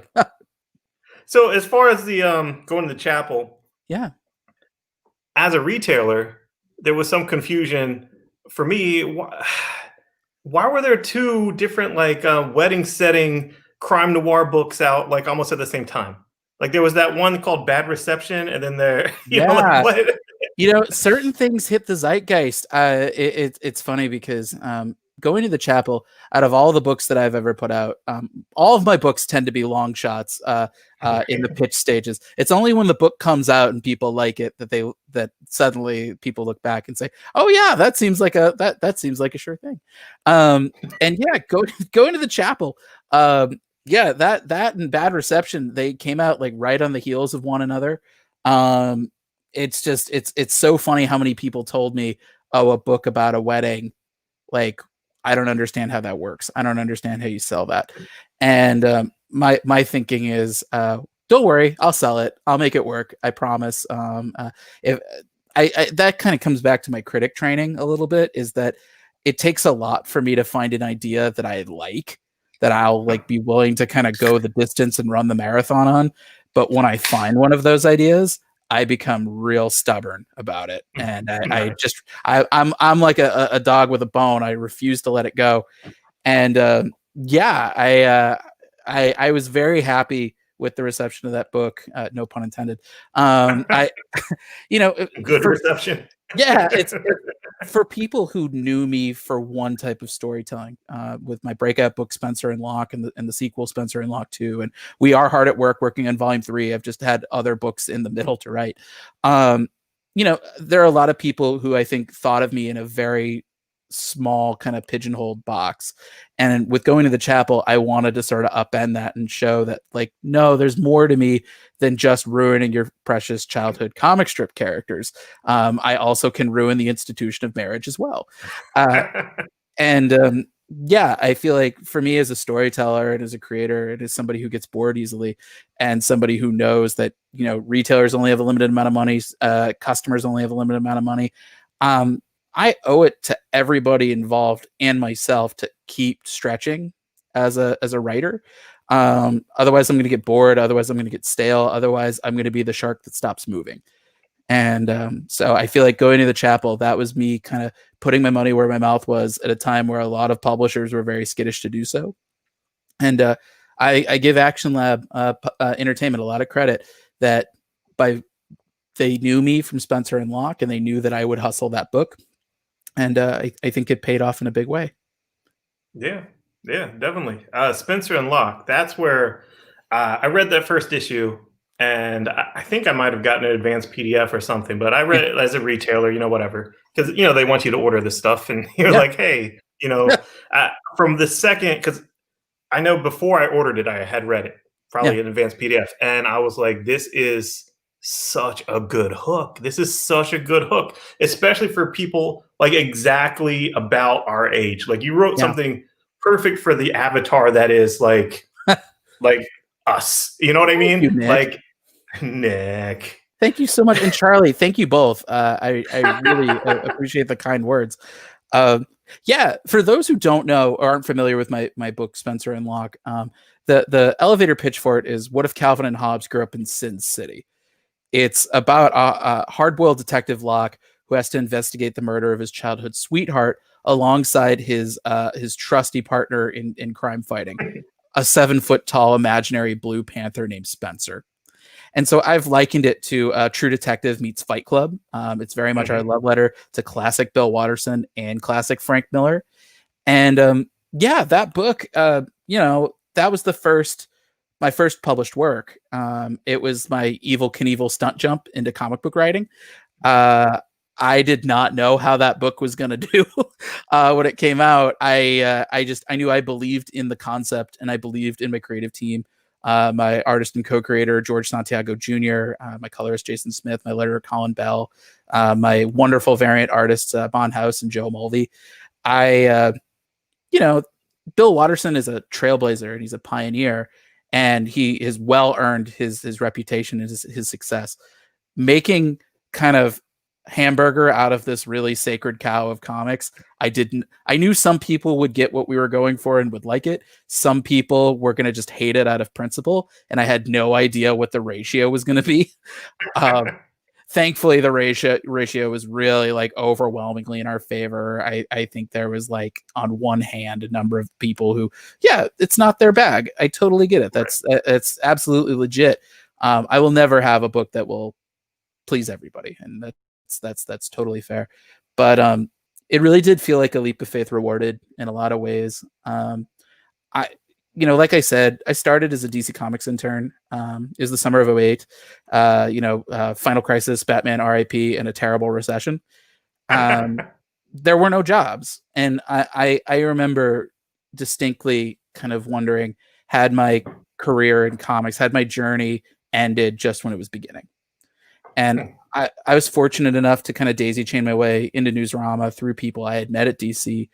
But for a long time, I found myself kind of in the wilderness. I was working a day job as a crime and politics reporter. I wound up kind of somehow landing in a TV publicity job in New York for CBS. And yet I said, how do I get to interact with comics? You know, I feel like being a critic inevitably has a shelf life. You know, you inevitably have to hang up the hat. For a time, I thought I wanted to be an editor. And that is sort of a whole other kind of being a traffic cop and a financier and a therapist and sometimes a bail bondsman. That's like the hard parts of the job, doing that 24/7. At that point, I might as well at least do the glamorous stuff too and get to write it and have it be me.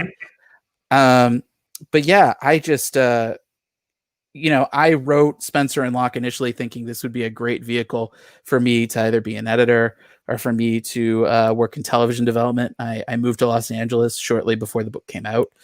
And I remember the epiphany hitting me that I was working a day job as an assistant at a management company. I was not doing a great job at it. It was a very hard job and a hard job on me. And we started getting reviews for Spencer and Locke that people really liked. And that's when like I realized like, oh, you idiot, you've been putting the cart before the horse the whole time. If you can write a book, it's not to show that you can do something else. You could just write books. And so I've been doing that ever since. And I feel just kind of so grateful for really the army of readers and retailers and journalists who have all kind of come together to support and showcase my work in a big way. No comics creator gets where they are by themselves. Anybody who tells you differently is lying to themselves. And so I feel a responsibility to try to do right by that army of people and try to grow that number as best I can with as many books as I can. And so far, you know, my reader base has been really vocal, really loyal. And I'm just so thrilled that they keep coming back for book after book. And it certainly inspires me to write every single book as if it'd be my last. Right on, man. Right on. One thing that really, I mean, I had known who you were just by your byline on reviews and whatnot. But one thing that really struck me when, you know, I started talking to you about stuff, I know I saw you at San Diego after the first series came out, and you told me stuff about like the Spencer and Locke 2 and Spencer and Locke 3 that still hasn't, and it was just amazing stuff. But what really took me was your long game you're a patient dude, oh yeah, it took me like 9 months for this to get the pitch right, and then it took me another 10 months to get it, it just this timeline of events, and how I had this solid 4-issue arc, and it did have another volume and another volume if the publisher wanted that, but you have to give them these bite-sized pieces because they're risky, and it's like, I don't know, we were talking, I guess we both knew like inside baseball about comics, and it was just like, your take on everything was just so dead on. Obviously I agreed with you, so obviously I thought it was dead on. But then you walked the walk. You did the thing. Right. You had the plan, and then you worked the plan, and then the plan worked. I mean, that's awesome. Thank you. I think so much of it is I grew up in the Midwest. I did not have any real role models for a creative career until I was pretty well in the game. I had graduated college when I interned at DC. Like, I had just graduated. And so for me, sort of having a plan and really trying to kind of build structure into what is a fairly chaotic industry, that's given me a little bit of direction, and it's given me a little bit of purpose. It kind of goes down to a philosophical question that other writers and I discuss, and this is very inside baseball of it, but what do you write first, your dialogue or your panel descriptions? And I gotta knock out my panels first, because otherwise, how am I going to know how much space I have on a page? Whereas there are other writers who swear by, I got to write the dialogue first and then build the page around it. And my thinking is, how do you do that and not overwrite? How do you do that and sort of stay within the constraints of the comics page? I think that speaks to my philosophy in general, is I'm always trying to kind of visualize what's next. I'm trying to visualize. I have a laundry list of a dozen concepts that I want to work on after what I'm working on now. And that list grows and shrinks month to month. And I think trying to sort of look, you can't read the future. I think the year 2020 has made that very clear. But trying to have some sort of plan, treating this as, not just a career, but a business, that I think it has certainly helped me sleep better at night. And I think it has helped me kind of calibrate what are the biggest possible swings I can take, knowing that I've only got a finite amount of time, a finite amount of bandwidth, and a finite amount of books in me. I want to make sure that I don't let any of them go to waste. Right. But as far as that, I guess, advice you give to other people wanting to break into comics, I have seldom heard an answer as good as yours. I mean, when you started talking about that kind of stuff, didn't you take some of the comic experience courses for coloring and lettering, even though those classes have saved my life more times than I care to admit.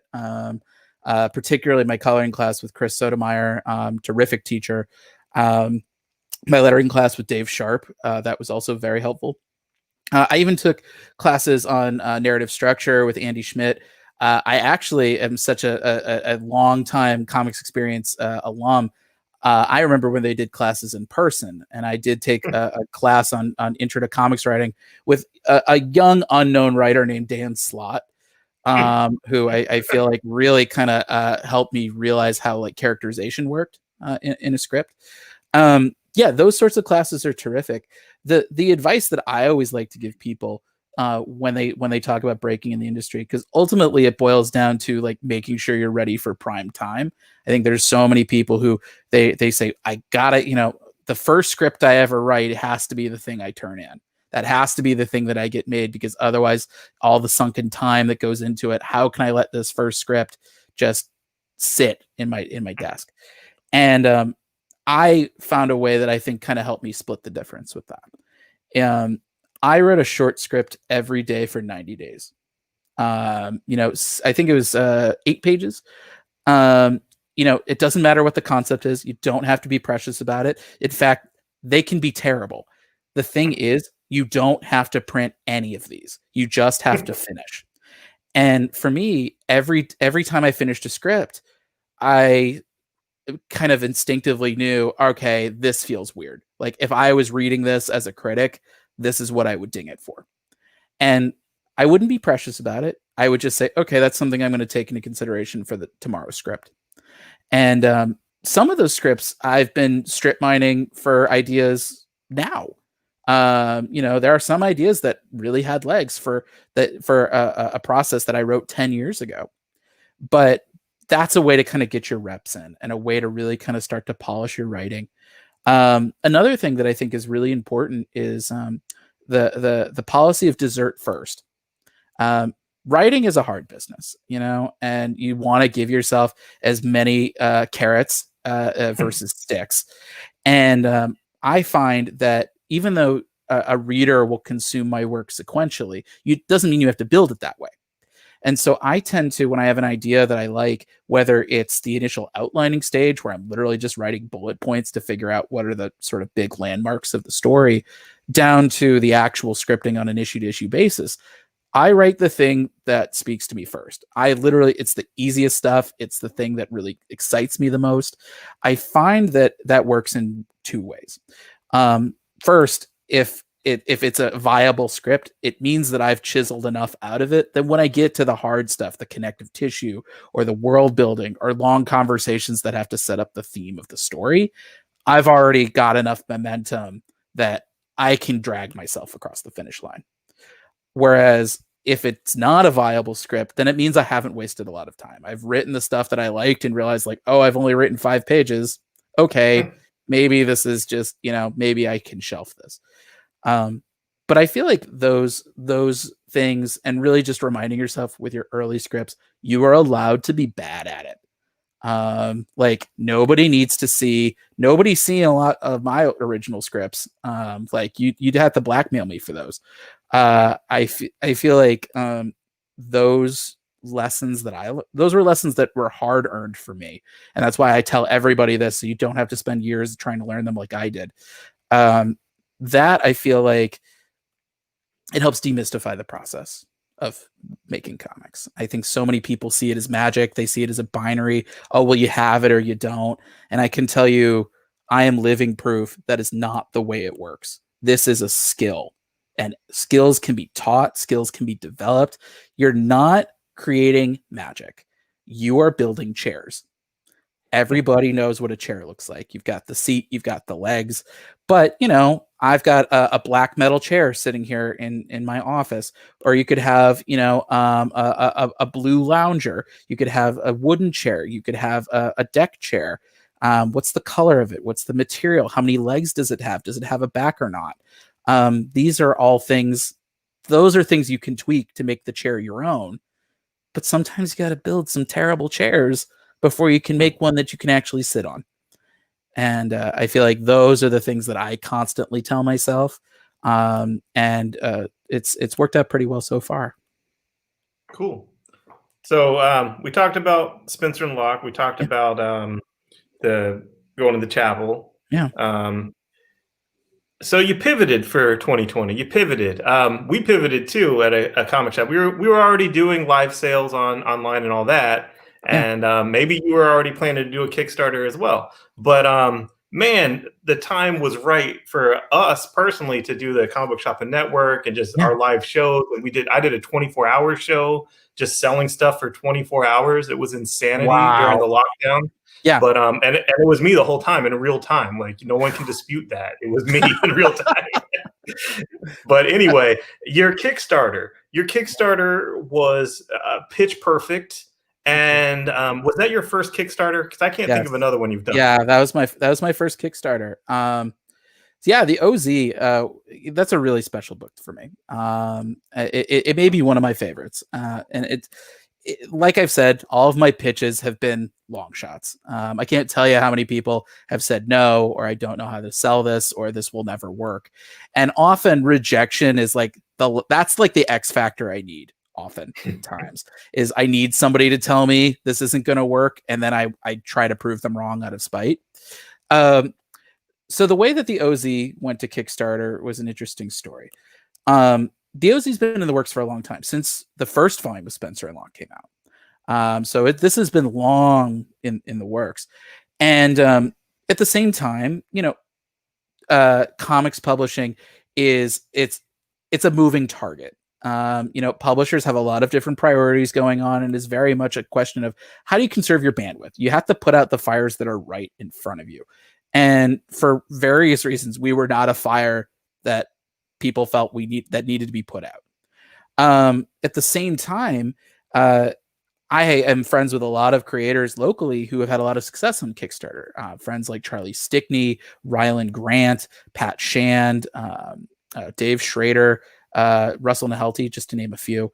And they've all been press ganging me for a long time, saying you really should do a Kickstarter. You should really do a Kickstarter. And it was Charlie that gave me the advice that really made it click for me and made me realize this is something I have to do, which is the comics reading fan base is a little fractured. You have your Wednesday warriors who are going to their comic shop every Wednesday, and they are the lifeblood of the direct market, and they are good at what they do. You also have readers that are reading things on Comixology. You have people that are buying things on Amazon, people who are only buying books at conventions live. And then there are people who are only buying their books on crowdfunded platforms like Kickstarter. And Charlie made me realize that there was a whole subsection of potential readers that I had done no outreach to. Charlie's a very smart guy. And so I had been thinking, I really need to do a Kickstarter. I really need to do a Kickstarter. And I was sort of looking at the pool and then kind of got shoved in when the pandemic hit. For those who don't remember, Diamond had their temporary shutdown last year, and everybody, I think, was looking to pivot. And I realized I could solve one problem with another. We had 2 issues of the OZ finished. Like I said, I believe in that project. And I had told my creative team, Ruben Rojas and colorist Whitney Kogard, letter DC Hopkins, I told them as soon as those pitch pages were done, I had told them a year ago, come hell or high water, I will make this book happen. It will happen. This book is too good. Your work is too good to go unnoticed. And I realized I could solve one problem with another. I realized we could give the OZ a really an awesome welcoming home in the Kickstarter community. And we could introduce ourselves to those readers with our absolute A game. But I'm still so blown away by the response to that book. You spend so much time, especially leading up to your first Kickstarter, with low expectations. You say, what is the lowest I can print this book without feeling like I totally just lit my money on fire? Our initial goal was $6,000. We blew through it in 2 hours. I'm still flabbergasted that people who either returning readers from Spencer and Locke and Go Into the Chapel or brand new readers from the Kickstarter scene, that they would all rally together to support this book. And it was a learning curve. Kickstarter and the direct market, while they can be complementary forces, they are like 2 different planets with 2 different laws of physics. And so I had to kind of figure out, it wasn't a whole new ball game. I felt like I had to learn a brand new sport on the fly. And so thankfully, having people like Charlie and Pat and Russell and Ryland, as resources for me to say, hey, we just blew through our goal. What do I do now? That allowed us to keep our momentum going for a book that has been really special to me at a number of levels. Cool. Yeah. I was excited for the book from when, all I wanted to know is, does it have a retailer level? Does it have a retailer level? Because if it has a retailer level, then, I can not just be a fanboy for it. I can also help pitch it, sell it, and make some money off of it myself. Exactly. So exactly. Because I'm always trying. How can we be additive with any project that I'm working on? And having a retailer tier, even though I had thought, even if it's just one retailer, that's enough. Right. But yeah, it's a fun book for those who don't know what the book is. The OZ, I've described it as the Hurt Locker meets the Wizard of Oz. It's the story of Dorothy Gale's granddaughter, who's a disillusioned Iraq war veteran, who gets stranded in the war-torn land of Oz. And we find out it's because her grandmother killed 2 wicked witches and convinced the Wizard of Oz to leave in like a week and then bailed. And so the resulting power vacuum turned Oz into something not unlike Baghdad. And so this new Dorothy will have to kind of navigate these factions led by her grandmother's former friends if she wants to survive the occupied zone, or as the locals call it, the OZ.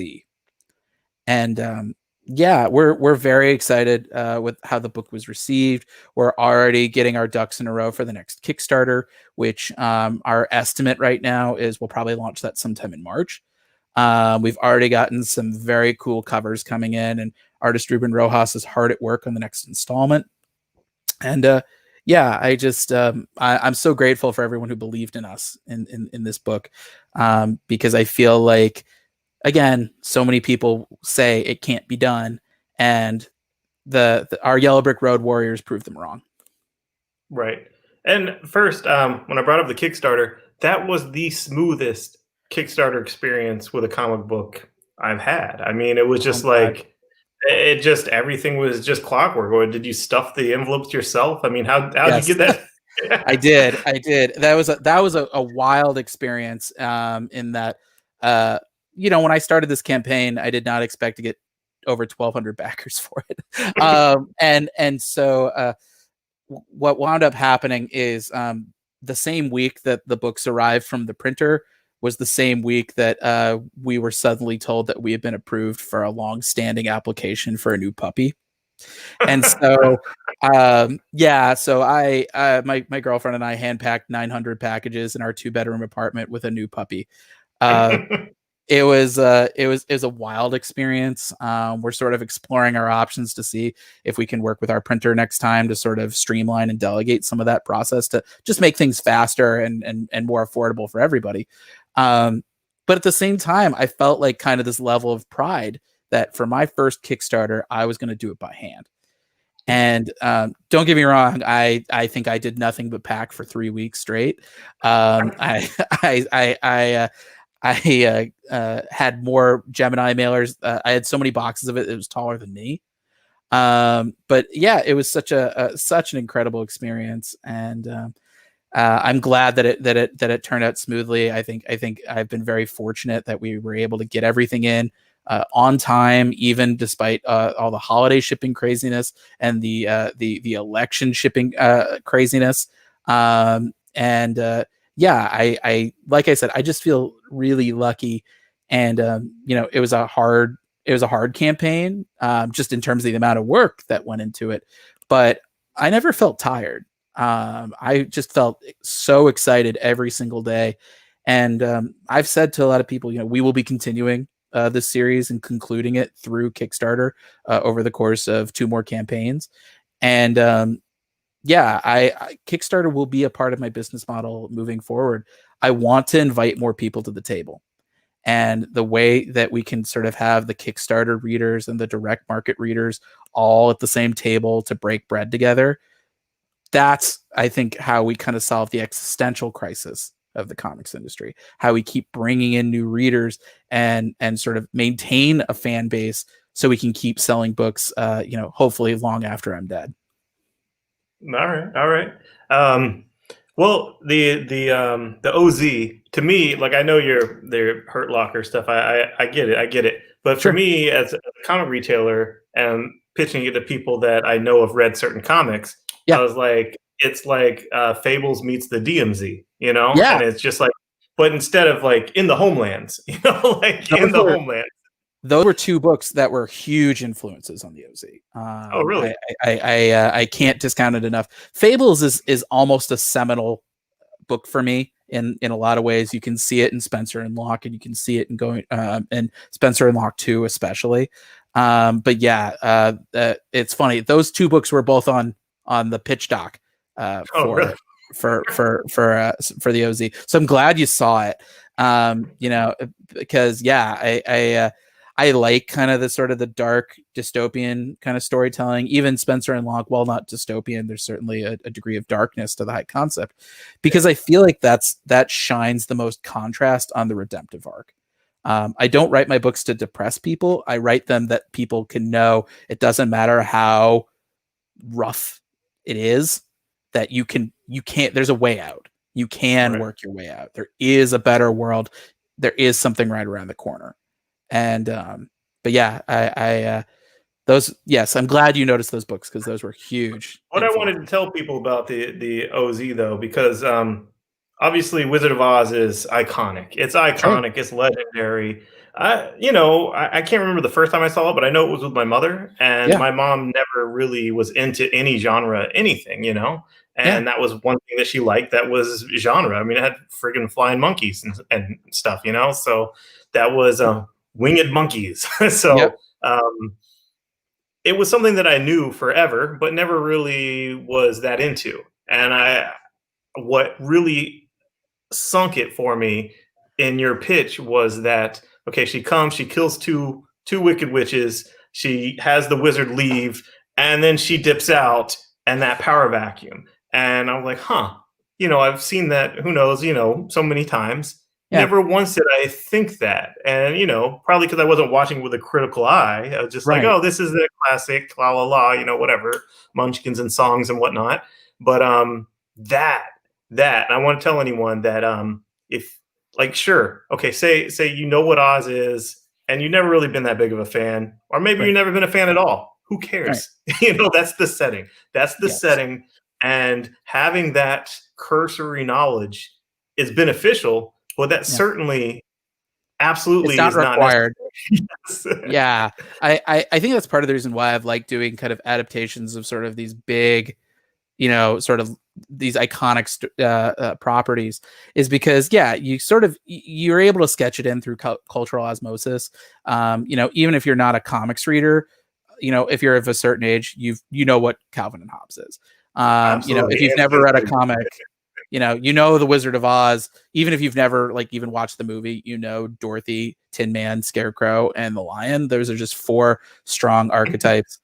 And it was fun being able to kind of filter that through influences like Chrono Trigger and Final Fantasy VII, or Battle Chasers. Being able to kind of remix these characters that everybody knows. They might not even love them. But if you know the character, that what we're doing it's a subversion that still feels organic. I always try to think of what's the pitch for this book, because how can I expect you to sell it if I don't know how to sell it? And I think that sort of really speaks to my it's this meets this pineapple pizza kind of concepts, because I want to give you a hook that you kind of know exactly what I'm talking about when I say it. And then you're kind of like, all right, what exactly does that look like? It's, if my elevator pitch sounds like a dare, then I feel like I'm doing my job right. Cool. All right. Now let's talk about your new hit book. I mean, it's a hit, right? It did well. Our early sales numbers have been really strong. It is the highest selling book of my career by a wide margin. Honor by Aftershock. Yeah, great sales team there. Great marketing team. Yeah, and I'm thrilled. I'm thrilled with how that book has turned out. Scout's Honor came out not this previous Wednesday, but the previous Wednesday, January 6th, and I read it on January 6th. Yes. The book is about a cult that has risen from the ashes of a nuclear apocalypse, and their Bible is an old Boy Scout manual. Right. And so our story kind of jumps ahead, a couple hundred years after that, and we get to see what this cult has turned into.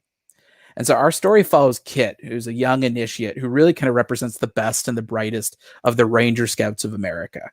There's just one twist.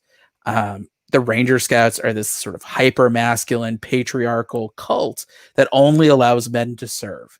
And so Kit has had to conceal her identity as a woman in order to pursue her calling as a Ranger Scout.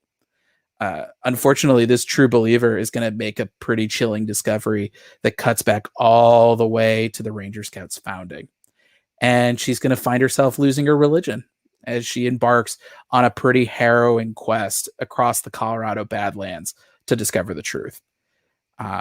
It's a book that I've described as sort of Mad Max meets Mulan, but there's a bit of The Handmaid's Tale in there, a bit of The Hunger Games, even a little bit of Planet of the Apes. And at the same time, despite being about a post-apocalyptic cult, it's actually been a kind of surprisingly autobiographical book for me. And it's certainly, I think, kind of the most spiritual book I've ever written. And it's one that I didn't realize would speak to me so much personally and would speak so much to kind of the current moment that we're living in until I was well into writing it. It's definitely a book that it sure snuck up on me. And so I'm sure it's sneaking up on fans as well. Right. Personally, I was a Boy Scout, like I'm of a certain age, it was just something you did, your friends were doing it, so you did it. Yeah. And, I made it up to like Life Scout, or I had lots of merit badges. I was a patrol leader once, just because some of the other people in patrol were like, oh no, he can't do that. He's not I was like, oh, whatever, it's a popularity contest. I'll win him over. I was patrol leader. So anyway, there was always certain things about the, Boy Scouts that even as a kid were kind of jingoistic, kind of like a little bit over the top, like, yeah, be prepared, but we can still relax, right? we can still be human. We're not training soldiers, right? Are we training soldiers? So there was always a little bit of that in the Boy Scouts, and I had a lot of fun. I camped with my dad. I learned a lot of stuff. But there was always. It always got to that point where, the oath and the pledge and the motto and exactly you get deep into this, that it's like, okay, like not that I thought of it that way, but it does have all the aspects of a cult. It really does have all. Right. And exactly. So that your was take on it is just like, boom. Thank you. That's exactly how so my younger brothers were Scouts. I was not. I was the oldest, so I was like the crash test dummy of my parents' children. My parents did not have their acts together for me, but my younger siblings are triplets, so any sort of extracurricular that they could sort of take the kids off their hands was like very welcome in my household. And so my brothers were both Scouts for a little while, and exactly what you're talking about. Like, I know for them is like the camaraderie and like hanging out with your friends and learning the practical skills.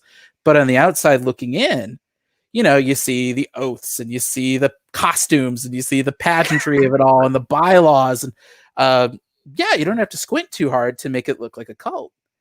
And for me, a couple of the things that really kind of stood out to me, Howard Zinn talks about how history is written by the victors.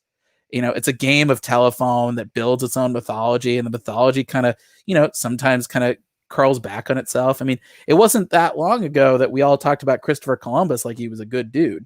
We didn't mention genocide. Right. And so if history is a game of telephone, what happens when you just cut that telephone wire? People want continuity. That's just how we were built as human beings. And so I thought, there would be some scrap of the old world still left in these dark ages. What happens when the game of telephone starts over from there, and what kind of mutates out of that? And some of it was, I think, very autobiographical as well. Like I said, I grew up in the Midwest. I grew up in a really conservative, both politically and religiously, house in St. Louis. And I'm still a practicing Jew, but my spiritual journey has been very different than that of my parents, which is very different than that of their parents. It wasn't until I left home that I realized that a lot of beliefs that I had been raised with, that, I thought were these bedrock pillars of sort of my self-identity, that I realized like, oh, there's a totally different way of looking at the world. There's a much bigger world than I knew. And it was very disorienting to kind of have to recalibrate how I navigated the world. I still wanted to keep kind of my ethical and moral compass intact, but now knowing that there's more information, it's a hard thing to change your mind. And that's what Scouts Honor is really about. When you kind of take away the post-apocalyptic elements, you take away the fun Boy Scout imagery of it all, it's really about a very conservative, hyper-masculine small town, and what happens to people who don't fit that mold? How do they navigate things? And so it's been, it's really has kind of spoken to my own sort of religious growth. Like I said, I still practice. It's my way of kind of connecting with, my ancestors and the people who can't practice and the people who've died trying to practice. It's also kind of my way of throwing a penny into the well of the universe. It's my book, I would say, it is an anti-cult book. I don't know if it's necessarily an anti-religion book. There are a lot of people who draw strength from that. But at the same time, there's a lot of really awful things that have been justified using religion. You look at the Catholic priest scandals, which was another big inspiring point, or even the scandals with the Boy Scouts themselves. My partner, she was raised Catholic, and she's no longer a member of the church because she said, I can't stand by an organization that has swept that sort of thing under the rug. And those two stories really kind of came together to form Kit's story in Scout's Honor. It's how does she maintain her spiritual and ethical values while navigating sort of the human institution that can be flawed, that can be corrupt, that can be co-opted, that can be sinister, and still stay true to herself. And I feel like despite being a post-apocalyptic book, I think Scout's Honor in a lot of ways is maybe the most hopeful thing I've ever written. Kit believes... I didn't get that from the first issue. By the time it's over, I promise, I still believe in happy endings. Kit believes there's a better world around the corner, as long as there are people still willing to fight for it. And having written most of this book during lockdown, I signed my contract 2 weeks before everything locked down. Wow. This was really an exercise in me kind of writing through my fears and my anxieties about what kind of author I wanted to be, what kind of energy I wanted to put out into the world. And I realized that by writing through all that and kind of really interrogating things like the culture of toxic masculinity we live in, the rise of evangelical megachurches and sort of looking down on critical thought and higher education, the fetishizing of military and survival prepping, I realized that this is a book about all that, but it's all about how do we move past that? How do we move forward? How do we build a better world? How do we turn that corner? And by the time I finished writing that book, I believed we could turn a corner. And I feel like we're seeing it now. Even though there are some dark days right now, I think that is a cult of a different kind, that it's on its last legs. I do believe that there are better days ahead of us. And I think by the time that the last issue of Scout's Honor comes out, I do think that we'll have turned a corner. And I think writing these books, even dystopians, even post-apocalyptics, they remind me that there's always a better world around the corner. Cool. So do you have anything else announced or anything else that you're working on? Yeah. So I've got some fun stuff coming. I have a full-length story in the Big Hype anthology that'll be hitting Kickstarter soon. It's called Roxy Rewind. It's by me and my Spencer and Locke co-creator, George Santiago Jr. Juniper Wells' mother was a car hop from 1954. Her father is a time-traveling physicist from the year 2150. They've raised her in our present to split the difference. Juniper has the power to manipulate time up to 60 seconds. And so she is going to be called upon to save the day as a teenage superhero named Roxy Rewind. And it's sort of our love letter. It's my love letter to classic Spider-Man. It's George's love letter to classic manga, like One Piece and Ranma 1/2. And, we kind of put it in the blender with time travel stories like Life is Strange and Back to the Future. It is very different than anything I've ever written. Superheroes are a tough nut to crack.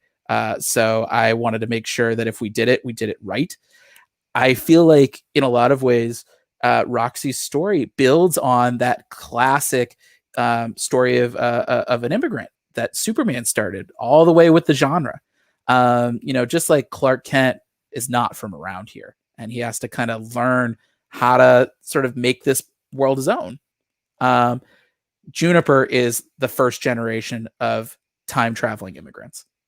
And so, being the children of two immigrants is already its own special challenge living here in the US, especially now when they're not just not from around here, they're not from this era.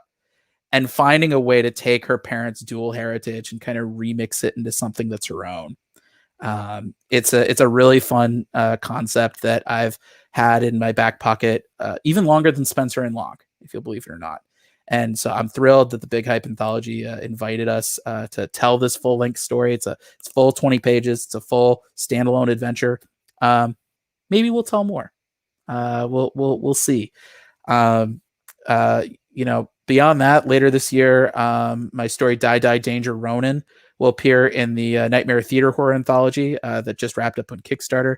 It's my pitch is what if the Power Rangers went head to head with the Walking Dead, and kind of what happens to the last surviving Power Ranger. I worked with Erica D'Urso on the artwork. You might know her from she's done an issue of Captain Marvel over at Marvel. She is a terrific artist. She is going to be the next Daniel Warren Johnson. Beyond that, I'm hard at work on my Top Cow series, Grand Theft Astro. We are hard at work on getting artwork done. The series is written.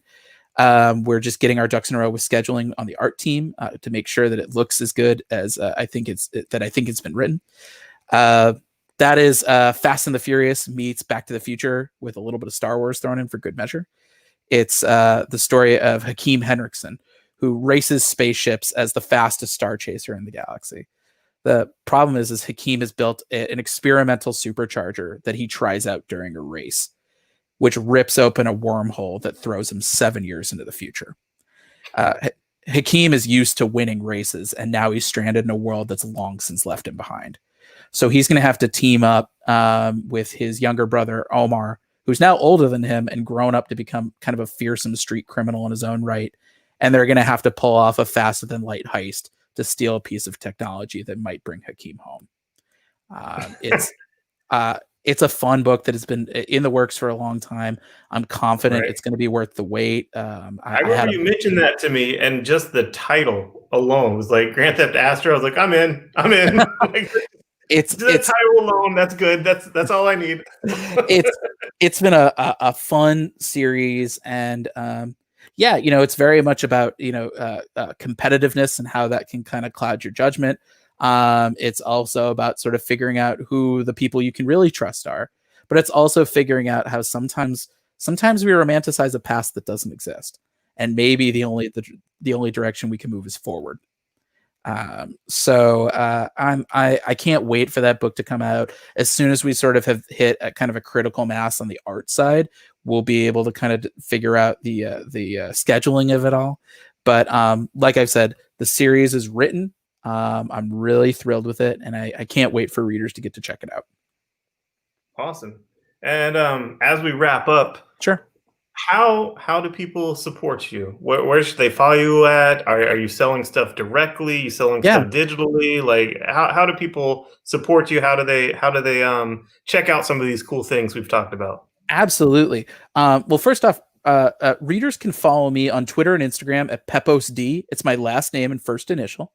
They can also go to David Pepose Comics on Facebook.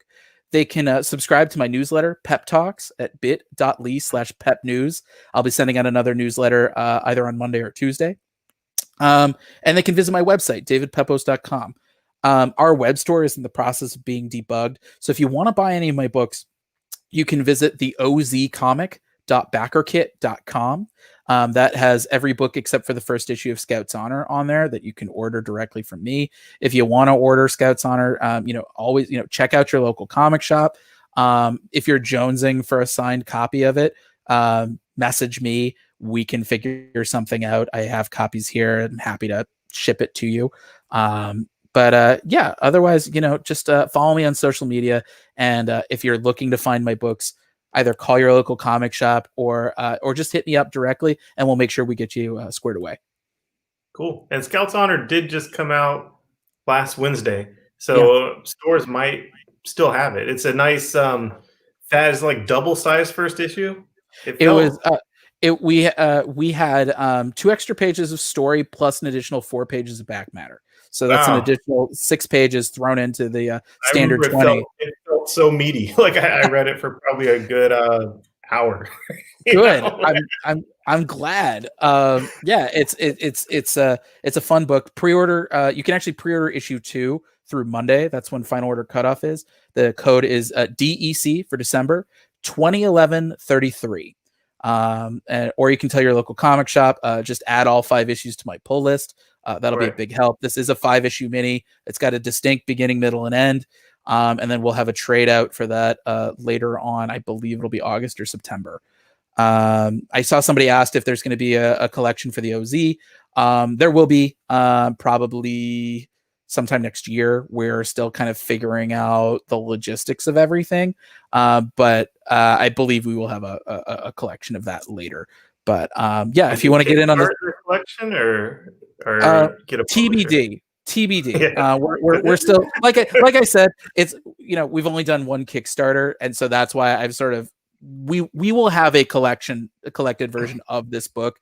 I just don't know sort of the full logistics of it yet. Somebody's asking the best way to contact me. Hit me up on Twitter. I'm on Twitter 24/7. Instagram I'm a little slower at, so yeah, Twitter is the best way to go. And we'll make sure we get whatever kind of books you want in your hands. Awesome. Well, thanks for doing this, man. Aaron, and I can't wait till we can be at a con again, man. Please, first round's on me, man. Thank you so much for taking the time to interview me and for asking such great questions and just for your support. You've been there since the beginning.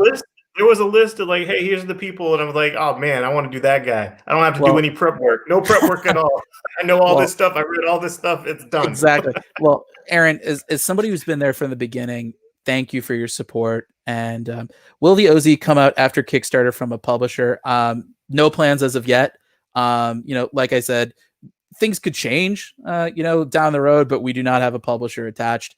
The people who backed us on Kickstarter, I owe it to them to make sure that we see the whole story through for those backers. So I am committed. This book will be distributed entirely on Kickstarter. And if it gets a second life at a publisher later on, that's great. But I want to make sure that all of our Yellow Brick Road Warriors are taken care of first. Awesome. Well, thanks for doing this. And my pleasure. Until we meet again. Thank you so much, Aaron. Have a great day.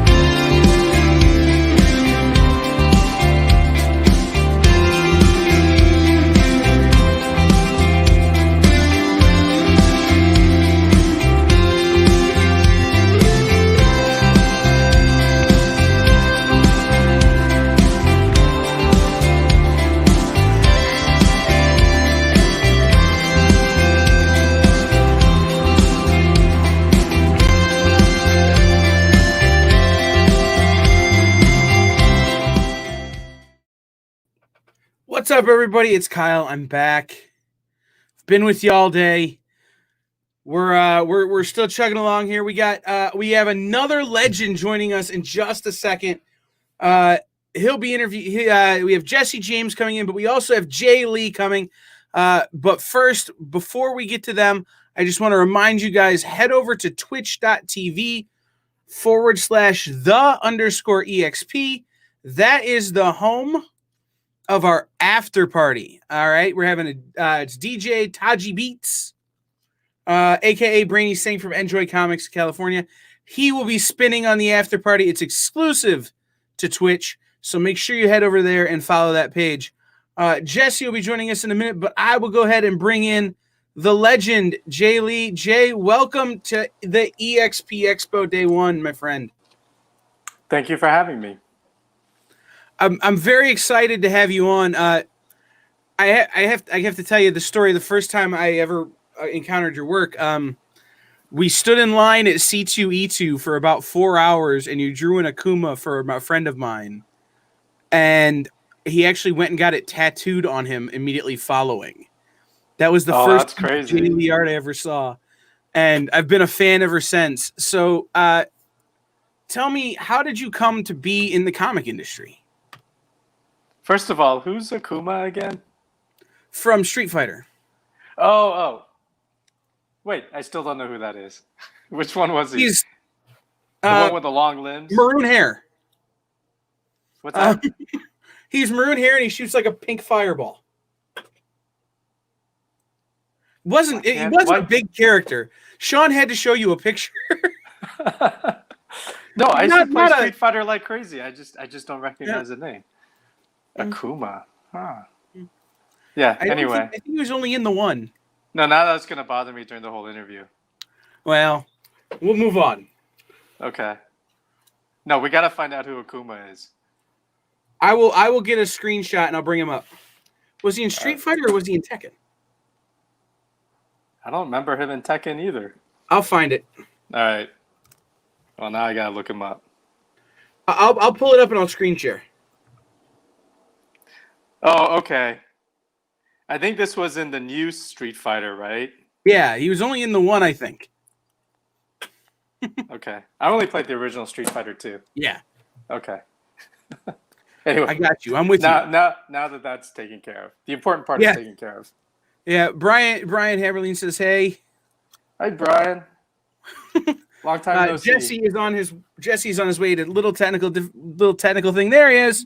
Yeah. We're going to bring in the legend, Jesse James. Okay. Or at least his chair. Here I am, right here. There you are. On the side of the screen. Always be on the right side of the screen, right? Yep. All right. I'm gonna back out. I'll let you guys while Jesse turns his phone. There we go. Nope. There you go. Okay. I'm gonna back out. I'll let you guys have a conversation. Have fun, guys. All right. Jae Lee, what's going on, buddy? How you doing? Good. How are you? I am doing fantastic. So Marvel, DC, Image, Dynamite, X Factor, Before Watchmen, Ozymandias, only because I know how to say that one. Dark Tower. That still sounds weird. Yeah, I know, doesn't it? I always say Ozymandias, but I know it's supposed to be Ozymandias, right? Oh, is it? Oh my gosh! Now I'm gonna have to fix that. Eisner Award winner, 1999 in Humans with Paul Jenkins. How did this all start? It started from a comic book convention in New York City. I was, I think, 16 at the time. I took a train ride up there from Washington, D.C., and it was my first big comic book convention. I used to do a lot of smaller shows, and enter art contests and things like that at the smaller shows, and I had an opportunity to go to the Big Apple New York Comic Con. It was held at the Pennsylvania Hotel, and I was 16, and I had one of those awful portfolios where I had 50 drawings on notebook paper, half-finished sketches, and I thought that would be good enough to get me a job. And of course, I had no idea what I was doing. And back then, this was before the internet, so you really don't know what you need to be doing. It was really hard to find information back then. And I went to the convention. I showed some editors, and of course, they laughed at it. It was just awful high school drawings, and there was one editor that actually laughed at it. And he was showing it to other editors, making fun of it right in front of me. Oh, and okay. I almost wanted to cry.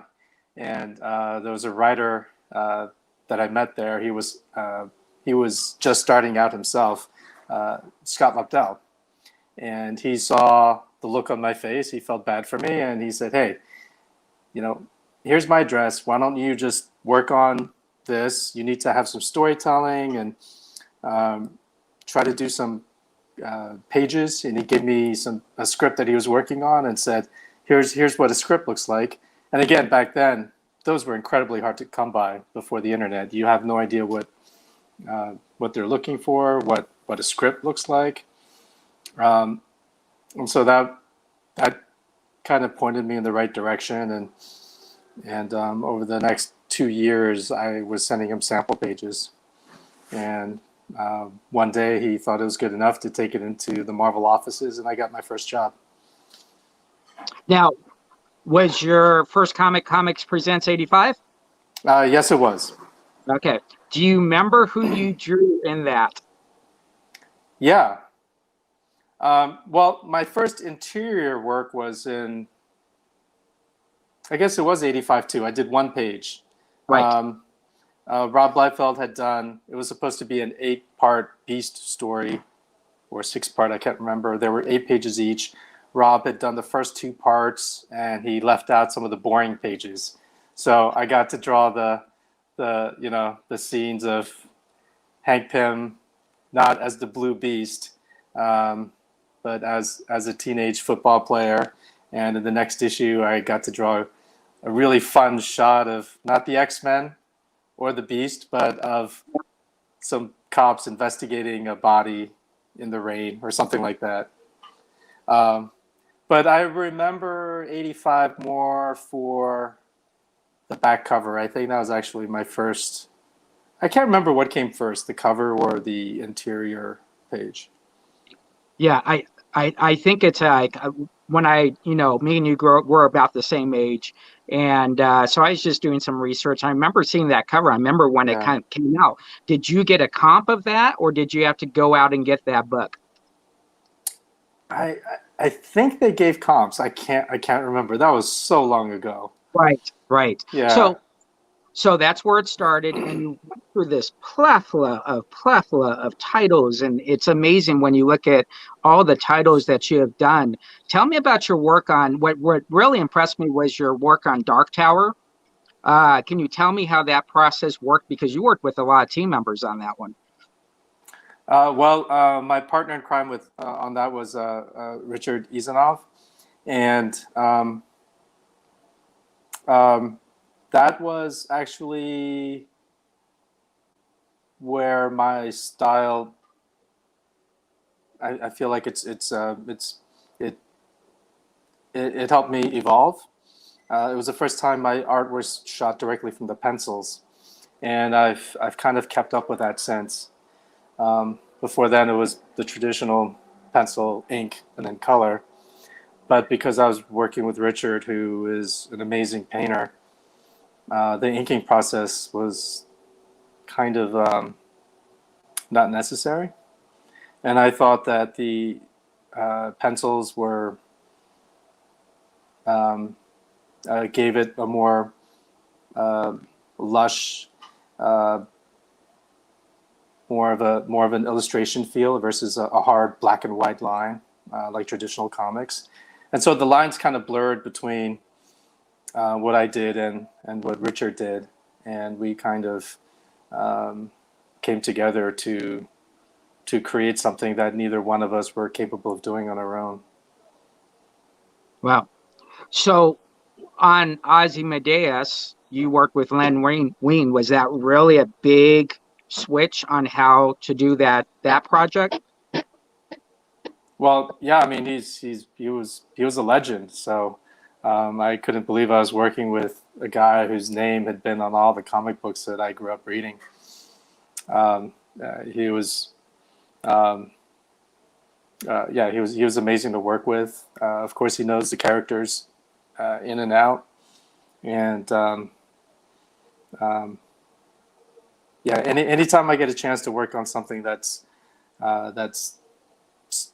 played such a big part of the history of comics, it's an honor. Does it change your mindset when you're dealing with someone like a Len Wein as far as the process goes, or it's just straight down the line?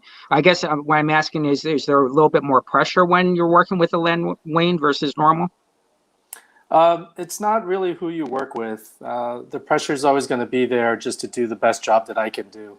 So the pressure is more not what I feel from other people, but from the pressure that I put on myself, because that's 10 times worse than anybody can do to me. Right. Sure, sure. So the one question that I skipped by mistake was when you won the Eisner Award with Paul Jenkins. I've worked with Paul Jenkins. He's very energized. Are you able to stay with him? Does that make sense? Or do you kind of let him do what he's doing and then you're just off doing what you're doing? Is there that kind of separation, or do you kind of blend together? I prefer just being left to do my job. And so I respect the writer and let them do their job. So my job begins when I get the script, and then I just run with it. So there's very little interaction. I've spoken to Paul only a handful of times, so it's never a case of fighting with the writer or not getting along, because we just live different lives, and we just handle different parts of it. So I wouldn't want to tell the writer what I want to see, because that's I respect the writer enough to not try to get him to write what I like drawing. Awesome. So this is the EXP Expo. This is day one. We're talking to Jae Lee. I'm the 6-year Jesse James. I'm the owner of Jesse James Comics in Glendale, Arizona. So tell me how about, the one interesting series I thought really I enjoyed the best with you on was Transformers G.I. Joe. How did that one come to you? Oh yeah, that was crazy. So when I started Transformers G.I. Joe, that was it was really hot at the time. Of course, I love Transformers. I grew up with it as a kid. I could never afford to buy the Transformers, so I would make my own out of paper. And of course, it was horrible. There were little robot figures that couldn't stand up on their own or really transform. But one day, one Christmas, I was able to convince my parents to let me buy some, except they weren't Transformers. We couldn't afford them. They were GoBots. Right. And I was so disappointed, but it was close enough. So with Transformers G.I. Joe, I was a little concerned, because anytime you work on licensed properties, you have to basically do what they envision. And if you deviate from it in any way, they're perfectly within their rights to have you redo it or scrap their project altogether. With these characters are so iconic, I didn't think they'd be open to my particular style. But surprisingly enough, things went very smoothly in that respect. I've always felt bad because they had hired an artist, Don Figuera, to do the designs for the World War II versions of the Transformers. And then when I was drawing it, I had a really hard time making sense of what turned into what. It turned out the one thing that I hate drawing the most are robots. I love drawing people. I love drawing organic things. So, I'd never really drawn these robots before, so I didn't think I would have such a hard time with it. But I'm used to organic shapes. If you need me to draw animals, I'm there. People, I'm there. Robots, not my strong point.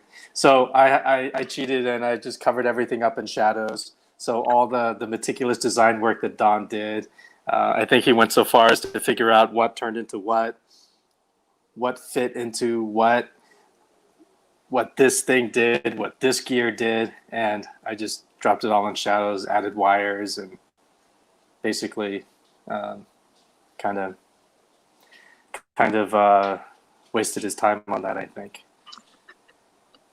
Was it hard to separate something that you enjoyed as a kid, and all of a sudden now you're actually doing it? Is there that yeah. moment?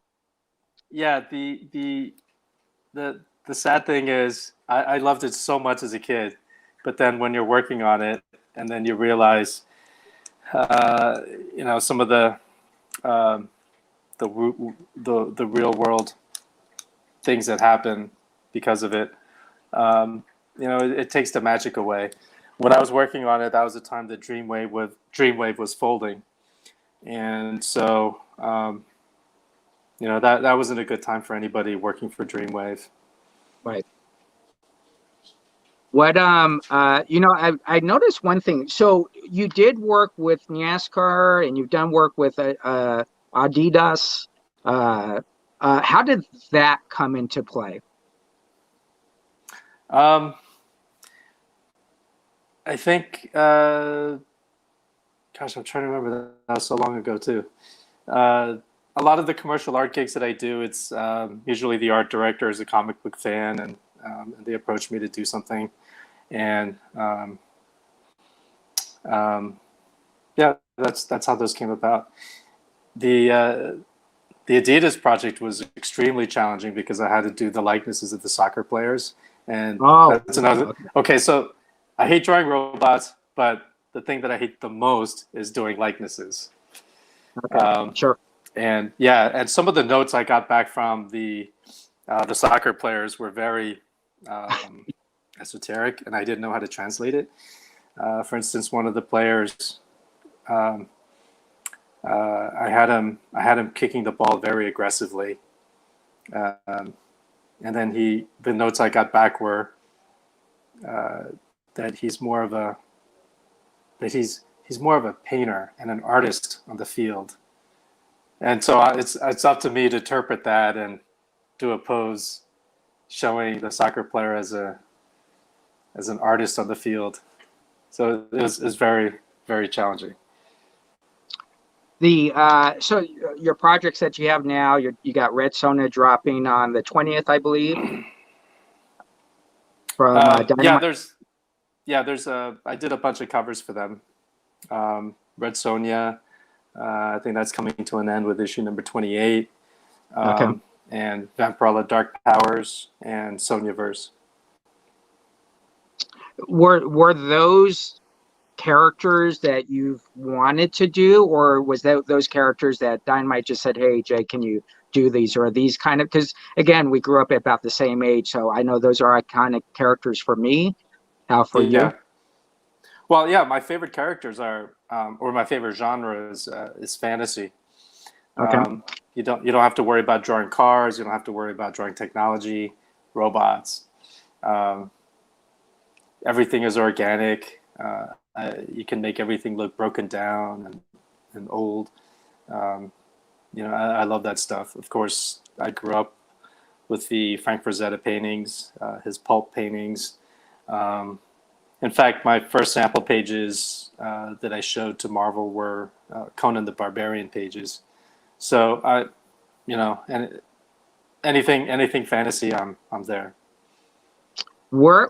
As a kid, where did you actually grow up, and where do you call home? I grew up in Northern Virginia. That's where I lived the majority of my life. Do you still? Did you live in Vegas at one point? I live in Vegas now. Okay, so I grew up in Virginia, and then I moved to New York City when I was like 29. Yeah, I lived with my parents until I was 29. News right now. So I asked you, West Side Vegas, East Side Vegas. Where do you live? What's that? West Side or East Side? Oh, right in the middle. I live on the Strip. Oh, there you go. Okay, yeah, I'm a West Sider. Grew up there 30 years. Oh, you did? I worked at the Friendly Neighborhood Comic Book Store in 1982 to 1986, page after page. Vegas, I think, is a great place. Chad Harding's come from there, Darren Skelton, a lot of cool people have grown up there. And the growth there has been amazing. How do you see the growth in Vegas? Do you still see that pushing out? I know there's a lot of stores there still. How do you see that? Yeah, what's strange is I grew up in Northern Virginia, which is a very densely populated area, very densely populated area. I think it's it comes only, it might even be number one in terms of traffic, maybe number two after LA. But what was surprising with Northern Virginia was with the amount of people that lived there, there were so few comic book stores. Right. I mean, you had to, getting to one was an adventure.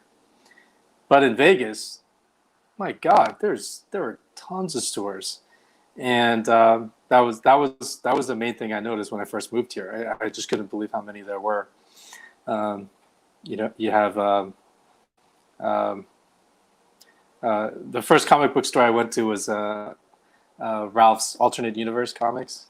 Sure, yeah. Yeah, that was he's got a great store with a lot of the indie comics, and of course you have John Dolmayan's Torpedo Comics, and I think Vegas is actually experiencing a lot of growth because of the people moving in from California after COVID, after all the shutdowns and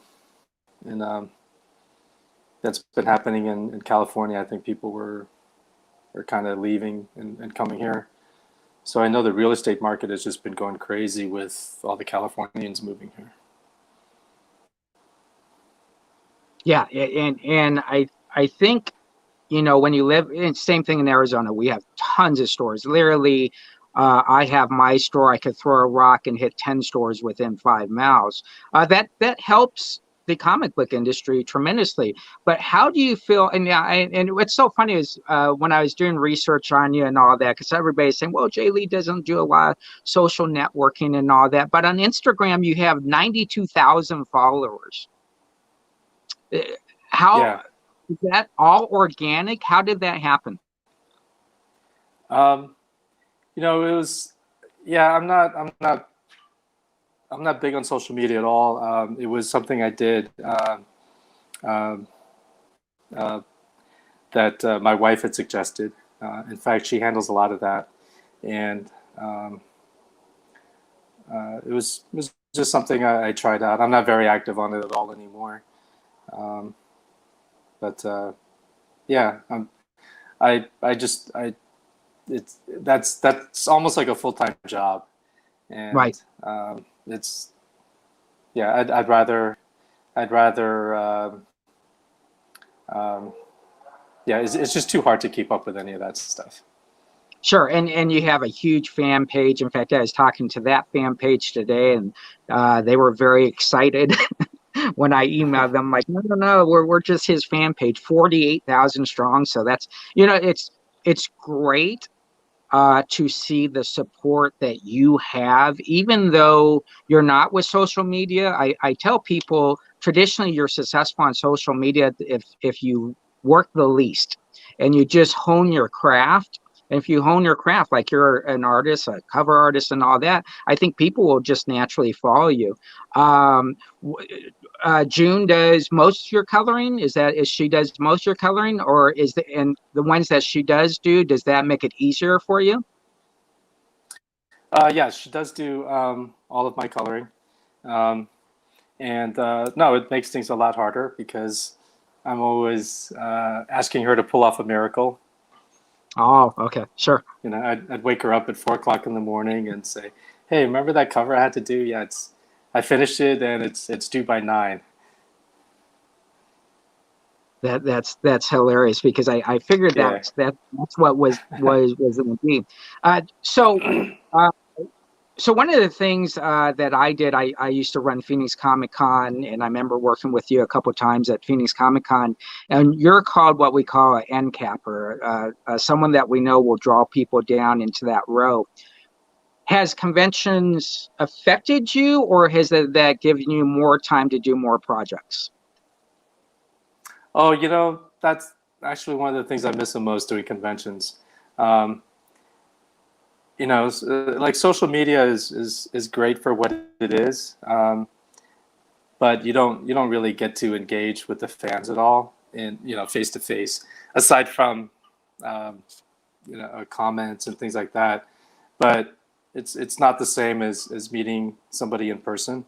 I'm totally old school. I hate texting. I hate emails. I hate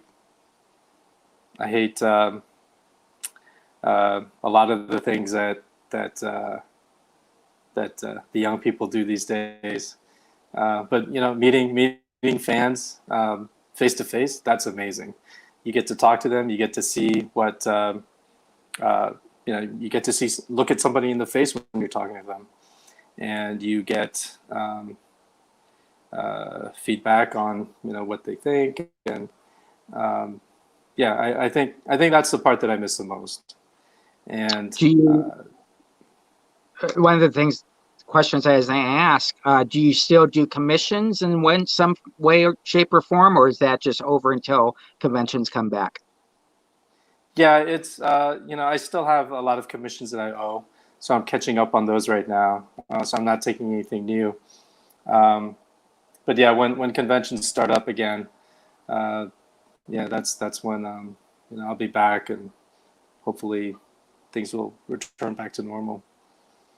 Do you foresee yourself being a late bloomer on conventions and seeing how they go? Or do you feel if a big convention came to you, feel that you would go to it now? I think it all depends on the vaccines, if they can roll that out, and if the numbers go down. But I'm still wary of flying. If I go anywhere, I'd love to just drive there. In fact, one of my dreams is to get a Winnebago and just drive cross country and hit conventions. That'd be fun. A Winnebago. I'm gonna write that one down. Winnebago. All right. The freedom of the road.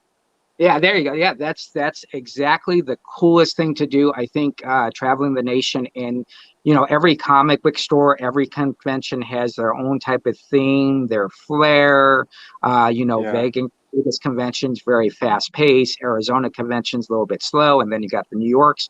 Is there one convention? If you only had to do one convention a year, what do you perceive as your best convention?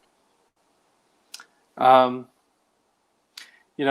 always loved New York Comic Con, only because I lived there for almost 10 years. So it's great to just go back to my old stomping grounds and take care of business and just kind of relive the past a little bit. So that'll always have a soft spot in my heart. That's where I got my first gig. That's where everything started for me. Yeah, and it's crazy to think that a lot of deals aren't really done on the floor. They're done at the after parties, the after dinners, the hangouts. So one of the questions I wanted to ask at the beginning, I completely forgot about. Is there a character that you haven't drawn that you would still like to draw? Is someone pop out for you? No, I don't really care about the characters. I care more about the writer and their take on the character. You could say, like in the 80s, if somebody approached me, like let's say I was a working artist back then, do you have any interest in working on the Swamp Thing? I'd say, absolutely not. And then it turns out Alan Moore wrote it, So it really depends on who's writing it. So Okay. it's for me, it's not so much character driven, but creator driven, because I think a great creator can turn a really bad character into something great. Sure, exactly. I got NFL Super Pro right behind me to prove that. So how did Sports Illustrated Swimsuit Edition come about? What? Did you do something in Sports Illustrated Swimsuit Edition at all? Oh, yes, I did. God, what was it called? It was an ad campaign that ran in Sports Illustrated, the swimsuit edition. It was like a graphic novel. I mean, like a 3-page story, and I want to say it starred Stacy Keibler, I think. Yeah. And I did the layouts for it, and it was really cool because they wanted to do a Fumetti style comic book, and I think they used my illustrations in conjunction with photographs of the actors and actresses, and there was a story that was created, and I think it was an ad for something. I think it was Axe body spray, and yeah, but it was really cool. I got to go to the photo shoot. They shot it in New York City.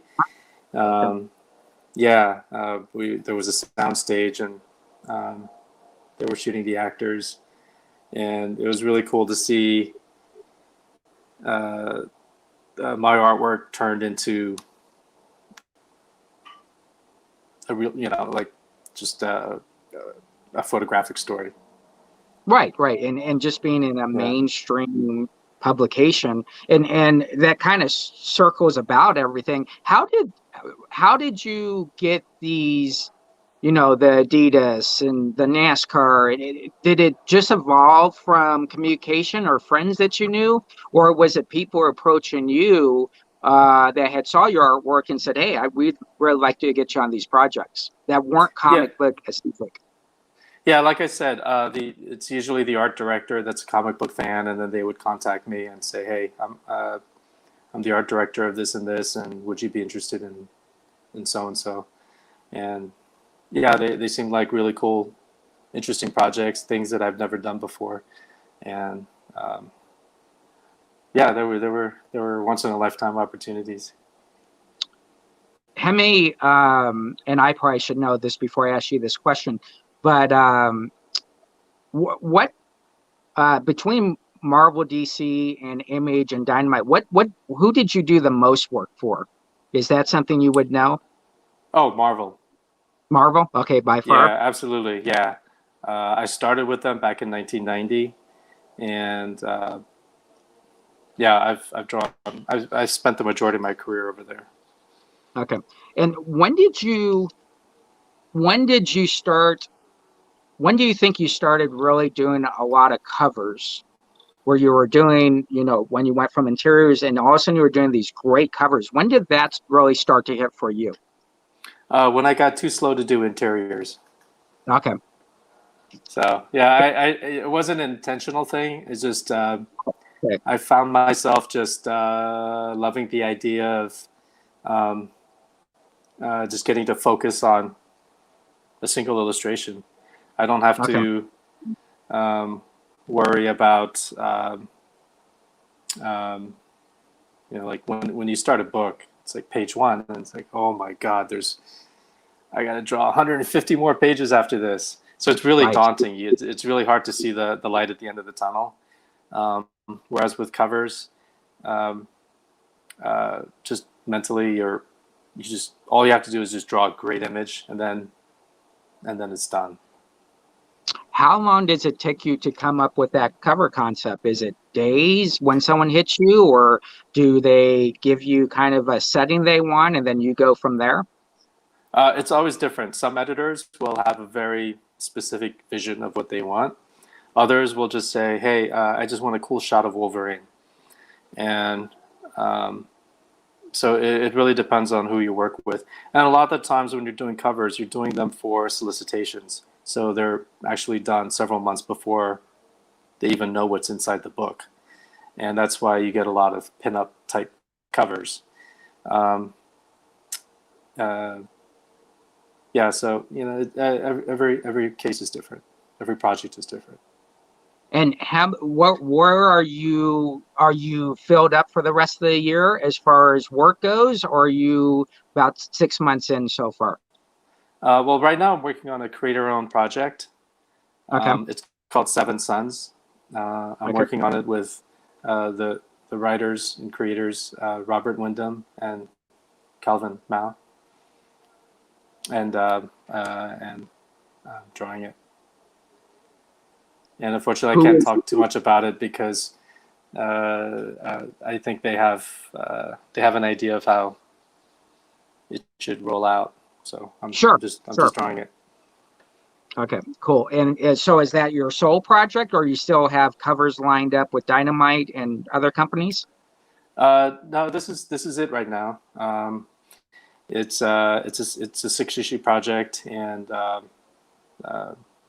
like I said, interiors have always been difficult for me, so it's quite a challenge. I haven't drawn interiors in a long time, so that's about as much as this old body can handle right now.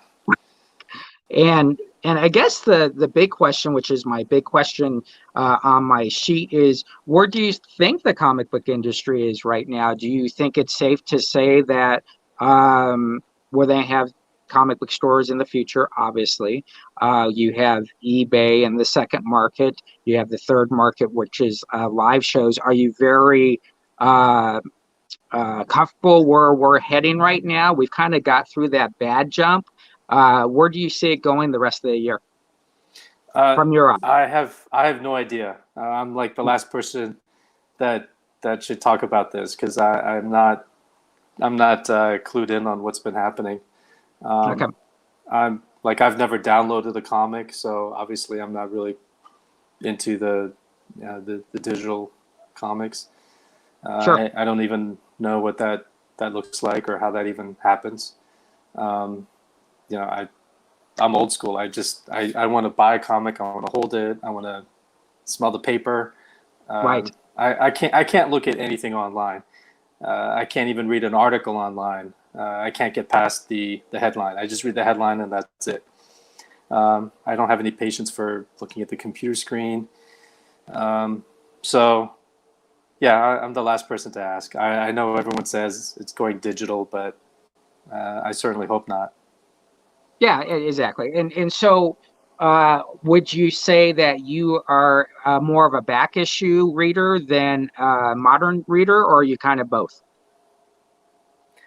Oh, definitely back issue. I think my knowledge of comics stopped in the 80s. Okay. Yeah, I have no idea what's even being published right now. I haven't kept up at all. I know when I was working at DC, they would send me comp copies, and I don't think I read any of those. It's just there are so many great comics, but the stuff I'm drawn to is the stuff that I grew up with, and for me it's the 80s Right. stuff. So you're more the superheroes, Secret Wars, and Crisis on Infinite Earth. Yeah. Yeah, I mean, I worked in a comic book store in the 80s, so I kind of have that feel. When did you succumb to independence? I knew when I came in 82, it was about, you got to read Marvel, DC. Yeah. And it took me to about 1985 till I got into indies. Do you remember when you really got into indies? I never got into indies in the 80s. Oh. Yeah, I didn't even know they were around because I didn't go to a comic book shop until like much later. My only experience with comics was from the 7-Eleven and the grocery stores, and of course they didn't carry the independents. It was just Marvel and DC, whatever you saw on the spinner rack. Right, exactly. Yeah, I call that our eBay store of the 80s. You know, if the comic book store didn't have it, you go to the spinner rack at 7-Eleven and spend 60 cents, have enough for a Slurpee and walk out. Do you still have, do you remember your first comic you bought, or in general what Oh, it was? absolutely. It was Secret Wars issue number 2. Oh, okay. I used to walk into the 7-Eleven. It was, I think, like 3 miles away from my elementary school. And I used to walk there every day, and I was one of those annoying kids that would just stand there and read the comics because I couldn't afford to buy them. Right. But the one comic I had to buy was Secret Wars because it had all the characters in there. And so I saved up my lunch money. I think I skipped lunch for a week. And then and lunch I think back then was like 75 cents each. Yeah. So I could buy 5 comics. But the first one I bought was Secret Wars because it had all the characters in there. You know, I didn't have to buy Iron Man. I didn't have to buy Captain America. I could just buy this one and had everybody in there. And I took that comic home and I traced all the drawings. That copy is so ratty. But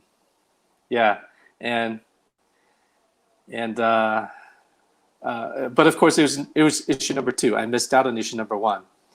And so I had to buy it, but it wasn't until I think several years later when I found out about comic book stores where you could go and buy back issues. And I thought that was the most amazing thing.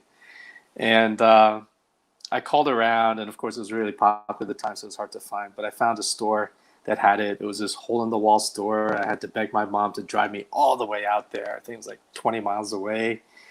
And I go in, and it's...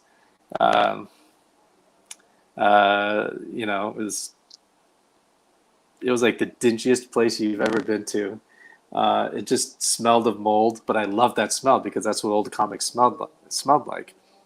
And they had Secret Wars number 1, but it was a back issue, and it was $5. Oh, jeez, it's $5. So I had to beg my mom to buy me that book, and I bought it, and I took it home, and I read the hell out of it. And I left it by the window, and I fell asleep, and it rained. And it rained. The window was open, and the rain had blown in. And to this day, that comic is all warped, but I still love it. It's still your comic. I am telling you, I actually have my very first comic book, January 25th, 1982, right there. That is my very first comic. Oh, my God. Yeah, I was a skateboarder, and I was standing in front of the Friendly Neighborhood comic book store, and the guys came out and he said, "Can you move out my store?" And being a punk, I moved over a little bit, and he said, "If I give you this comic book," and I remember reading this comic about 1,000 times upside down. What issue is that? This is 129, where they fight King. And I've read it 1,000 times. It's my copy. If the store catches on fire, that's the book I'm grabbing. And I can imagine you as a young kid actually realizing that number 2 makes sense now because you had not read number 1. I think the 80s were great times because when we walked into comic book stores, and I know you walked in comic book stores a little bit later, it was kids our age. And nowadays it's kids our age in their 40s and 50s that are in there. I think growing up in the 80s, we learned a lot. I think you tracing the figures, me having my first book, I just think it's a great thing. So were you more superheroes? Did you become a mutant fan? How did you evolve it from there? Oh, it was superheroes all the way. All the way? Yeah. In fact, I guess I was drawn to all the team books because, again, it's more. It felt more like you got more bang for your buck. You have all the characters in there. One of my favorite experiences was one of my high school friends. His dad took us one weekend to my first comic book convention, and it was one of those really small comic book conventions held in the basement of a hotel. where it was just nothing but dealers. And I thought that was the most amazing thing because you could buy all the packages you could think of and then you could haggle. And I remember I walked out of there with the first 25 issues of Alpha Flight. And I thought that was amazing. And I got a great deal on it. And I was a huge John Byrne fan. And I think that's where comic collecting really started for me. I didn't care about the condition of it. I just wanted to read it. So I just got the rattiest copies that I could find because they were the cheapest. In fact, you start opening them, and then there's like what do you call them? Silverfish or something? The little the little bugs that crawl around, the little snake things. Sometimes I'd be reading the paper, reading the comic, and I see what I thought was a little piece of torn paper, and it starts moving. Yeah, but that's the way we grew up. I think every generation has a group of comic book fans that are extremely loyal. You know, I tell people in 1982 when I was working in the comic book store, I had to man the line 6 weeks after doing it, and this old gentleman came up to me and said, "Are you Jesse?" And I said, "Yeah." And he goes, "Well, I'm Jack Kirby, and make sure no one." So here I am watching the line for this Jack Kirby guy. At 12 years old, I really didn't know who Jack Kirby was. It took me about 10 years to realize that moment as I started looking at my pictures. But it's amazing we have all these moments that come down to Alpha Flight 1 through 25 and your Marvel Superhero Secret Wars #2.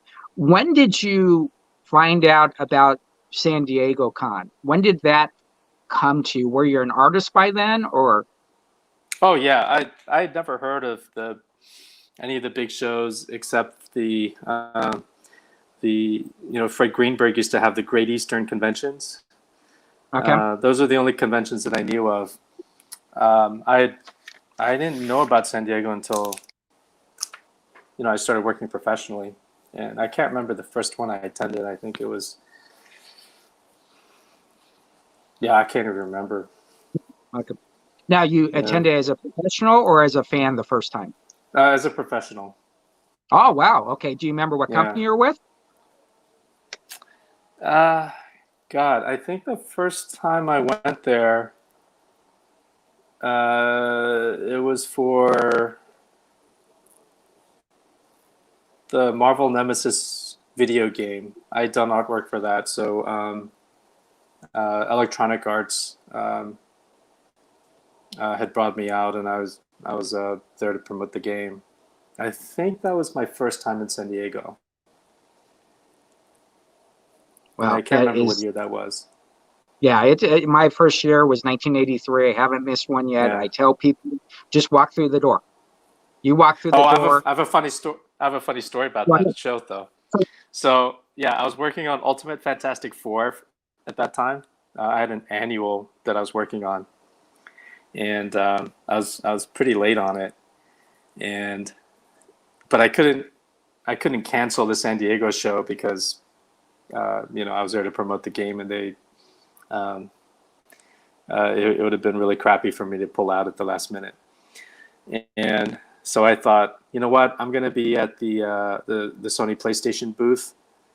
I know the Marvel booth is like on the other side of the hall or somewhere, not close by. So I thought I could just slip in and out, and my editors wouldn't know. And anyway, I got through the whole weekend of not seeing anybody from Marvel. And then I head to the airport and I think, wow, that was great. Now I can go back and pretend like I was working all weekend on this book, and then just send pages in, and everything will be fine. Because I think my editor had asked me, hey, are you going to San Diego? And I think I might have just tried to pull a fast one and said, oh, no, I'm not. I'm going to stay home and work. And so I'm at the gate waiting for the flight, and then all of a sudden, guess what? All the Marvel editors are on that flight. Oh my gosh!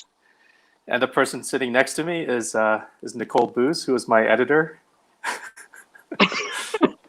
She's sitting right next to me on the flight. She's like, "So, how's the book going?" I'm like, "Oh, Wow, great." holy cow. You know, because I was living in New York at the time, so it made sense. All the New York editors are sure. flying out. Yeah. So yeah, I avoided everybody all weekend except I got caught at the last second.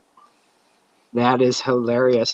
This is the _ EXP Expo. I'm talking to Jae Lee right now. William Holland has a question. Where did the idea for Hellshock come from? It came from God, how old was I? Like 20 something year old who thought he was full of darkness and rage and angst. Yeah, I don't know where my headspace was at back then, and that's one of the things people ask me if Hellshock's ever coming back, and it's hard for me to answer because, you know, it's the 20-year-old me loved doing it, but now I'd probably want to do something else. Where did it come from? Just that time, the time period, my youth, the energy that I had. Yeah. Well, there's this gentleman, I don't know if you know him, Brian Haberlin. He's asking how many times did you redo your pages because you're such a perfectionist? A lot. I have, I redid that thing so many times. Everybody has a point where they truly believe they've made it. Was that the tipping point because it was your own book, or did that happen before that? Oh, it happened well before that because I was just a kid and I thought, wow, I'm the shit. You know? Right. I remember saying the dumbest things in interviews. I think there was a Wizard magazine where I actually said, storytelling is not important, just as long as you do cool art. If I could go back there, I would just smack the 18-year-old me. Yeah, it's when you're young, you just think you're invincible and you think you're like the greatest thing ever. And then when you get older, you realize that you didn't know anything, and you have to learn and grow. Well, the one thing with you, I mean, look who the group of people you grew up with in this industry. I mean, working with Rob Liefeld on projects in the 90s and all that. So you were really part of that indie growth that just really took over the comic book industry at that time. Did that play into it, or do you think you just did naturally? Well, again, I think a lot of that was just you're so young, and you really don't know what you're doing. All of this stuff is just thrown at you, and you think it's normal, and you think you know everything because people like what you're doing, but you're just too young. You're just too young to know. That's why I respect the hell out of some of these guys that have survived the 90s. It was a really crazy time, and you know, like I said, I was thinking so many stupid thoughts back then. Like I didn't have an appreciation for, like you said, Jack Kirby. In fact, I had a friend that was showing me Hal Foster and Alex Raymond, and I was looking at that stuff going, oh, that looks terrible. That doesn't look anything like Jim Lee. Yeah. That doesn't look anything like Todd McFarlane. That stuff looks boring. You know what I mean? Yeah. But now I look at that stuff and it's just amazing. I've come to appreciate the masters now, but the 18-year-old me certainly didn't. And you know, that's why it's kind of you know, getting back to this whole social media thing. I see a lot of young artists, and God, I'd hate for something that I said at 18 to be out there. Right. Yeah, like tweet something. Like right now, if I said, yeah, storytelling is not important or something like that, it's what a horrible thing to say. But you don't know what you're saying. You're just young, and it's scary what just saying the wrong things can do to a young person's career, and I just don't think that's fair. You know, just people have to be more forgiving and realize just because they say something stupid, that's not who they are. So, you know, it's just kind of a scary, sad time to be living in right now. Yeah, I think because comic books gives people great comic book therapy. It's something that most people latch on to comics to get away from their day, and we would hope that stays within the comic that you create, those covers that you create. So it is very interesting time. I guess my last question to you is, what is your advice to a young artist? Just focus on your craft, tune everything out. Just do what you're meant to do, which is draw, or write, or create. That's it. Don't try to be a personality. Let the work speak for itself. Do you still doodle a lot? I do, like you know, when I'm on the phone or something like that. But yeah, it's certainly yeah, when it becomes your job, it's like when you have free time. It's really hard to say, hey, you know what? I feel like drawing. So I admire those guys that have a sketchbook and that just, like, they're outside and all of a sudden they start sketching something. I admire that passion, but unfortunately, I've never really been like that. Right. Well, it has been a pleasure talking to you again. Very, very awesome, folks. You can find Jae Lee on his Instagram, even though he doesn't post on it. There's a ton of stuff on there. He has a web page and all that. I want to see you get that Secret Wars #1 graded. Get that 0.5. So you can be part of the 0.5 club with Norm Ratman and all his 0.5s. Anything else you want to mention? Anything that you want to talk about that's coming out? Are you good to go? I think I'm good to go for now. Okay. I just want to thank everybody for watching, and thanks for doing this. Awesome. Thank you, Jae Lee. Have a good one. You too. Thank you, Jay. Okay. Thank you, Jesse. All right, guys. I have been Kyle. I have been with you all day, and we're still here a little while longer for our after party dance party.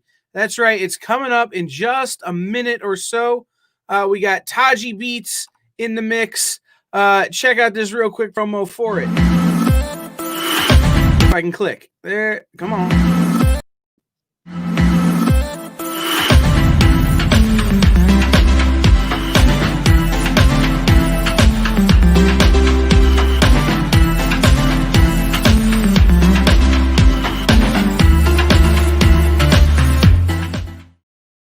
Head on over to our Twitch stream right now, www.twitchtv.com/the_EXP. I will also have links on our social media just as soon as we go live to check out the after party dance party. Thank you for being here as part of day 1 of the EXP Expo. Tomorrow, guys, Sunday, we are here 10 a.m. Eastern to 10 p.m. Eastern. And we've got a legendary lineup tomorrow. So head over to our social media. and check that one out. We will be right over there to the after party, and make sure you check out our social media to find out who's on tomorrow. You're not going to want to miss it. We will see everybody very, very, very soon. This has been day one.